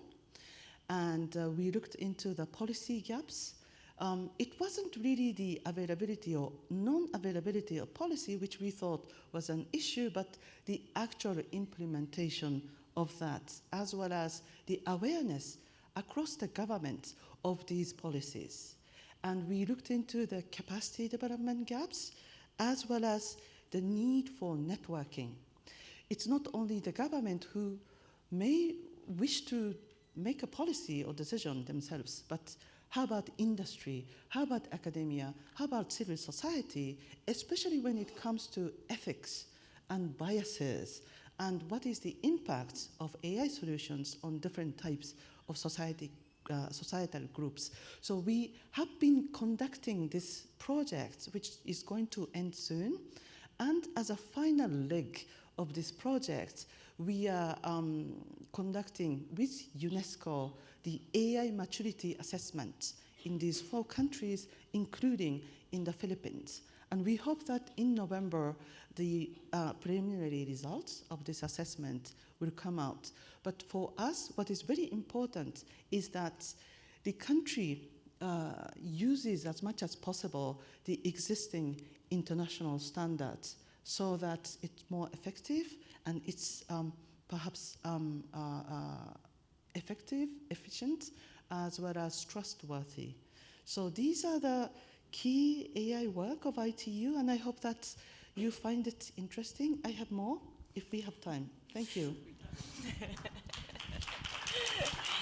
Thank you, Azuko. And I think what Azuko represents is as well the need for international corporations. The UN General Assembly has just adopted a global digital compact, which sets sort of a global aspirations, our consensus on the global aspiration that we need to have in closing digital divide. But when it came to AI, it was interesting to note that there will be a global policy dialogues on AI, again, understanding sort of the global public goods, such as standards that ITU convenes and produces, as well as some of the risks that we have to collaborate to manage. But going back to the constructive topic of infrastructure and skills, Vivek, I know you didn't really get to highlight it, but just coming from a DMC perspective, right? And when you say DMC, developing member countries of ADB, they're resource constrained, and they don't have the competitive edge like Taiwan of long history of chip making, for example. How should they think about prioritizing what to invest in infrastructure? I mean, we talked about cloud-based infrastructure. As Zuko mentioned, data centers, but a lot of our countries also suffer from being underconnected or unconnected, right? Is there sequencing or priority or some other key considerations that they should be thinking about? So Yuri, I did share a slide wherein I spoke about three, key components. One is AI, creating AI infrastructure, investing in compute capacities, capabilities. And the second one, of course, is the AI skills for the country to harness those capabilities, which they are creating. Talking a bit more about the infrastructure, we are working with the regulators, with the governments, in emerging economies. They are setting up huge data centers because they understand the amount of data which is getting generated and consumed thanks to the advent of social media and OTTs and YouTubes and all. It's simply getting out of hands. And as governments, they have responsibilities and all. So they're working with we are working with the governments. We are working with industry, fellow travelers, all the players to sort of help them create that right ecosystem, so that they can harness the beauty of this technology. So some countries, they're coming up with data centers policies, trying to learn. Learn from the mistakes which some of the other countries, they have done, and sort of, not repeat that in their, markets. So that's one area. Second is skills, like I mentioned during my speech also, providing those skill sets to the country's youth, which not only increases their employability quotient, but also, they are able to harness the beauty of this technology. And third is developing innovative AI services and use cases. Our chairman announced a $120 million fund also for startups. So we are encouraging the startup ecosystem to come together, to collaborate and create applications which actually makes a difference. So these are the three attributes, I would say. Thanks for that, Vivek. Now let me turn to you, Trisha. And again, same question, right? But really putting ourselves in the shoes of policymakers and government from developing member countries. And also considering the pace at which some of the jobs that are sustaining our economy right now will be replaced soon. What can they do? Yeah. Thanks, Yuni. This is a question that we get asked a lot, in fact, at LinkedIn as well. So I guess I'll maybe say two things. The first is there's a lot of focus on AI engineering skills and AI engineering talent. And yes, we have to continue to invest and develop that. But beyond just investing in those AI engineering skills and ensuring that the right training and skilling programs available to DMC and workers, we should also be investing in AI literacy skills. And that's just more fundamental understanding, knowledge of how to use these AI tools, so Gen AI tools that we have at our disposal. And that's very important, and I think it's not been talked of as much when we think about AI talent and building AI talent. But the second piece comes back to the impact on the workforce. And we at least see AI, and Gen AI in particular, as a career enabler, not a career inhibitor.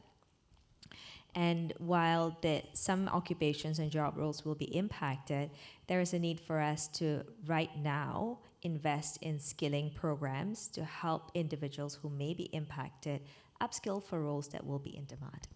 And we do this, at LinkedIn we talk about this from a skills-first approach.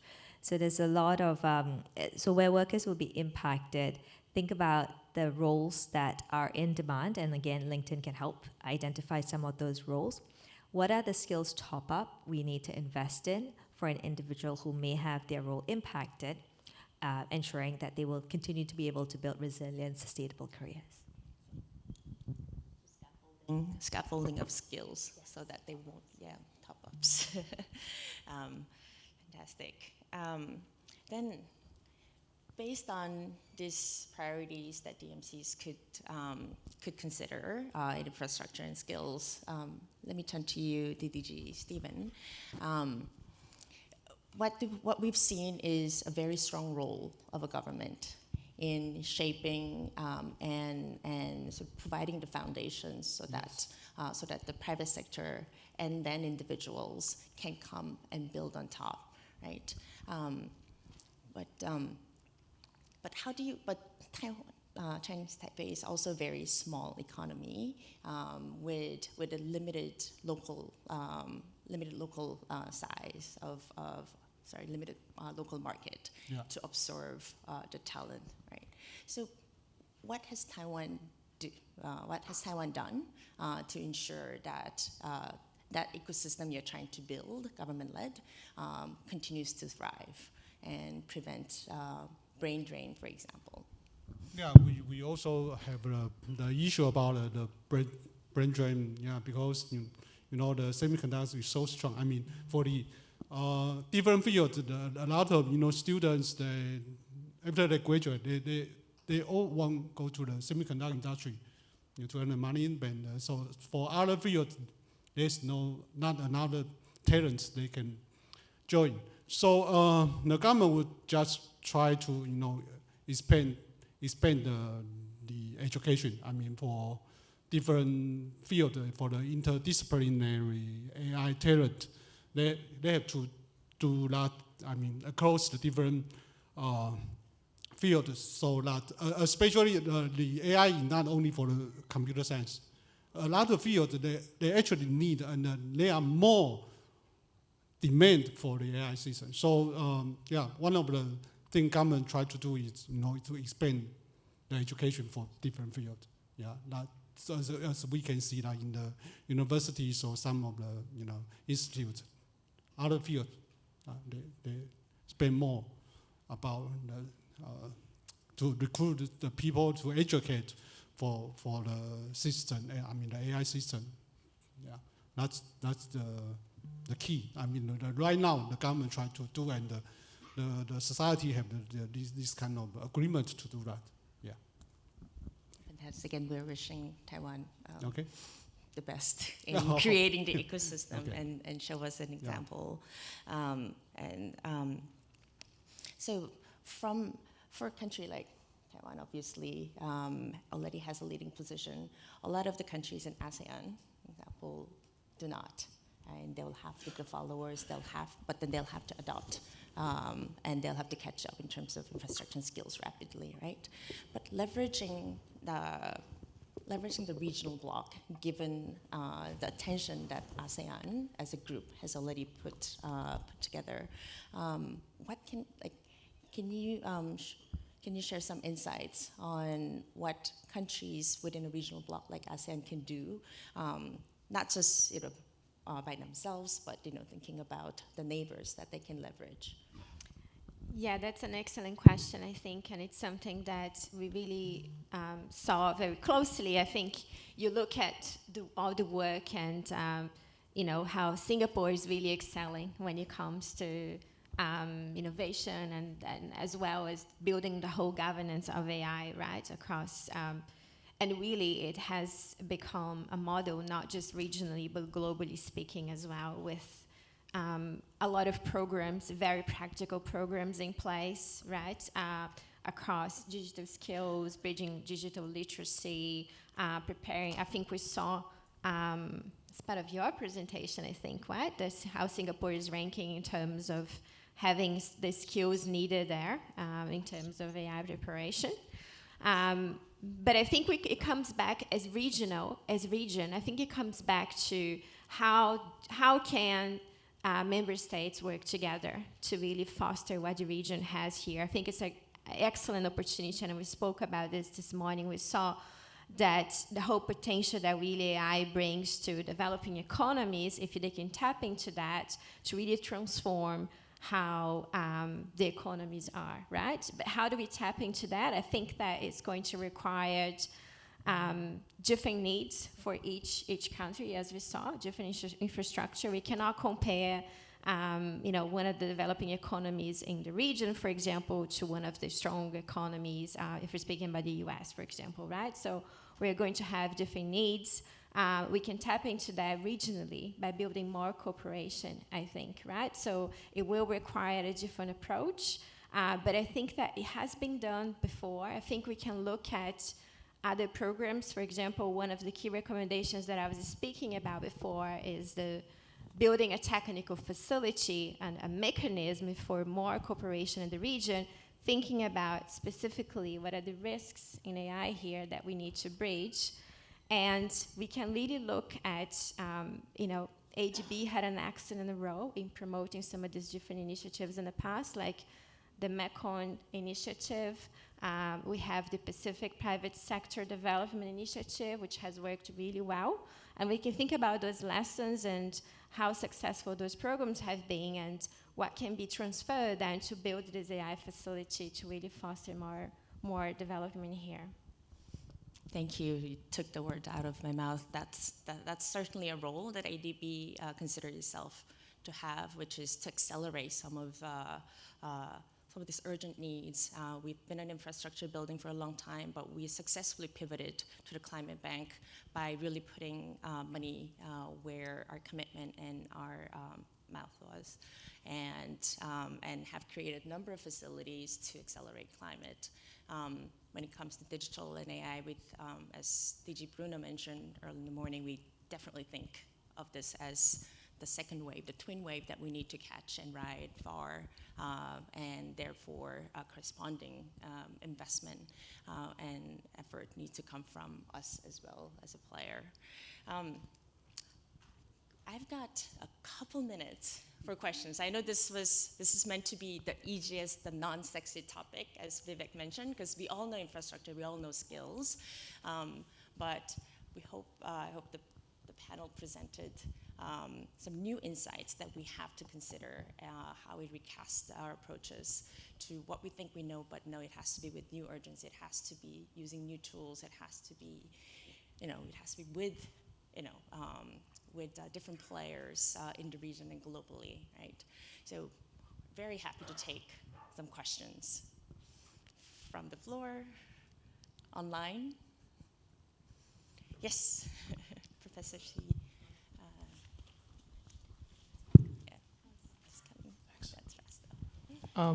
So I got a question mostly for Stephen, but it can extend to the rest of the panel as well. So, because Australia has a similar population as Taiwan, although as a land size we are big, but population was 26 million, so quite small. Almost the same. Yeah. So, and we often, I'm on the panel of the to advise government AI policy as well. So, and currently Australian government attitude on AI is like let the big players to do, and we just rip the benefit by their products, right? So that's and then we try to convince them that's not how you do it, right? And we often use examples like Taiwan, that you didn't have the talent initially, you didn't have the infrastructure, then decided to invest in just chips, right? And we also use the example of Israel, that they have 10 million population, right? A small land, and they didn't have talent in cybersecurity, but they picked area.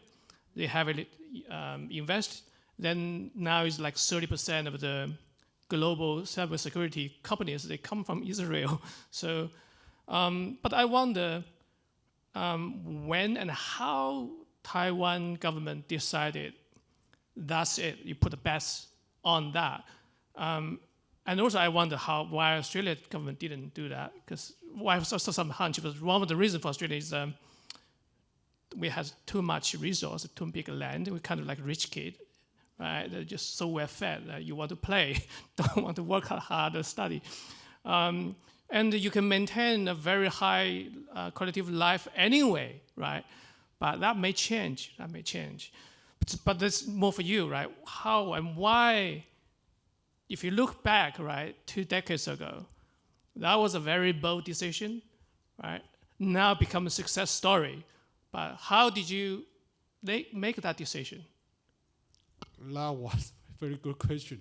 But and basically... That extends to, because that question also can link to the other panelists, to the rest of the other countries, because in this region, the countries are often rich in something, but poor in other things, right? So from Taiwan's example, it's kind of like an example of maybe misfortune in lack of resource and land. Yeah, but that becomes a blessing that you have to strive for something else. Yeah, I believe that's the key. I just want to mention that. Yeah, because we have known the natural resource. I mean, very seldom we can rely on the petroleum. There's actually no petroleum in Taiwan, and so maybe that's because that we think we need to do some more extra. We can rely on the natural resource. So just like I know Australia, there's no local brand for the car maker. I mean, right? No more. We used to have. But no more, right?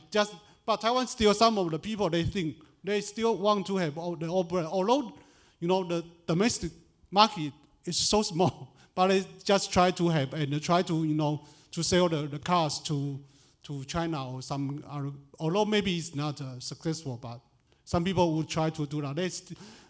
People in Taiwan still, sometimes they still have dream to do something like this. So maybe it's not because we do not have the natural resource. That's the reason why I believe. And the government, the society have some agreement that we need to do something, not to rely on others. We need to do something we can handle, we can control. Maybe that's because of society, they have the agreement, for the past several decades. It's really a good question, but I don't think I have a good answer for that. But maybe that's, you just mentioned, it's a blessing. We do not have natural resource to rely on. Maybe. Yeah. Thank you. Thanks for the question. Do we have any other questions from the floor? I'll take one more. Peter. Oh.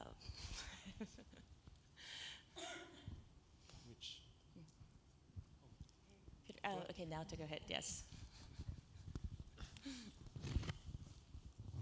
Now to from the World Bank, everybody. Now to Senior Digital Development Specialist based here in Manila. Thank you, Uni. Thank you, great panelists. Actually, this question goes to you, Uni, and also to other panelists.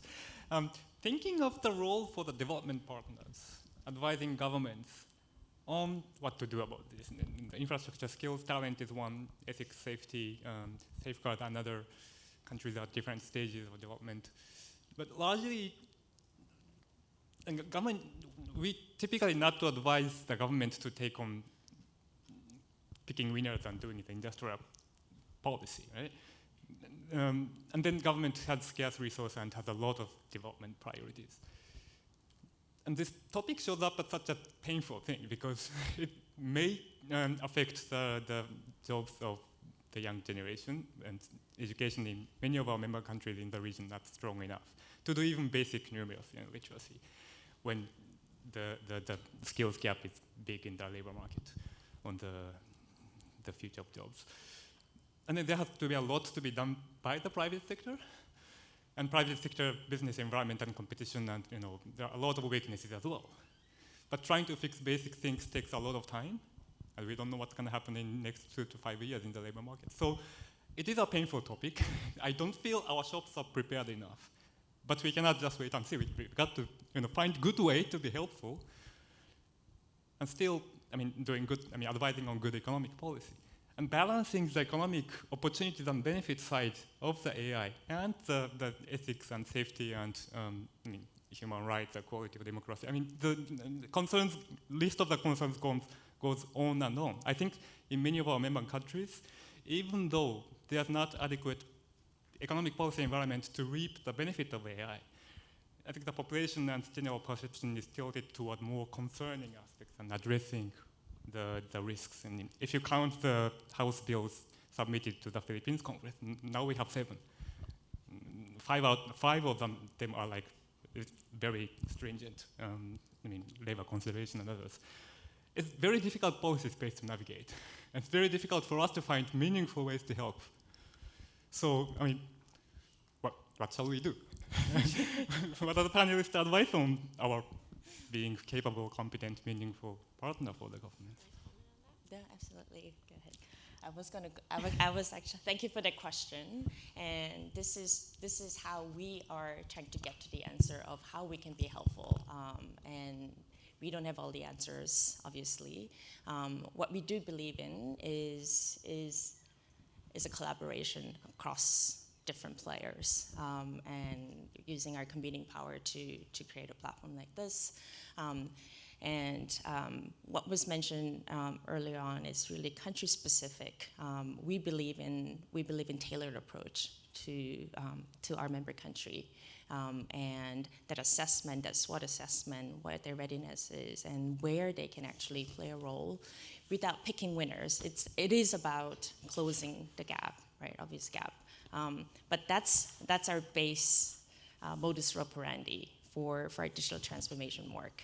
But I'm happy to hear from our experts on the panel. Yeah, no, great question, really, and you leading me into what I was going to say around collaboration, right? I think we are in a place where it's really needed a holistic and multi-stakeholder approach like never before, and I think that the successful lessons that we can see come from economies that really have found a way to work really well together with the private sector. We know that there has been a shift, and we're going to see more and more of that.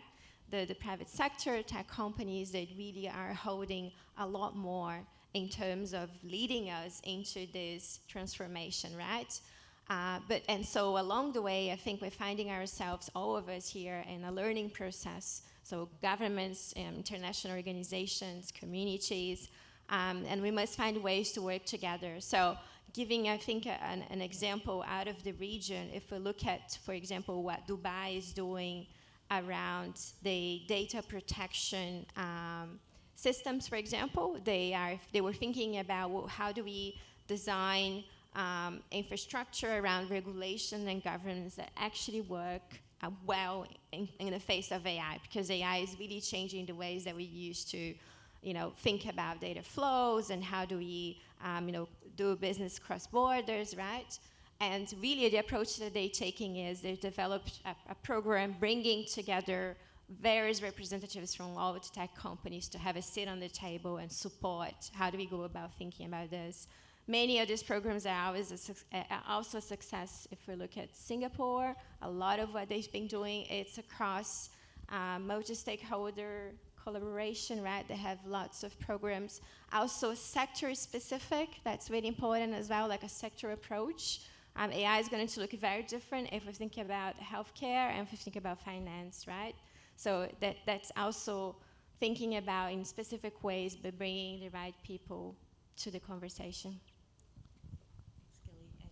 Thank you. Just to add to the conversation, I think one thing we haven't discussed deeply is about the capacity development of government officials. We talked about the labor market and skills for general public, because if, let's say, a country is impacted by the introduction of AI and the labor, for example, massive layoff could be anticipated, of course, we'll be happy to support, but at the end of the day, it's the government responsibility. They should be able to develop appropriate policies and measures to mitigate that, right? So for that, they need to know AI as well as what are the best practices. I think that part so far is perhaps missing. And this is where perhaps we can collaborate and make sure that the government officials are aware and they are able to formulate an impactful policy. Thank you. If I may come in, okay, thank you. So collaboration is the key, first of all, and public-private partnerships. There are enough examples and all. I think I captured it during my presentation also, Atsuko ma'am, that we, at Google, we are working very closely with the governments.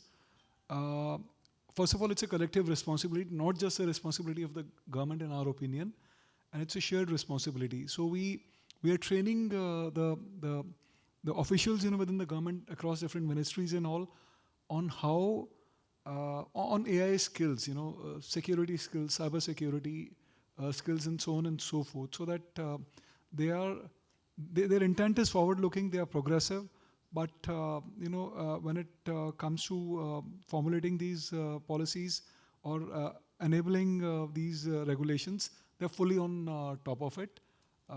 So it's a collective and shared responsibility in our opinion. Yeah. Thanks for that, Vivek. And I think LinkedIn also does the same. Yeah. But it is a collective responsibility. At the same time, I think we do have distinctive role, especially in building the infrastructure, bringing urgency, reshaping how we think about talent, skills, and the role of government in this AI-powered future. We went over time, I do apologize, but thank you very much for the attention, and can I invite everybody to give a round of applause to our excellent panelists. Yeah.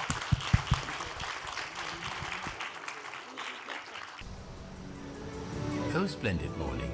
Time to spread a little magic in this enchanting garden. Morning.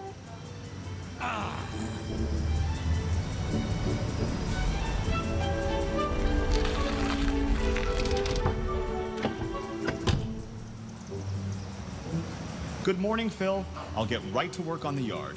Make sure you get the weeds, but watch out for my gnomes.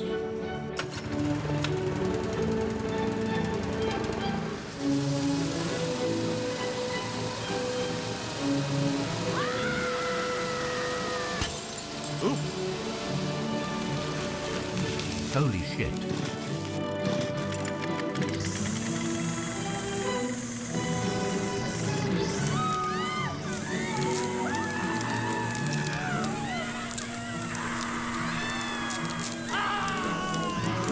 I heard the screaming. What's happening?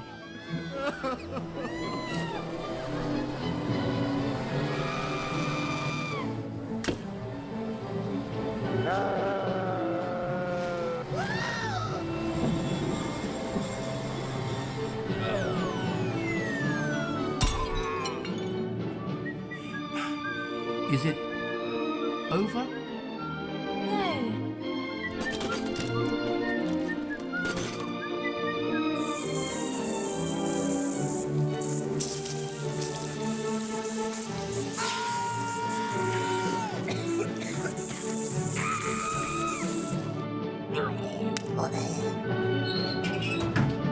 All finished up. I'll see you next Wednesday, Phil. Thank God. Thanks, as always. It looks great.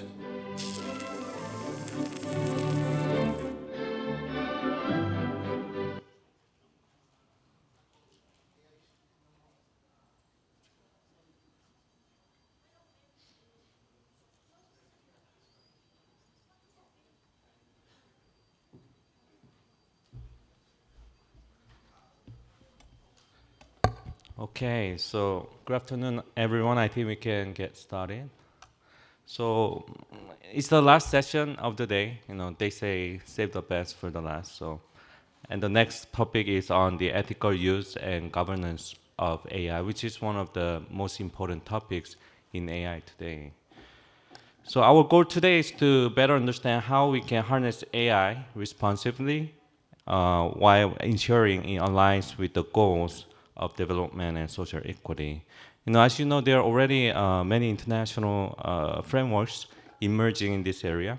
The OECD 2019 Principles for Trustworthy AI, UNESCO's 2021 AI Ethics Recommendation, and most recently there was an AI Summit hosted in May 2024. Where countries and tech companies agreed to move toward quantifying AI risk to systematically monitor and control the foundational models. And there's strong consensus on the need for AI systems to be safe, transparent, and accountable. But the real challenge lies in implementing these principles domestically, as AI capabilities continue to expand. And many of our member countries now face challenges on how to translate these international guidelines into actionable domestic policies. So it is very important and timely than ever to have conversation like this today to ensure AI serves the common good and fosters a just and equitable future. With that, before we proceed to the presentation and panel discussion, I would like to invite Bruce Gospel, Vice President for Administration and Corporate Management at ADB, to set the stage by giving us insights into ADB's response for AI frameworks. Over to you.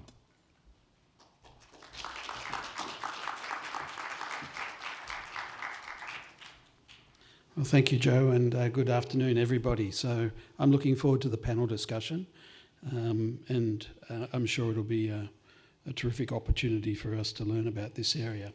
So today it's a pleasure to speak to you at the opening of this session, where we will explore the critical intersections of artificial intelligence and its ethical and responsible use, not just within the Asian Development Bank, but in the broader context of development work across Asia and the Pacific. The DigitalXADB initiative, now in its 5th year, continues to raise awareness about the responsible use of digital technology, and this year's focus on AI is particularly timely. The COVID-19 pandemic accelerated the adoption of digital solutions, but it has also revealed gaps in digital literacy, access, and infrastructure that we must address. We stand at the forefront of this technological revolution, and we've seen firsthand how AI is rapidly transforming economies and societies. At ADB, we aim to empower our staff, deliver smart solutions to our clients, and accelerate sustainable development across the region. AI has already driven significant advancements in sectors like education, healthcare, and financial services, with immense potential to further accelerate climate action and the transition to a knowledge economy. However, the power of AI brings with it great responsibility. The ethical challenges, data integrity, bias, privacy, and equitable access cannot be ignored. These issues are not abstract concerns. They directly impact the lives of vulnerable populations in our developing member countries. Therefore, ADB is committed to ensuring that AI is used in ways that produce and promote equity, fairness, and inclusivity. ADB has taken important steps on its AI journey. We have articulated our vision and strategic priorities for digital and AI and established the AI Working Group. As part of this effort, we are developing the Responsible AI Framework, which builds on the National Institute of Standards and Technology approach, while addressing the specific mission of ADB.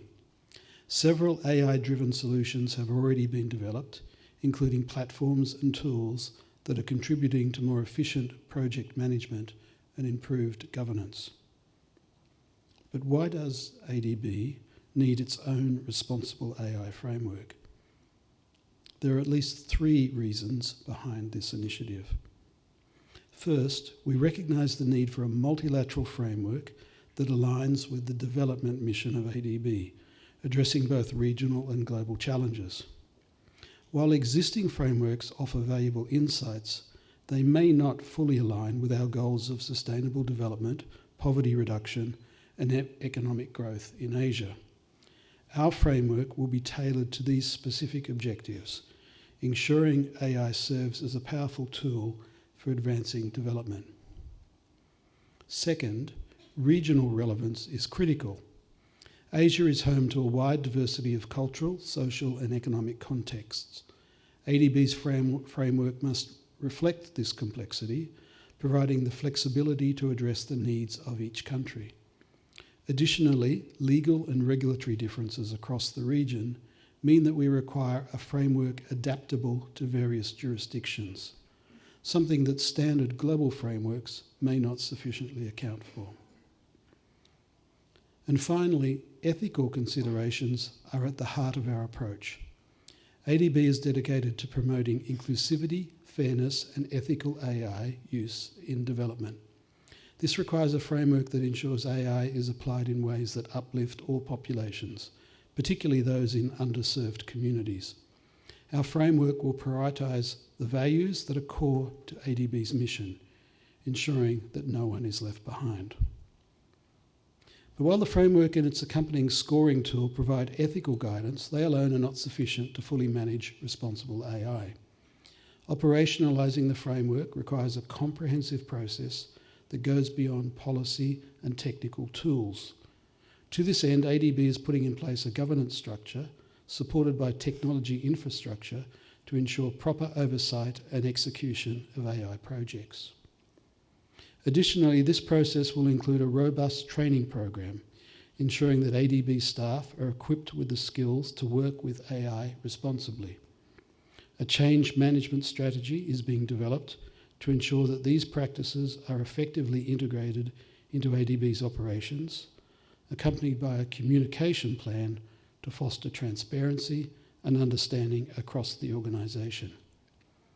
This holistic approach will allow us to embed responsible AI use throughout our institution and ensure accountability at every level. As we advance on this journey, it's important to recognise that the responsible AI framework will not be static. It will evolve to remain relevant in the face of ongoing technological change. Today's session is a key part of the consultation process, allowing us to gather insights and foster transparency as we build this framework together. In closing, I'd like to emphasise that AI is more than just a tool. It is a force that can reshape the future of development. Its success will depend on how responsibly we use it. AI is committed to ensuring that AI serves as an enabler of sustainable, inclusive growth while upholding the highest ethical standards. So thank you once again for your participation in today's session.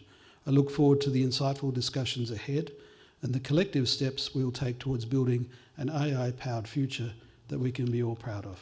Thank you very much.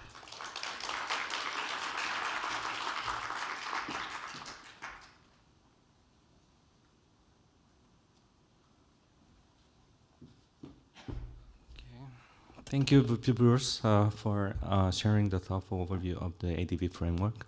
So now I'm excited to introduce a stellar lineup of our panelists and speakers. As I introduce our panelists, I would like our speakers to come up to the stage and take a seat, please. So first, we have Alexandra Belias, Head of Product Policy and Partnership from Google DeepMind. Alexandra, okay. So Alexandra leads Google DeepMind's product policy and partnership work, serving as a bridge between DeepMind's product policy organization and the policy community. And also, she previously led DeepMind's international public policy work. And next is Undra Gambatar, Head of Social and Human Science from UNESCO.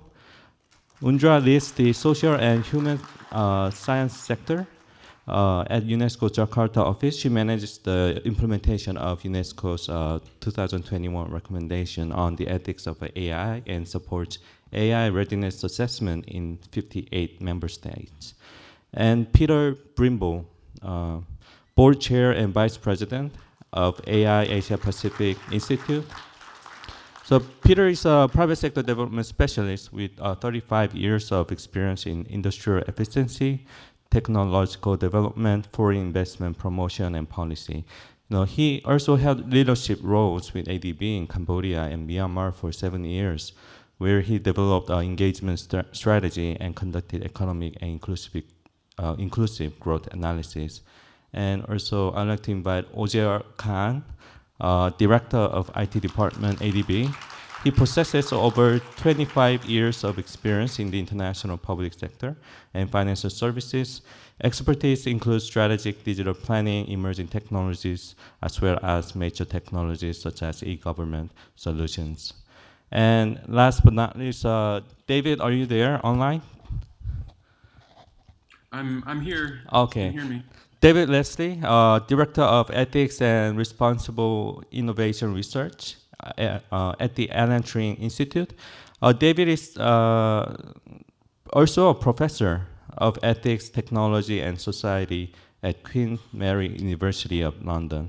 He has previously taught at Princeton, Yale, and Harvard around ethics and policy. David is the author of the UK government's officer guidance on the responsible design and implementation of AI systems in the public sector. So thank you all, the speakers, for being here and giving us insights based on your knowledge and expertise. So how we're going to do now is we're going to invite David and Alexandra to give a scene-setting presentation. David will be talking more from the public's perspective, whereas Alexandra, who's leading product policy at Google DeepMind, will talk more on the commercial sector, how Google DeepMind is integrating this ethics in their product development cycle. So with that, it's over to you, David. Thanks so much, Joe, and really appreciate the opportunity to speak in front of you today. And apologies that due to a sort of really crazy travel schedule, I wasn't able to make it in person. So I just would start, I'm going to start sharing my slides now, but I just would start by just saying, if I might, how much Bruce's comments really resonated with me.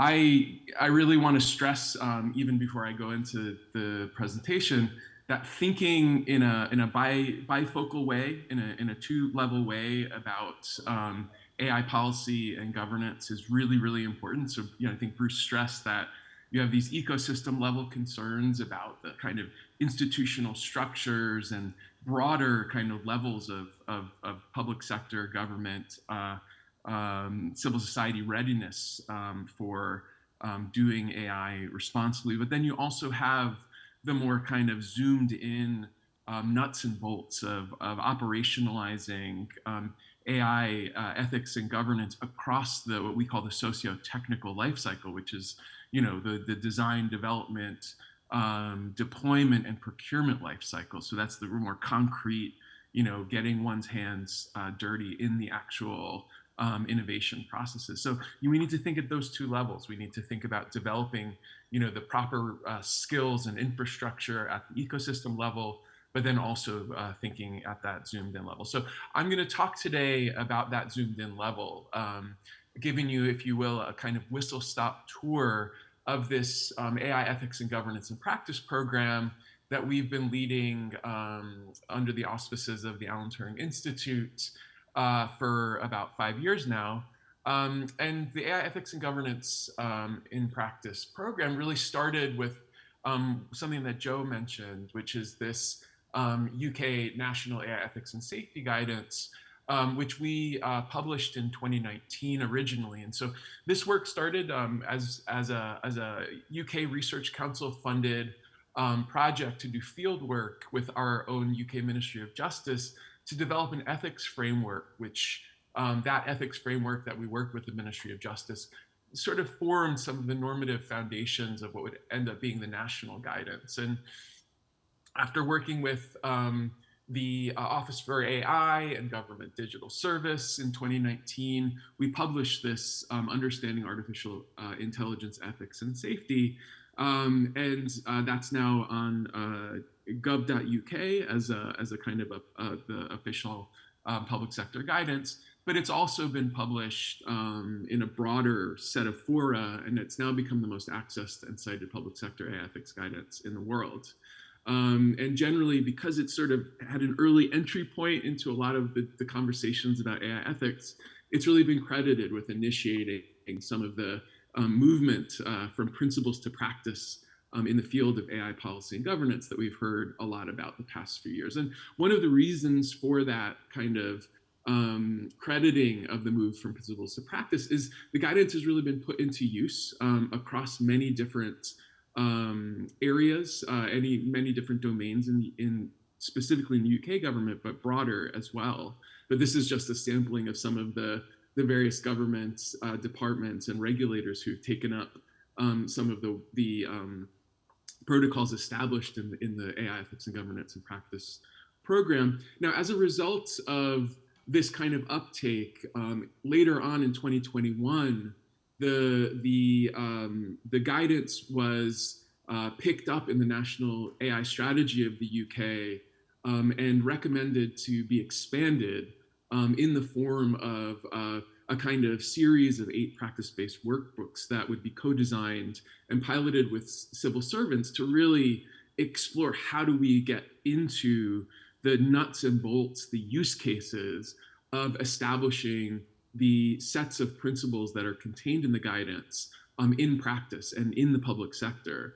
And I'll also just say that one of the really interesting learning processes for us across the first few years of having the guidance was actually, there was a lot of public sector uptake, but at the same time, a lot of what we had done became a model for AI management consulting firms and large corporates who wanted to sort of pick up on sort of good practices and I think acknowledge that the orientation of public sector AI activity to the public benefit is motivationally a good legitimating factor for the way that incorporating those types of protocols would be a reputational benefit in the private sector. And so I think that we really experienced that, and that's something to flag up.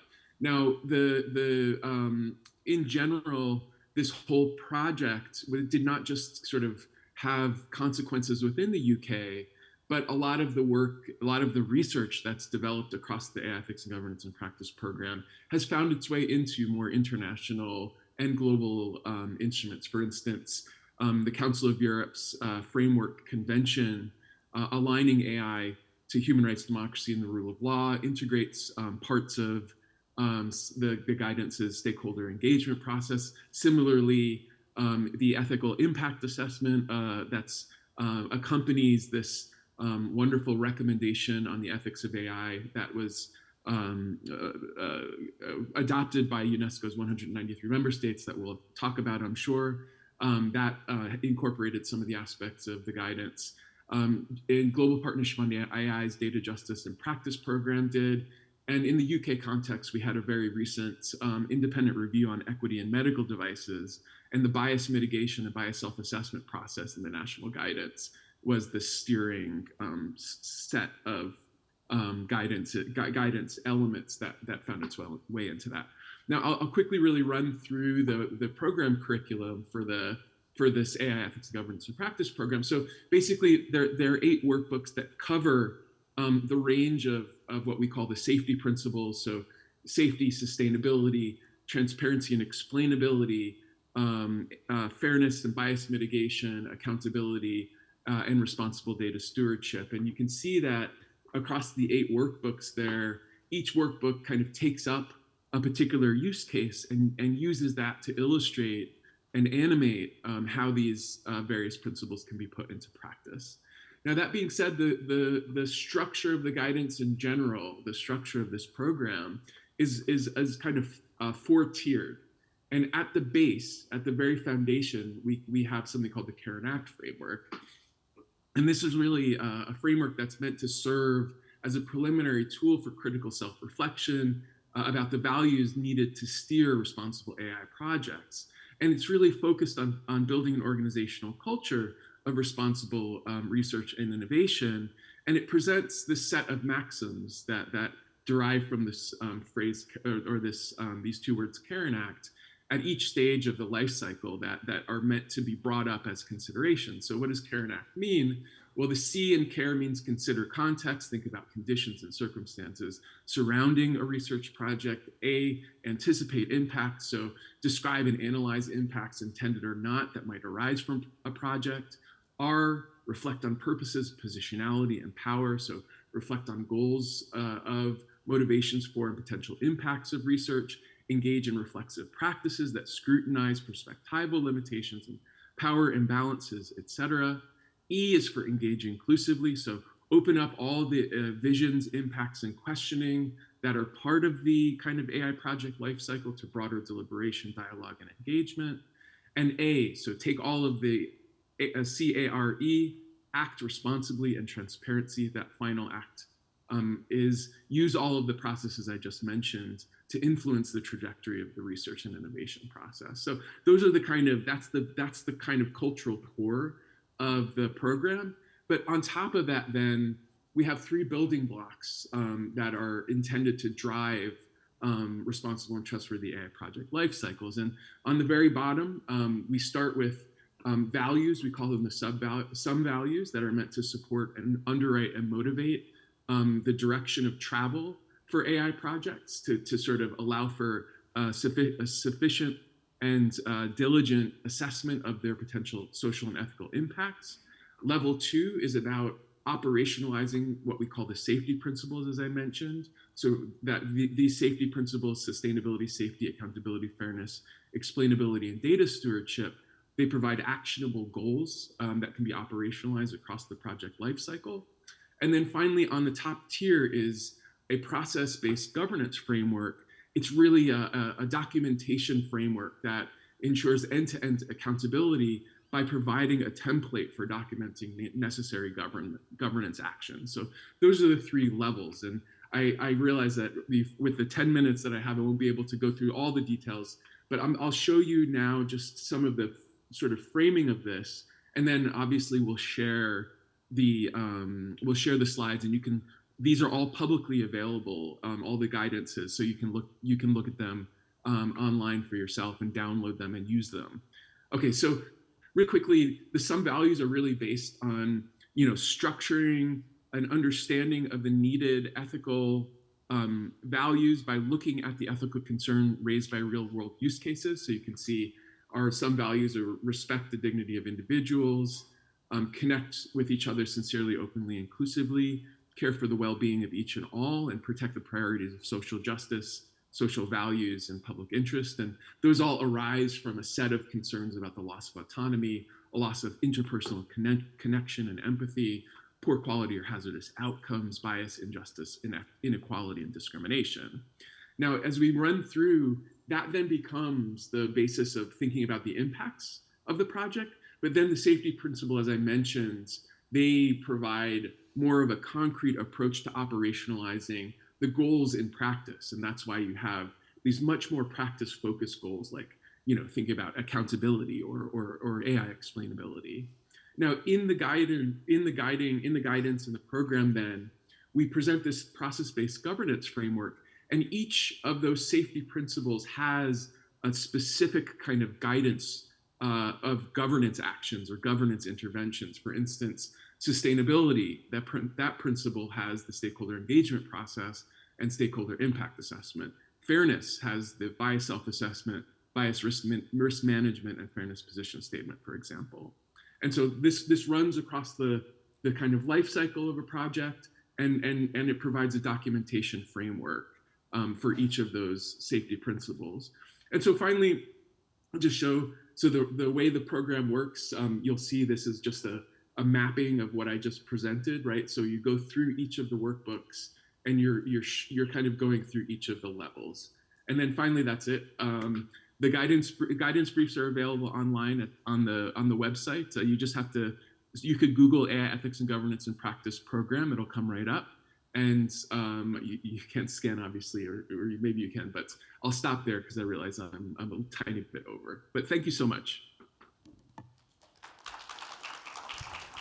Thank you, David. And next, I would like to invite Alexandra to talk about how ethical considerations are integrated into the product lifecycle at DeepMind. Thank you, Joe, for having me here.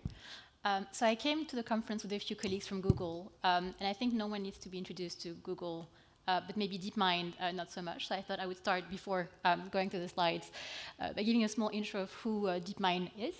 So we're an AI research lab headquartered in London. We were established in 2010, which is a while ago. And we actually became part of Google in 2014, so 10 years ago. And so initially our focus was on AI for games. We were quite known for doing work on things like AlphaGo, for instance, or AlphaStar. But then as AI progressed, we started going more towards AI that helped us fulfill our mission. So our mission is building AI responsibly to benefit humanity. And this has focused a lot on AI for science. So what do we mean by AI for science? It's really about how AI is a science in itself, but also AI can be a tool for scientific discovery.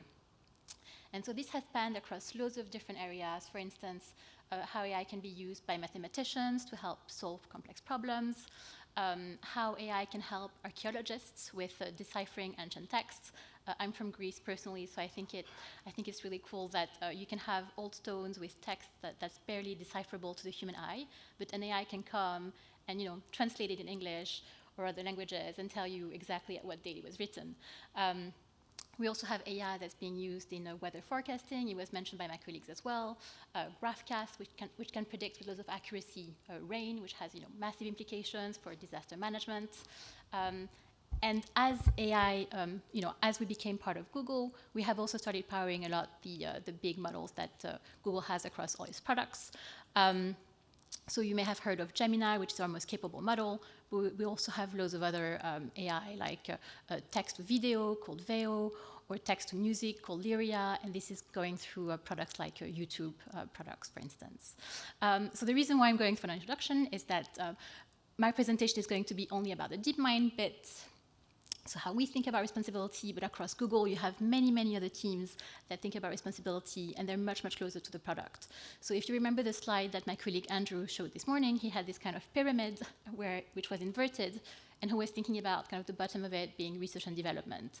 So DeepMind is really about research and developer level for AI, in particular frontier AI. So with that framing in mind, I can now tell you a bit about how we think about responsibility, and I thought I would frame this presentation across 3 pillars: responsible governance, responsible research, and responsible impact. So responsible governance, Google has had AI principles since 2018. Having principles is great, but you need to operationalize them. So we have quite a few councils, the Responsible and Safety Council. There's loads of other councils across Google that also think about the principles. We have a new council that was set up last year called the AGI Safety Council that's co-chaired by our co-founder, Shane Legg. And that's very much about thinking about future risks from powerful AI, which for us is kind of very much at the forefront of our safety thinking. And obviously, everything that's about internal governance has to be also informed by policy developments. So a lot of our internal thinking is also about what governments are thinking about and the commitments that we have, like the White House commitments, for instance, or the the G7 Hiroshima Declaration, where we're working closely right now with the OECD on the code of conduct with reporting elements. The second section is about responsible research. There was a question in the panel just before about unintended consequences from AI. And I think it's very hard to be able to foresee everything, but at the very core of our research is how do you have effective foresight that's as comprehensive as possible. And so we have a team in DeepMind called the Ethics Research Team, which I like to think about as the philosophers in DeepMind because they all have PhDs in philosophy. And what they do is think about really big ethical problems and how they apply to AI. So for instance, they've written papers like on decolonial AI. I don't know if you know the philosopher Joseph Rawls, who thought about the veil of justice.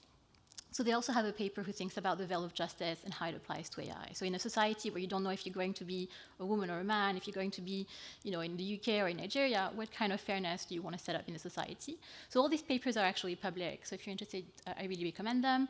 I put a screenshot of one of the papers that's quoted quite a lot about the ethical and social risks of harms from LLMs.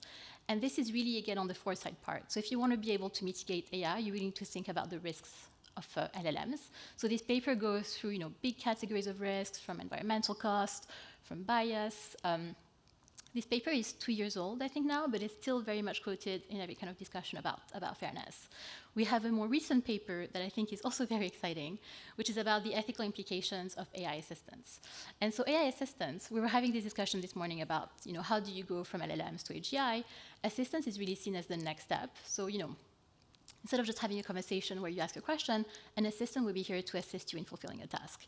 So let's say I would say to an assistant, I have a presentation at the ADB, that's a topic, can you prepare the slides? This would be kind of not achievable now, but we foresee in the next couple of years it will be. And so this paper, it's not a paper, it's almost a book because it's 200 pages long. It really thinks about all the different implications that assistants could have in terms of anthropomorphism, for instance. There's a section that I really like because it thinks about what are the implications on AI assistance users, but also on non-users. So, the people who are not going to be using the assistants, how are they going to be impacted? So these are really critical papers for us, and we make them public, and we kind of discuss them and write them with other organizations as well. But they also then inform our internal work, so the team is also kind of working closely on red teaming or models. The last paper that I mentioned here, the Frontier Safety Framework, is also a really important document for us. It was published earlier this year, just before the Seoul Summit on AI in May. And basically what this is a series of protocols to think about future risk from AI. So it's not about today's risk, but in the future. At what point of capability do you start putting increasing levels of mitigations? So this is an external-facing document, which very much is also internal-facing because we're thinking about how to implement it by next year, but also continuously update it. And this is a document where governments also really want to see commitments from labs. So there's going to be more discussions about the Frontier Safety Framework at a summit that AI Safety Institutes have in November in San Francisco, and then at the Paris Summit in February. And I spoke about responsible research in terms of papers being published, but I think another really critical element of responsible research is technical solutions. And so the one I want to mention is SynthID. So we spoke quite a bit during today's conference about misinformation being a really big issue.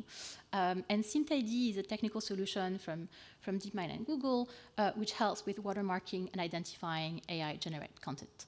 And that's really important as a part of a solution to misinformation. Is definitely not the silver bullet, but it does mean that you'll be able to know if you see an image, if it was generated by an AI. So that's definitely also an element that policymakers are keen to explore more and see where we're able to put it in place. So at the moment we have SynthID for images, videos, but also for text, which is quite a nice development.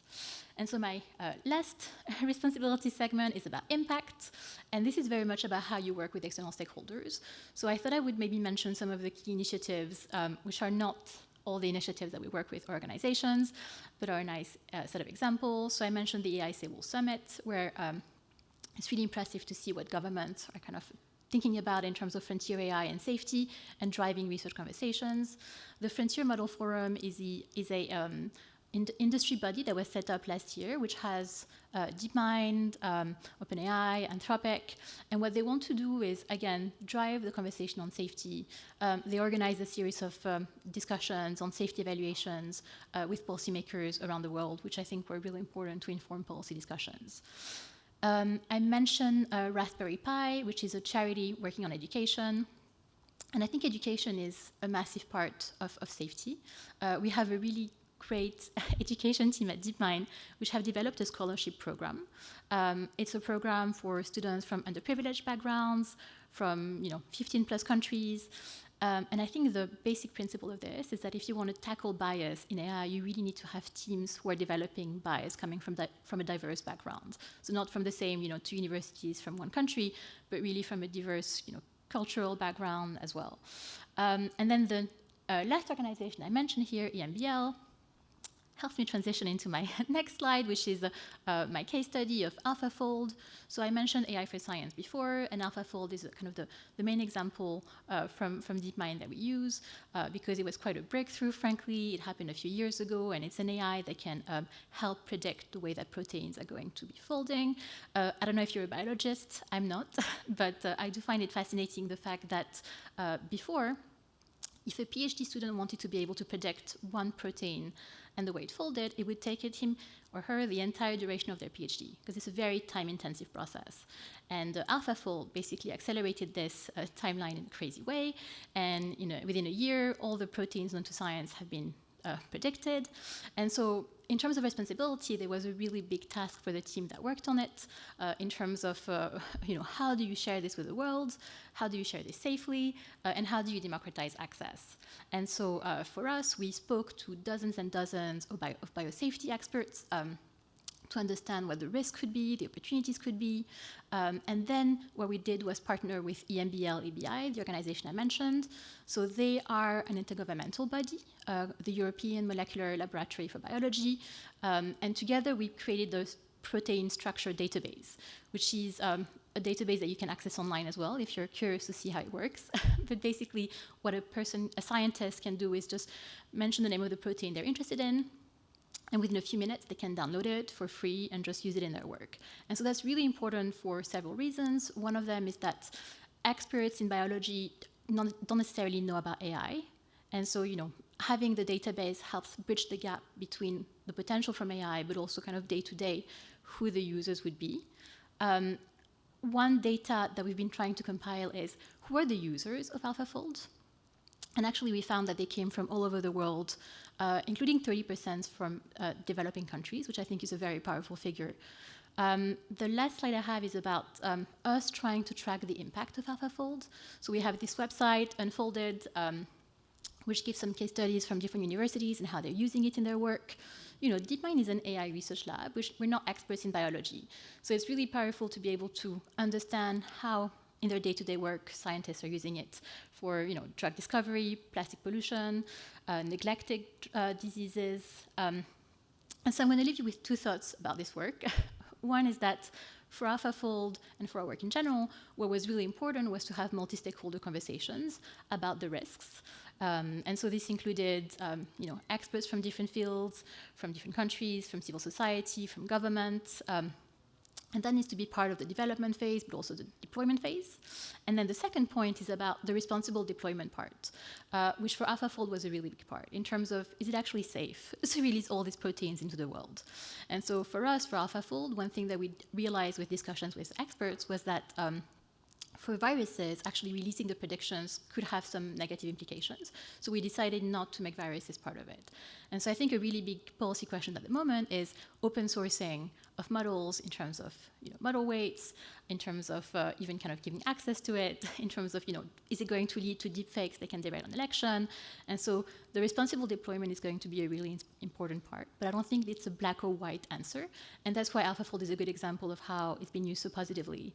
But then you have to think about, do you deploy some part of it? Do you deploy it gradually? Do you deploy it to scientific communities first? And how do you also make this an iterative process where the development can also learn from the feedback from different stakeholders? That's it. Thank you.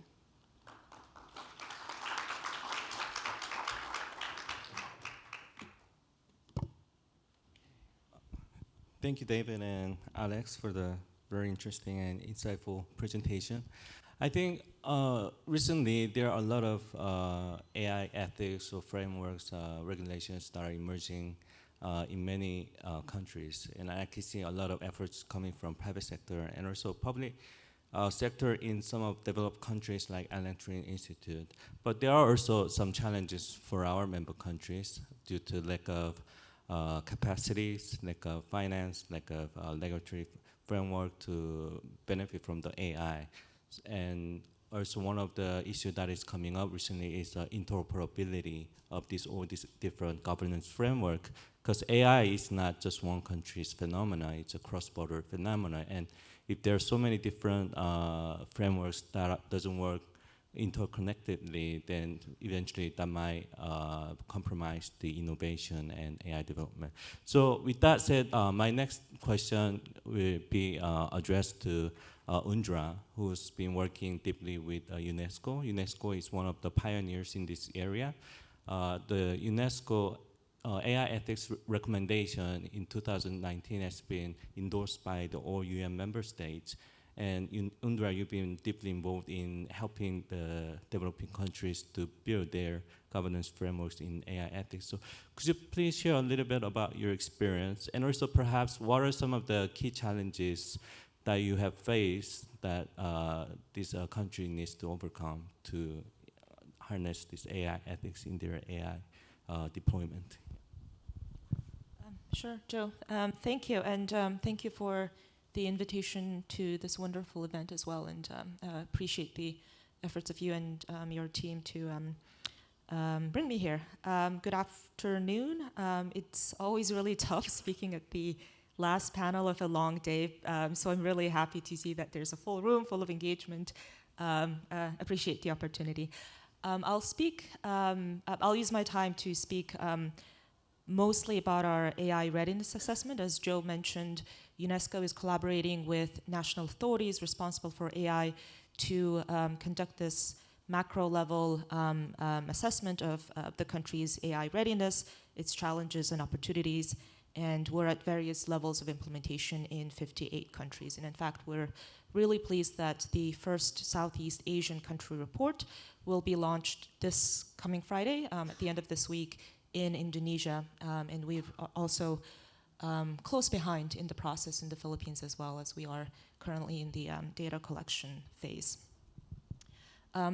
It might also be helpful for me to step back a little bit and speak for about 30 seconds about why UNESCO is working on AI, AI governance, and the ethics of AI quite broadly, because it's not quite so evident where our entry point is compared to, say, for example, ITU.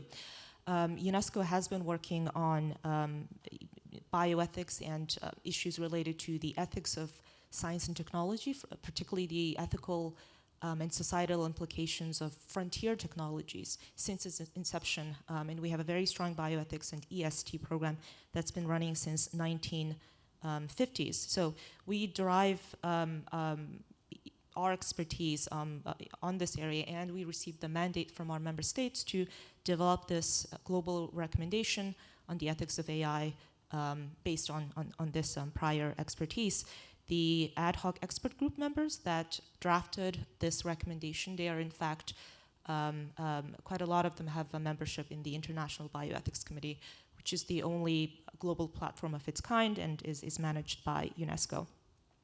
So I've not put together a slide with the values and principles that are in this recommendation because I think it's quite familiar to the speakers and the participants in this room. Obviously, it has very key concepts such as, we espouse that AI should not have a legal personality by itself. It's a tool for the service of human beings. It should be transparent, it should be explainable, interoperable, etc. And there are also some high-level values as well, particularly, for example, the need to have a human rights-based approach, and of course to consider impacts of technology on climate change, the environment, and the planet at large that we occupy and live on. So it's quite nice to have, and I think the devil is in the details. It's good to have high-level values and principles. The real challenge is how do we implement them and then deliver them at national and regional scales. Having adopted this recommendation, of course, it's also been either referenced explicitly or is aligned with the values that are in regional frameworks that have since emerged, such as the EU Act, EU AI Act, the digital guidelines from ASEAN, which was published earlier this year, the OECD AI principles, and so on and so forth. So there's a lot of alignment there. But as I mentioned, the challenge really is in the operations rather than making high-level declarations. And then, of course, we contribute, as you can see on the screen. There are various international platforms that we have convened using, the convening power that we have among our member states, high-level fora. At the global level, at our leadership level, we're involved with the interagency work, the UN Interagency Working Group on AI, which we co-chair with ITU. We also contribute at the leadership level to the Secretary General's high-level advisory board on AI and so forth. So all of that international engagement is there. And my role at the regional level is to manage the implementation of this readiness assessment in countries that are under our domain in the Jakarta office. And of course, all of these countries are the same developing member countries that ADB serves to deliver for as well. So the RAM tool, which, as I mentioned, is the macro level assessment tool of the recommendation. It was developed by our group of high-level experts representing all of the different regions. It seeks to provide a holistic overview of where the country is at on artificial intelligence along 5 key dimensions: the legal, regulatory space, social, cultural, economical, scientific and educational, and last but not least, infrastructural and technological innovation pillars. Some of the things that we have found so far, we've published the report in several countries in each of the regions, and as I mentioned, we're in the process of completing it in many, many more. I think there are different, I think the challenges are the same, or we're through RAM, we're trying to answer the same set of questions in each of the countries. We don't change the RAM survey questions for different audiences. So we ask the same questions in each of the member states that we're working with, but I think the findings are different. For example, the same survey is being implemented in the Maldives and Timor-Leste. Timor-Leste is one of the countries that we cover from the Jakarta office. And it's the same set of questions that we've asked in Morocco, which has recently published its report and is committing to develop a national AI strategy based on the RAM findings. So obviously, the level of maturity and the context will really differ. And of course, one of the audience members earlier today asked, what about Pacific Island countries? What are some specific considerations? Taking into account the infrastructural and other challenges in that country. So the findings have been really interesting, and ultimately it serves to serve as evidence generated to help national governments develop an AI strategy where there is none. Sometimes there already exists a strategy, and if there is an existing strategy, how can it be better aligned with the global norms that have been set by UNESCO member states? The second observation that I could mention is there's a lot of silos. There's a lot of silos everywhere, right? I think we're really we're constantly in the process of trying to break down silos. At least that's my experience anyways. And we find it's the same for government entities that are working on AI. And we've been able to use the convening power that UNESCO has to try and bring stakeholders together in a conversation on what are some of the most best practices for a governance model on AI in the country. And third, we've, with our humanities and educational mandate, which is part of the UNESCO mandate, we've also really highlighted and tried to put to the front the voices from civil society. One of the key feedback that we've been getting throughout the entire process, the RAM process, it takes 4 to 6 months depending on the country, and we have numerous policy consultations with different target audiences as part of this process. We have validation workshops in which we invite national stakeholders from a very multi-sectoral background, and the constant feedback is government needs to listen more to civil society. There needs to be a really human rights-based approach to these processes, and you as UNESCO can help us, can help the NGOs to bring this to the forefront of the government's attention, and this is something that they've been really pushing for as part of the process as well. The RAM is not perfect. For example, stakeholders who have attended our activities. They've really wanted to hear about, for example, persons with disabilities. How are their specific needs considered?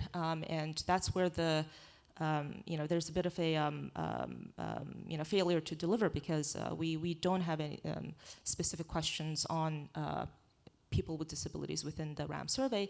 And a big part of that was just a lack of reliable indicators that we could use to measure this element of AI development in the country, which points to the lack of evidence in many of the contexts that we're working in to address some of these issues. So, there's been a lot of interesting findings, and it differs by country. For Indonesia and the Philippines, a major finding of the reports thus far has been the digital divide, the digital gap, whereas in the Philippines, a bigger concern is how AI will affect the BPO industry, and how the government needs to respond in terms of its education policies, in terms of its training, teacher training, in terms of its curriculum development to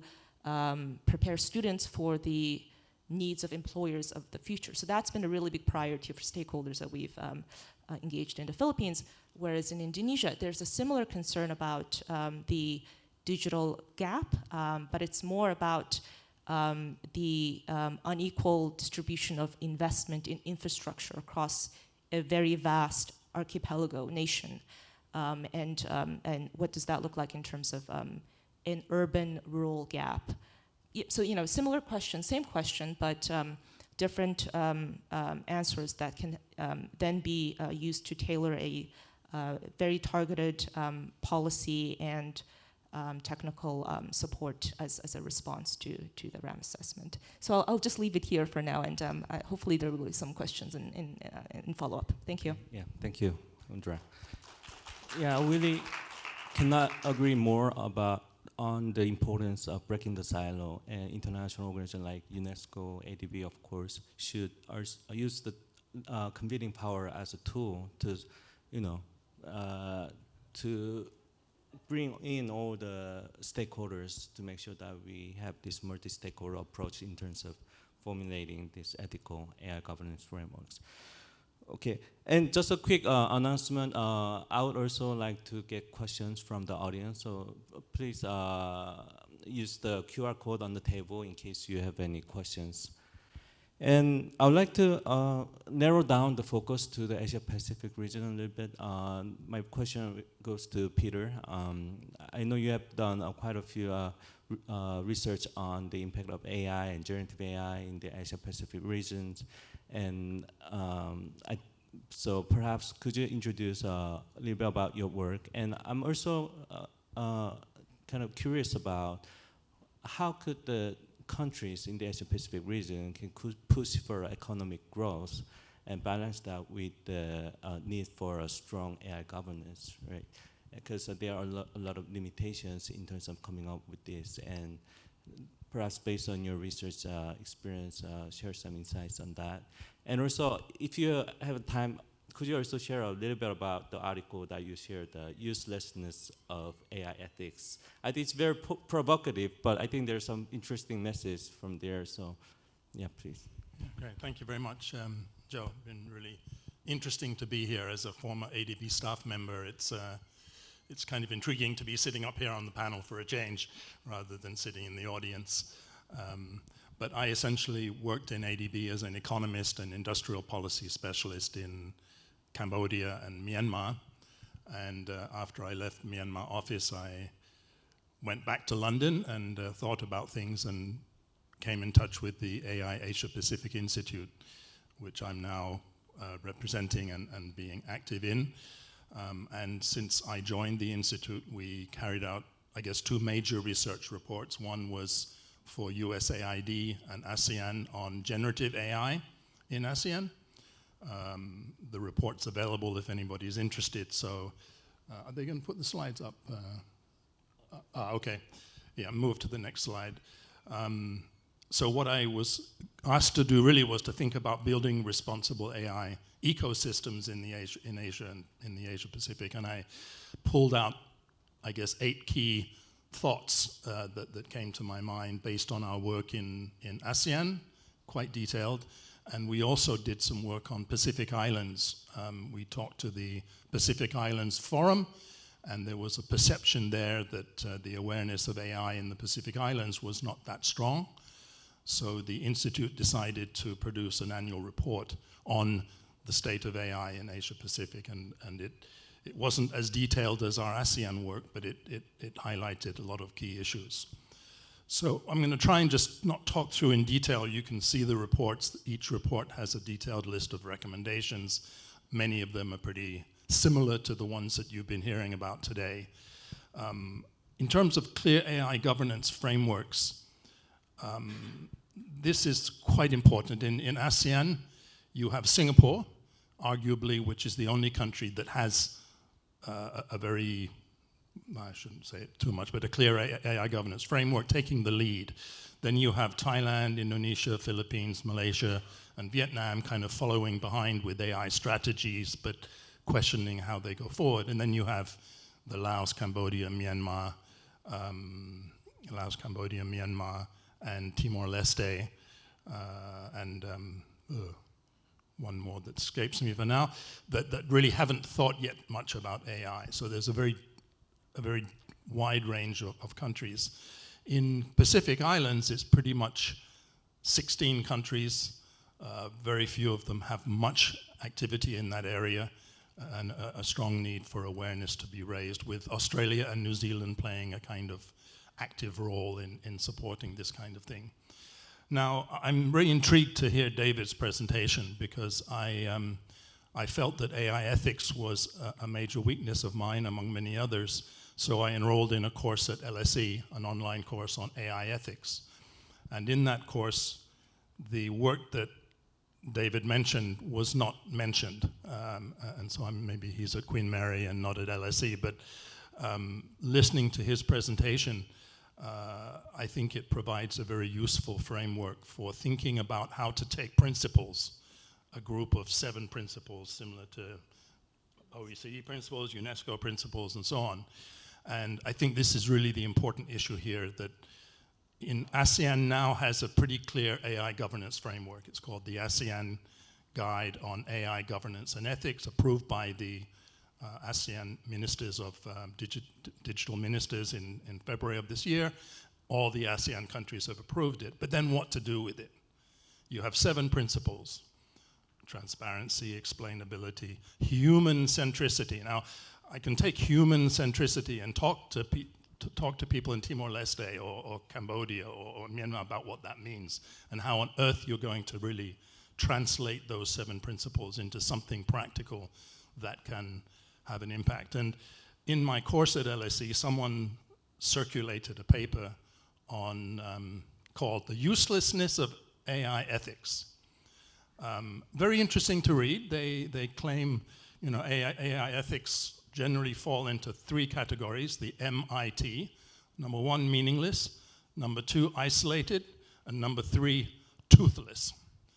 And talk about how many of the principles that get approved in all the various frameworks around the world, it's very difficult to translate it into a context. And I think for ASEAN and for Pacific Islands, it's particularly complicated, because if you're doing something in Europe or something in America, I guess you have a certain common idea on some of these ideas, some of these broad principles. But I'd be very keen, David, to follow up with you in due course. I live very near Bletchley, actually, so no excuse not to come and say hello. So I really would love to follow up with you on that in due course. So that's a key issue, is to think, how do you take this framework that ASEAN has adopted and make it country-specific?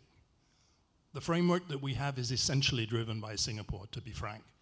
And so it works for them, sort of. Not quite, actually, but say sort of. So I think that's a really key issue to ensure all the nice transparency and fairness and so on and so forth.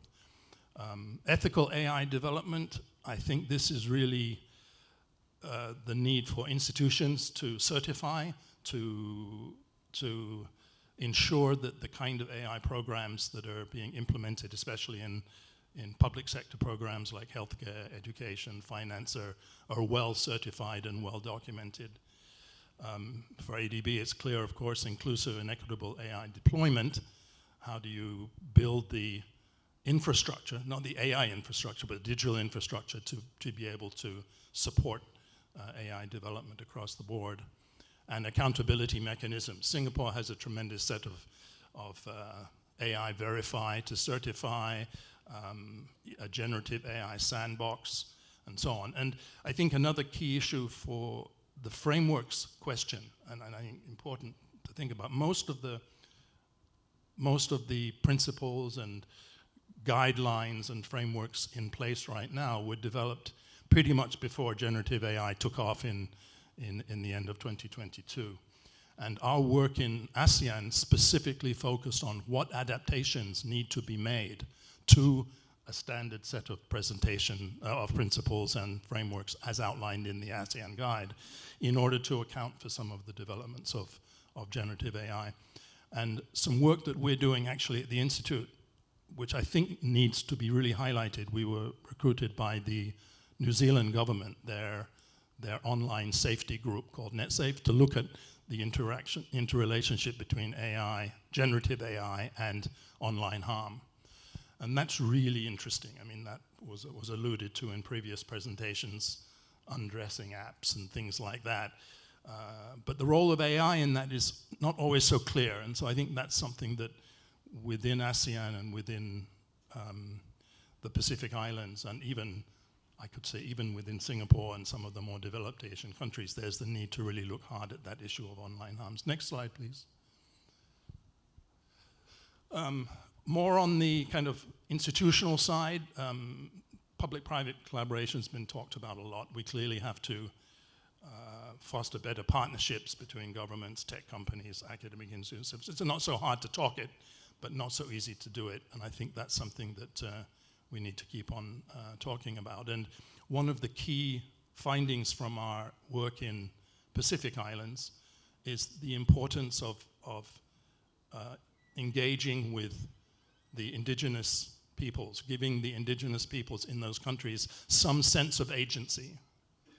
Not just going in and saying, haha, here's the AI tool that you guys can use and it can make your life better and so on and so forth, and here it is. But to involve them earlier in the game and try to have a wider consultation. We talked already a bit about civil society engagement, and I think that it came to the fore in our work in Pacific Islands, but more you think about it, it's not so much different in many countries as we look at it. Education, workforce development, clearly this is very important. One thing I thought about in the presentation earlier, the word awareness didn't come up very much. I think in many cases, you don't need to learn AI. You just need to be aware of what AI might be able to do for you. And we had a workshop the other day where they had a picture of a farmer who's getting information from an AI system. Well, he doesn't need to know about AI. And I think maybe the LinkedIn team, let's talk about awareness as well. Cross-border cooperation, we've talked a lot about that. Clearly ASEAN has already done a lot. Pacific Island is very keen. I just added up there are 16 countries in the Pacific Islands. The population of PNG is about 10 million. How about the other 15? The other 15 have 3 million. So suddenly you have a regional grouping that is so small. Some countries have 2,000 people, like Niue.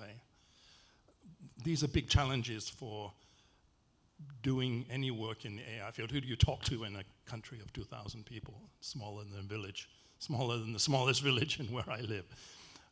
So I think there's a real issue of regional cooperation that needs to be stressed, and the Pacific Islands Forum is keen on that.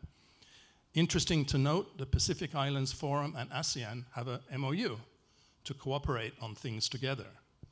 They don't specify AI yet, but it would be a really good opportunity for someone to support them to cooperate on AI. And I think the recommendations, a recommendation that we make in both of our papers on Pacific Islands, and here is the need for some sort of a facility to fund the work that's necessary to socialize countries on what AI is, how it can be used, to develop the kind of program that David outlined. I wonder how many countries in Asia and the Pacific has that program been rolled out, and maybe that would be very interesting to work on as we go forward.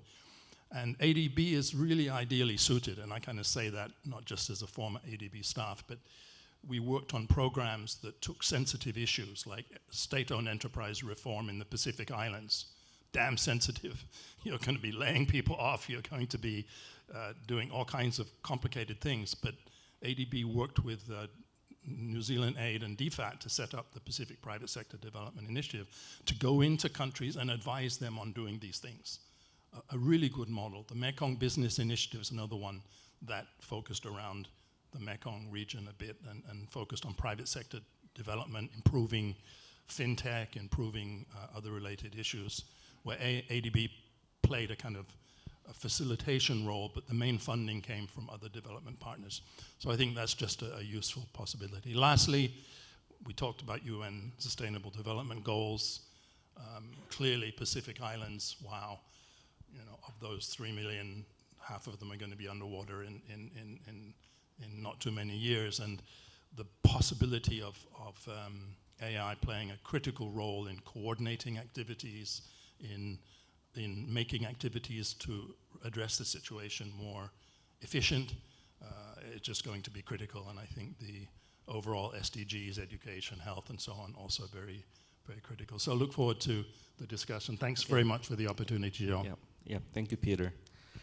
Okay. Next, Ozer, thank you for waiting the long time.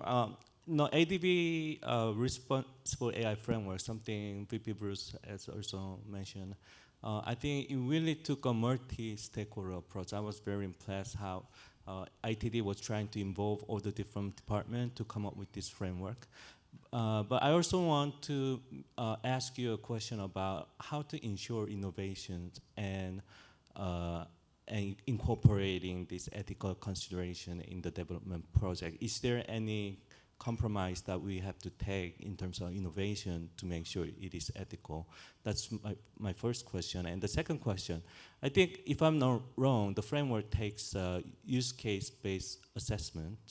So you've identified several use cases to actually use this framework to assess some of the harms that you have incorporated in the frameworks. So what were some of the key risks there were within the bank, and what is your plan on how to mitigate that using this framework? Yeah. Thank you, Joe. Very happy to be here. The journey at ADB on AI, we started back in 2017-18.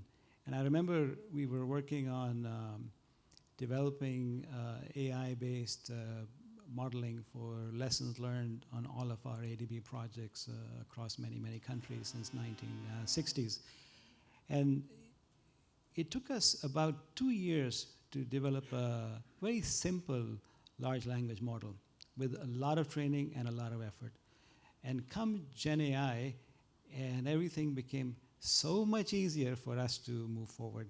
And at the same time, the discussions around ethical framework just came in pretty strongly as we move forward with more and more use cases with Gen AI. Quickly at ADB, we established some base support for AI, especially Gen AI, and launched our own ADB AI lab to really test AI and see where we can leverage Gen AI in most of our departments. Use cases started coming in to ITD from various other, even ADB operational projects. We established an AI working group to govern, and it became very clear that we need to have a vision. We need to have an ambition that correlates with what ADB does and where we see the opportunities and manage the risks accordingly. it became pretty apparent at that time that we need to have a framework developed. And we looked outside in terms of NIST framework, ISO, and so on and so forth. And for our needs, we had to tweak those frameworks to develop our own, which has eight principles. These principles that we have on our framework are not in isolation. Because we have an AI lab, we were able to test things very much like what Singapore was mentioned in terms of the sandbox program that MAS has, where it's an iterative process through which ADB started developing its framework, where we had use cases, we had data, and there's a feedback mechanism between what is required in terms of use cases and opportunities and the framework itself. My son talks about with great power comes great responsibility. And when we looked at these productivity cases that were coming in, 500% productivity, 10,000% sort of increase in some of the efficiency gains. To manage that sort of enthusiasm on the innovation side, we had to balance that. And what we quickly, as we moved into development of some of these initiatives, what we quickly found out was that we need the framework, but we also need a user manual on how to operate AI. And they sort of go hand in hand. The operation side of AI, I think somebody mentioned operationalizing in the commercial sectors. So similarly here, one of the analogies that we make in our various discussions and workshops is when we went from sort of horses to cars, we had to teach people how to drive the cars and at the same time drive them safely. So there are two aspects. You need to be able to learn how to use AI and at the same time do it responsibly. So the framework that we have in place also has this aspect of how to use and sort of apply the framework. In terms of the balancing of innovation and governance around this, the framework looks at both sides of AI, the production of AI and consumption of AI. And those two have different sort of relevance when it comes to how to govern it. At ADB, we procure a lot of AI. We build AI. We advise DMCs on AI. There's a lot of work going on knowledge side that can leverage AI. So how do you build a framework and then apply it to all those use cases across? There's a big use case at ADB on everyone in this room, I'm sure, knows RRP. So there are two ways to looking at RRP, generating RRP with AI or rethinking what RRP actually means in the age of AI. So the framework also addresses on the innovation front, how far can we push sort of the ambition on the initiatives that are coming our way. The framework also aligns with, to balance the risk with overall risk framework of the bank, working with ORM so that the principles are aligned with overall risk management framework, which is in place. When it comes to, I'll give you some of the examples. When it comes to, we were discussing transparency versus explainability. For those of you who are in, who are economists, will understand that explainability is the key when it comes to economics. When it comes to AI, when the input and the output are correct, then if we are not able to explain, then how can we be transparent about that?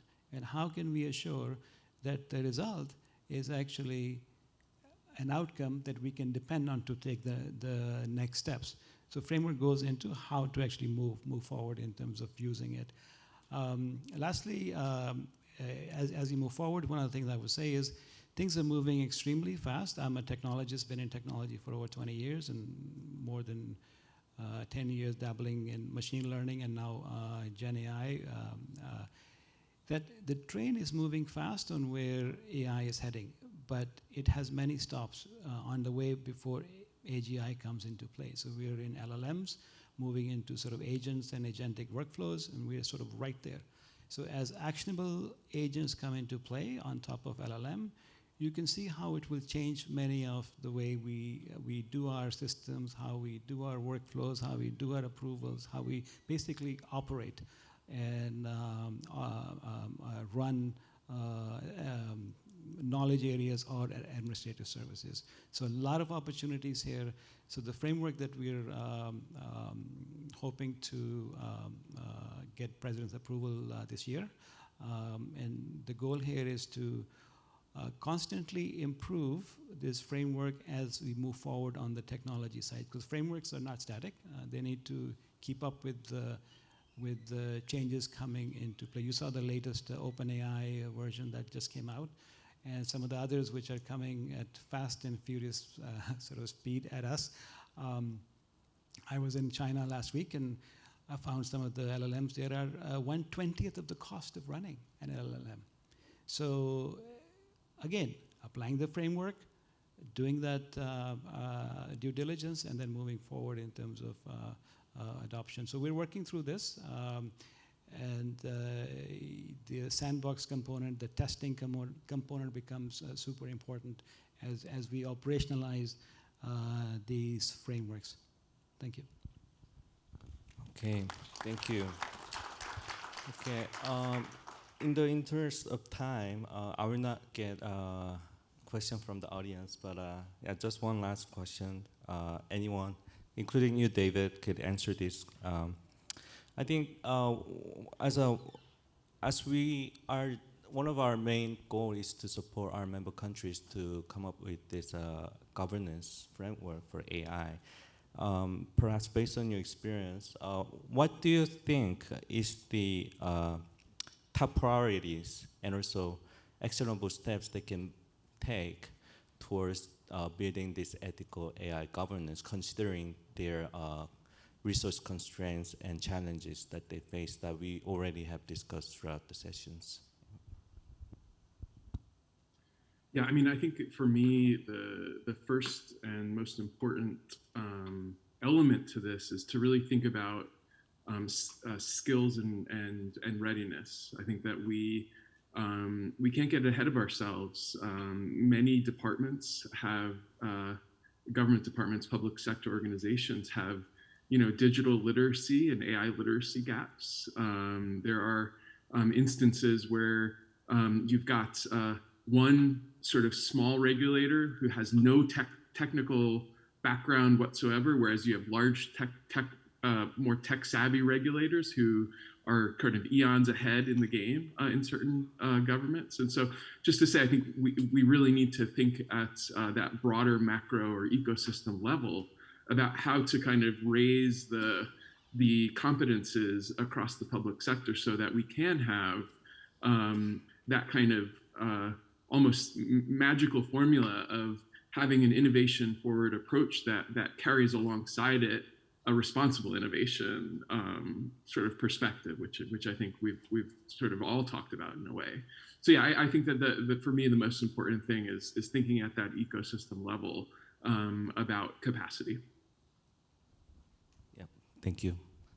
Does anyone want to answer to that? No, I fully agree, and I think the other issue is the kind of readiness reports that you've been talking about with UNESCO, and we use the ones by Oxford, which because it covered more of the ground, but that to get an idea where the countries stand, because if you have a country like Indonesia or a country like Timor-Leste, both of them have accepted the ASEAN guide as their guiding document, but they're far apart in terms of capacity or an understanding of where to go next. And I think you need that initial diagnostic and kind of needs assessment to go forward, and I think that's exactly right. We'll just very quickly add to that. Completely agree with what David has said, and obviously some of the things that UNESCO is trying to do through the readiness assessment is to generate evidence of where the gaps are. And of course, with the Alan Turing Institute, we are working on model governance framework, and with David personally with colleagues at the headquarters level, there's some lots of conversations there as well. So it's fantastic to engage through this panel. So I guess what I would just add to what David and Peter have already mentioned is just better collaboration. I think there's a lot of sometimes it's a duplication of effort, sometimes it's a replication, but there's a lot of knowledge and a lot of good practices and experiences from coming from different perspectives and different directions. So I think engagement like what we've had today and will continue to have over the next couple of days with both external speakers and with the various teams inside the bank is a really valuable opportunity for us to kind of have that dialogue about what are our different competencies and contributions to the space, and what are some interesting collaborative opportunities that could emerge. So I think these dialogues are really important as well, and I'm appreciative of the event today. Okay, so thank you, and I will wrap up our session, and please give a round of applause to our great speakers here.